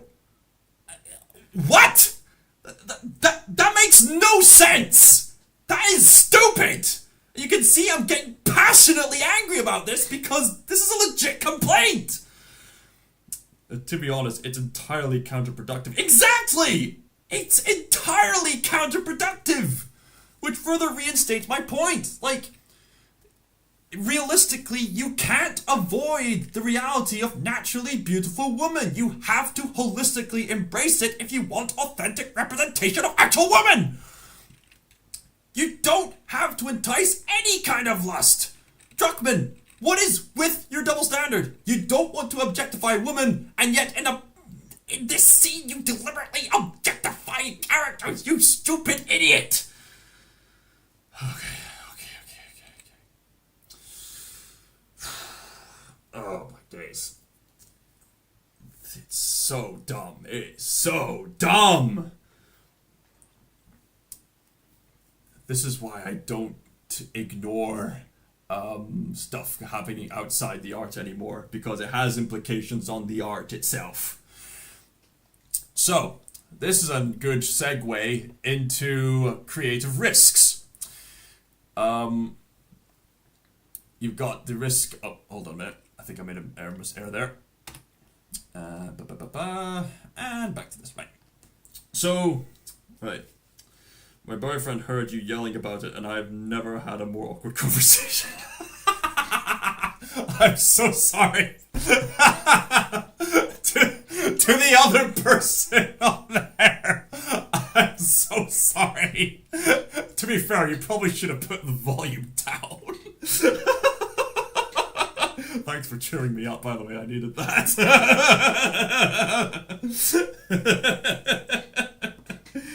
Anyway, okay, so creative risks. So, as mentioned before, ludonarrative dissonance is a big risk when it comes to video game narrative design. But with that said, the games literature professor pointed out that there are some games like Final Fantasy VII, for example, which are perfectly content with having the RPG-style gameplay be mostly separate from the actual story itself, and that's fine. As long as the gameplay doesn't contradict the core themes of the stories, it shouldn't be too much of a problem. You're alright, you found it funny. Cheers, mate. Another creative risk is unskippable sequences, whether it be unskippable cutscenes in, like, the first Kingdom Hearts game, or unskippable sequences in, like, God of War Ragnarok. It can definitely be a turn-off, not just for people trying to speedrun the game on repeat play, but also for people repeating the game but just wanting to get straight to a certain point. So, that can have a risk. A lack of replay value can also be a risk. With that said, the Ace Attorney franchise has gotten by, even though that doesn't have a lot of replay value to it. The same could be said for some point-and-click adventure games, but not all of them, given the fact that TellTale has embraced sort of moral choice branch tree, which has a lot of replay value to that. Cognitive dissonance. Well, I suppose that's the same as the ludonarrative dissonance, isn't it? Is there a difference? It's the same thing, isn't it? Hold on a minute. Hold on. Time out. I think that's the same thing. There we go. And there we go. And carry on. Yep. Too much dependency on cutscenes. I've said before that the best kind of video game stories are the ones where the themes of the story are interwoven into the gameplay itself. As beloved as games like The Last of Us Part 1 are. It leans a bit too much on relying on cutscenes rather than relying on what's going on in the game to convey the themes. The risk of lack of narrative depth despite presentational brilliance. I found that problem in Stellar Blade. Stellar Blade is a brilliant game, and with the PlayStation 5, it shows off the high graphical fidelity. It's got great traditional female beauty to it, and great music, great action, great upgrade system, good sense of pacing in regards to how surprisingly laid back it can be, and followed by how surprisingly intense certain action sequences can get. The presentation is all there, and certainly on a surface level basis, the thematic elements are there too, but the story of Stellar Blade is a bit lacking, and at least with the Portal series, it still worked in its simplicity, but with Stellar Blade, it's implying a more in-depth narrative, but the narrative never really gives the characters that much depth. So that's something I think that game could have improved on. But I still like the game. I still like it. Fair, but The Last of Us had great gameplay in my opinion. Yeah, so it balances out for me. Yeah, understandable. Another risk is contrivances, as we've mentioned earlier. Another risk, calling good evil and evil good, like with the Grand Theft Auto franchise. And I've mentioned before that Shadow of the Colossus and Spec Ops The Line actually calls evil evil and good good, to get the players to actually think. Another creative risk is taking a while to actually get to the good content. I'm sure a lot of players have that frustration when it comes to like the slow burn of getting to what they actually came for in the first place. It can vary. There's a creative risk of choices that don't actually matter. There's a YouTuber named ProZD who made fun of this in a sketch that I've actually animated a while back, where it comedically sets up a scenario where no matter which choice you pick, your companion character dies anyway. So you might as well not have had the choice there.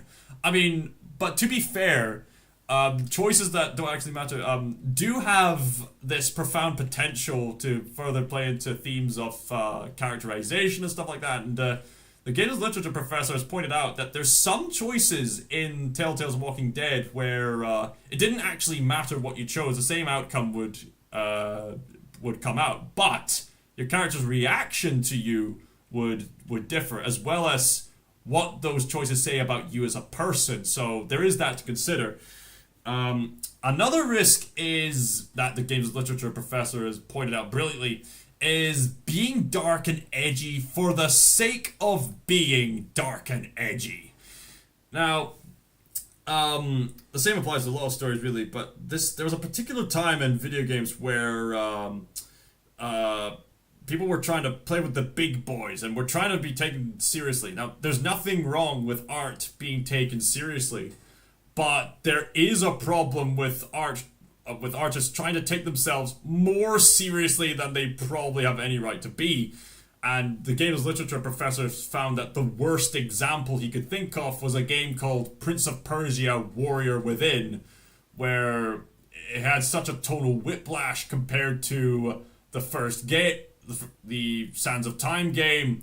There was some pointless, lustful content, and the prince just swearing just for the sake of it, and bloody gory stuff there. I mean, I can get that the prince was grown as a warrior, but you already got that sense in like the Sands of Time. So Warrior Within and other games of that caliber seemed like a desperate attempt to say, I'm an adult!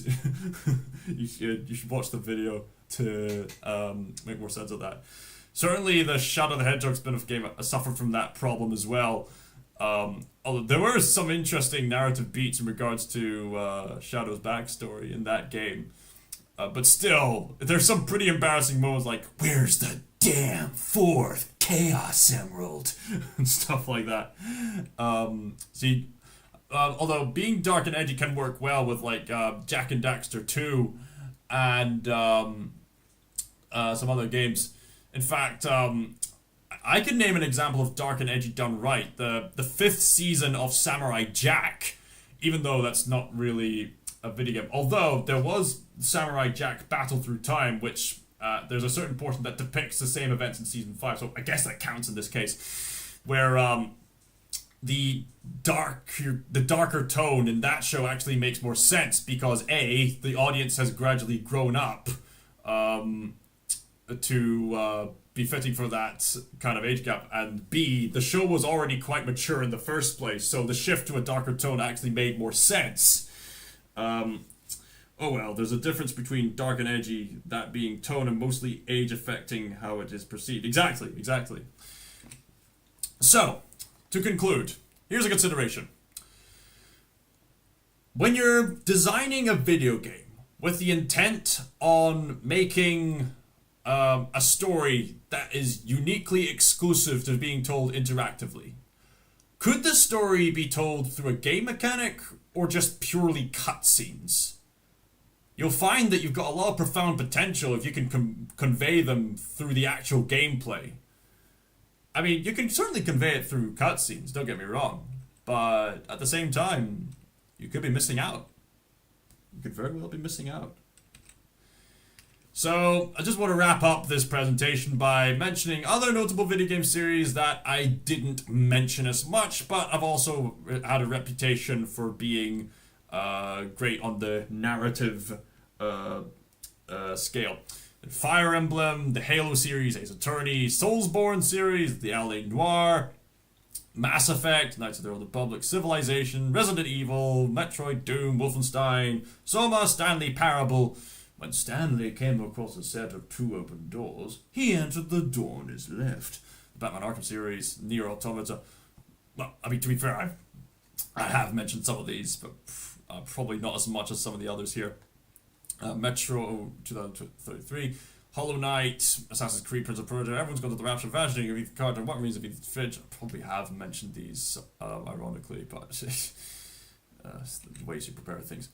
And here's a list of notable books you can read on the topic. I managed to gain access to the Significant Zero by Walt Williams, as well as the works of Fumito Ueda by Damien Meshery, and they definitely provide some great insights into a different perspective of how you can perceive video games as an artistic form. And there's certainly more I could mention, but for more videos on this topic, please feel free to use this link,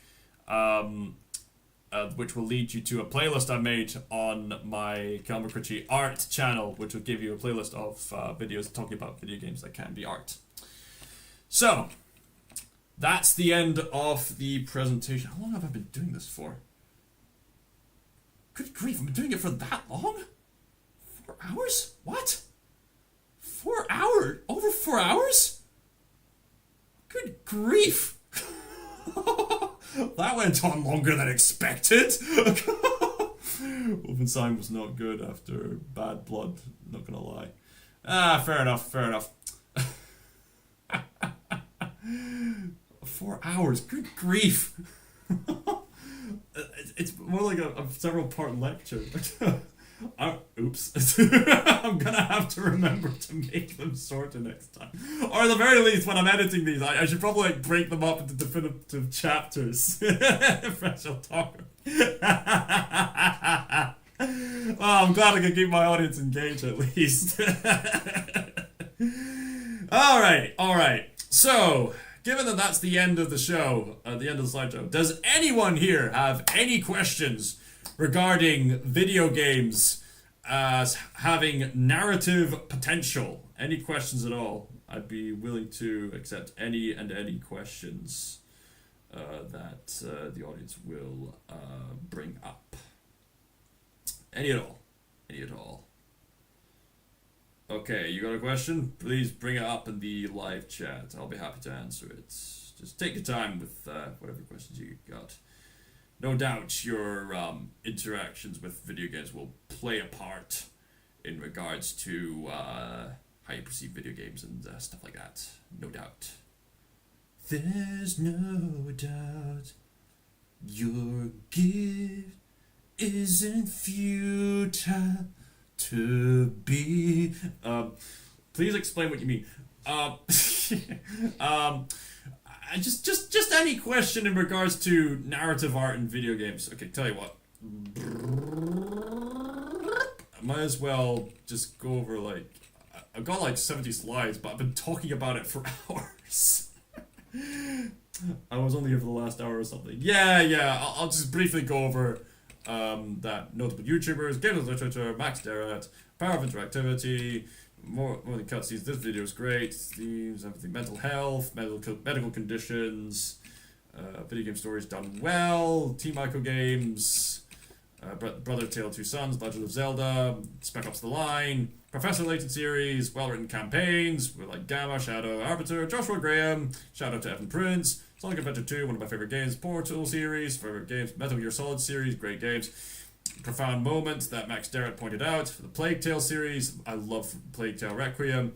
HellBlade, brilliant acknowledgement of psychosis. Papers, Please, brilliantly immersive, a brutal game. Flower, relaxing game. Journey, epic game.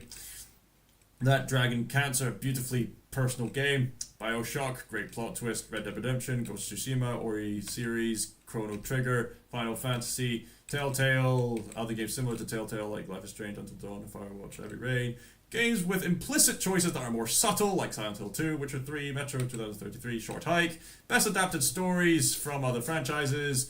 Video game auteurs like Kojima and Ueda and Taro rather. Acclaimed characters, Ludonarrative concepts, philosophical characters, Papito Qinn, philosophical video games, notable worldviews that have influenced video game stories done poorly, on Subversion and Morals, marketing for video game music, greatest interactive moments of storytelling that I thought were very profound, possibility, different advantages of different genres catering themselves to different strengthening good stories. Video game storytelling techniques, and then the challenges, video games have to be violent, there are video games that aren't inherently telling any narrative, or one that Evan Prince raised up about people who are being artsy-fartsy and pretentious about it, Roger Ebert's objection that video games can never be art, video games that can negatively influence people, consideration about video game adaptations, consideration about female character design, and yeah, you know the rest. Anyway, and for once, I shall include the Suicide Squad game. What do I think of the Batman Arkham games?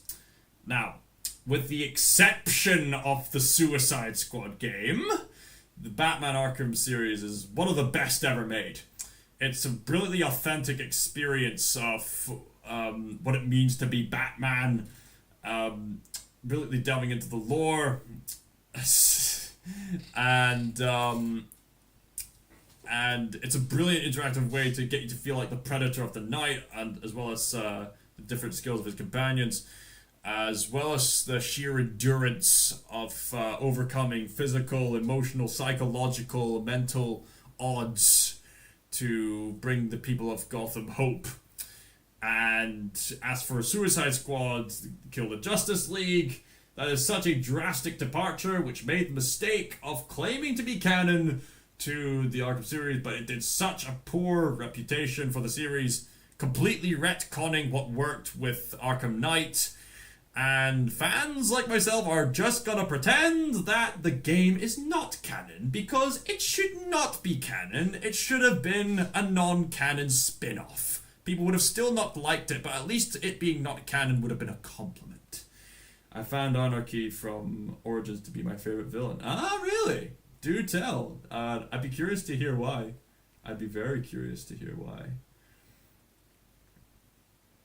I'd be so curious to an explanation, because often it's a case of narratives and stuff like that. And certainly well-written narratives can lend themselves well to well-established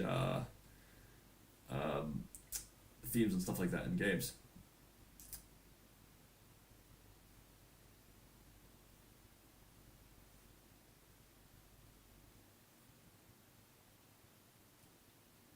So I'm just waiting for you to explain why Anarchy from Origin. Maybe you don't have to. Maybe I should just wrap it up here. Maybe I should talk about my favorite villain from the Arkham franchise. Oh, that's a good question. That's a very good question. I mean, obviously, Joker's a highlight. Scarecrow's a highlight in regards to the psychological mind games he has with Batman, and what it says to Batman as a character. I found Mr. Freeze to be a great villain character in Arkham City. Mr. Freeze is one of the best boss fights in the entire series, where it's not a traditional case of beating him up. You have to... you can't confront him head on. You have to find stealthy ways to take him out, and it's really immersive. And he's a surprisingly smart boss fight. It's brilliantly well done. Brilliantly well done. Again, that can add to the interactive storytelling. Yeah, seems that I've extended this as long as it needs to. I could talk about this discussion for 4 hours longer. But by this point, you get the point. I'm now just going to take the time to do some necessary editing to break this up into definable, comprehensible chapters so that if anyone wants to rewatch the stream, then they'll catch up with certain parts to catch up with certain concepts, stuff like that. I'm so glad that people managed to jump in, especially Evan Prince, who I gave a shout out to. Mad Cat Lawn says, Anarchy is interesting because he is a cartoony villain with beliefs that don't have motives past Gotham. Anarchy is a child who genuinely wants to help people, even if he is too narrow-minded to realize he's in the wrong there. Ah, right. Yeah, that makes sense. I can see why you'd see him as a very gratifying character. So it took a while. It's alright. It took a while for me to complete this presentation. But you know what? It's worth it. If it drives home the point that video games can be art, then I've successfully done my job. It's alright. We're all learning. I'm not the best with other languages either. Heck, I may not even be the best with English at times.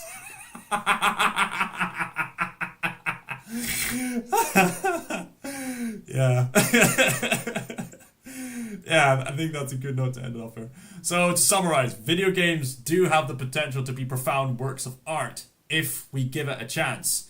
And obviously, we're going to learn by analyzing, by criticizing, and by growing as people. We have the free speech necessary to speak out in manners like this, and it's going to enlighten and encourage others to make the kind of art that's going to point to divine virtues and standards, and that is my goal on the channel. So, thank you all so much for watching. If you even bothered to rewatch this entire video, kudos to you.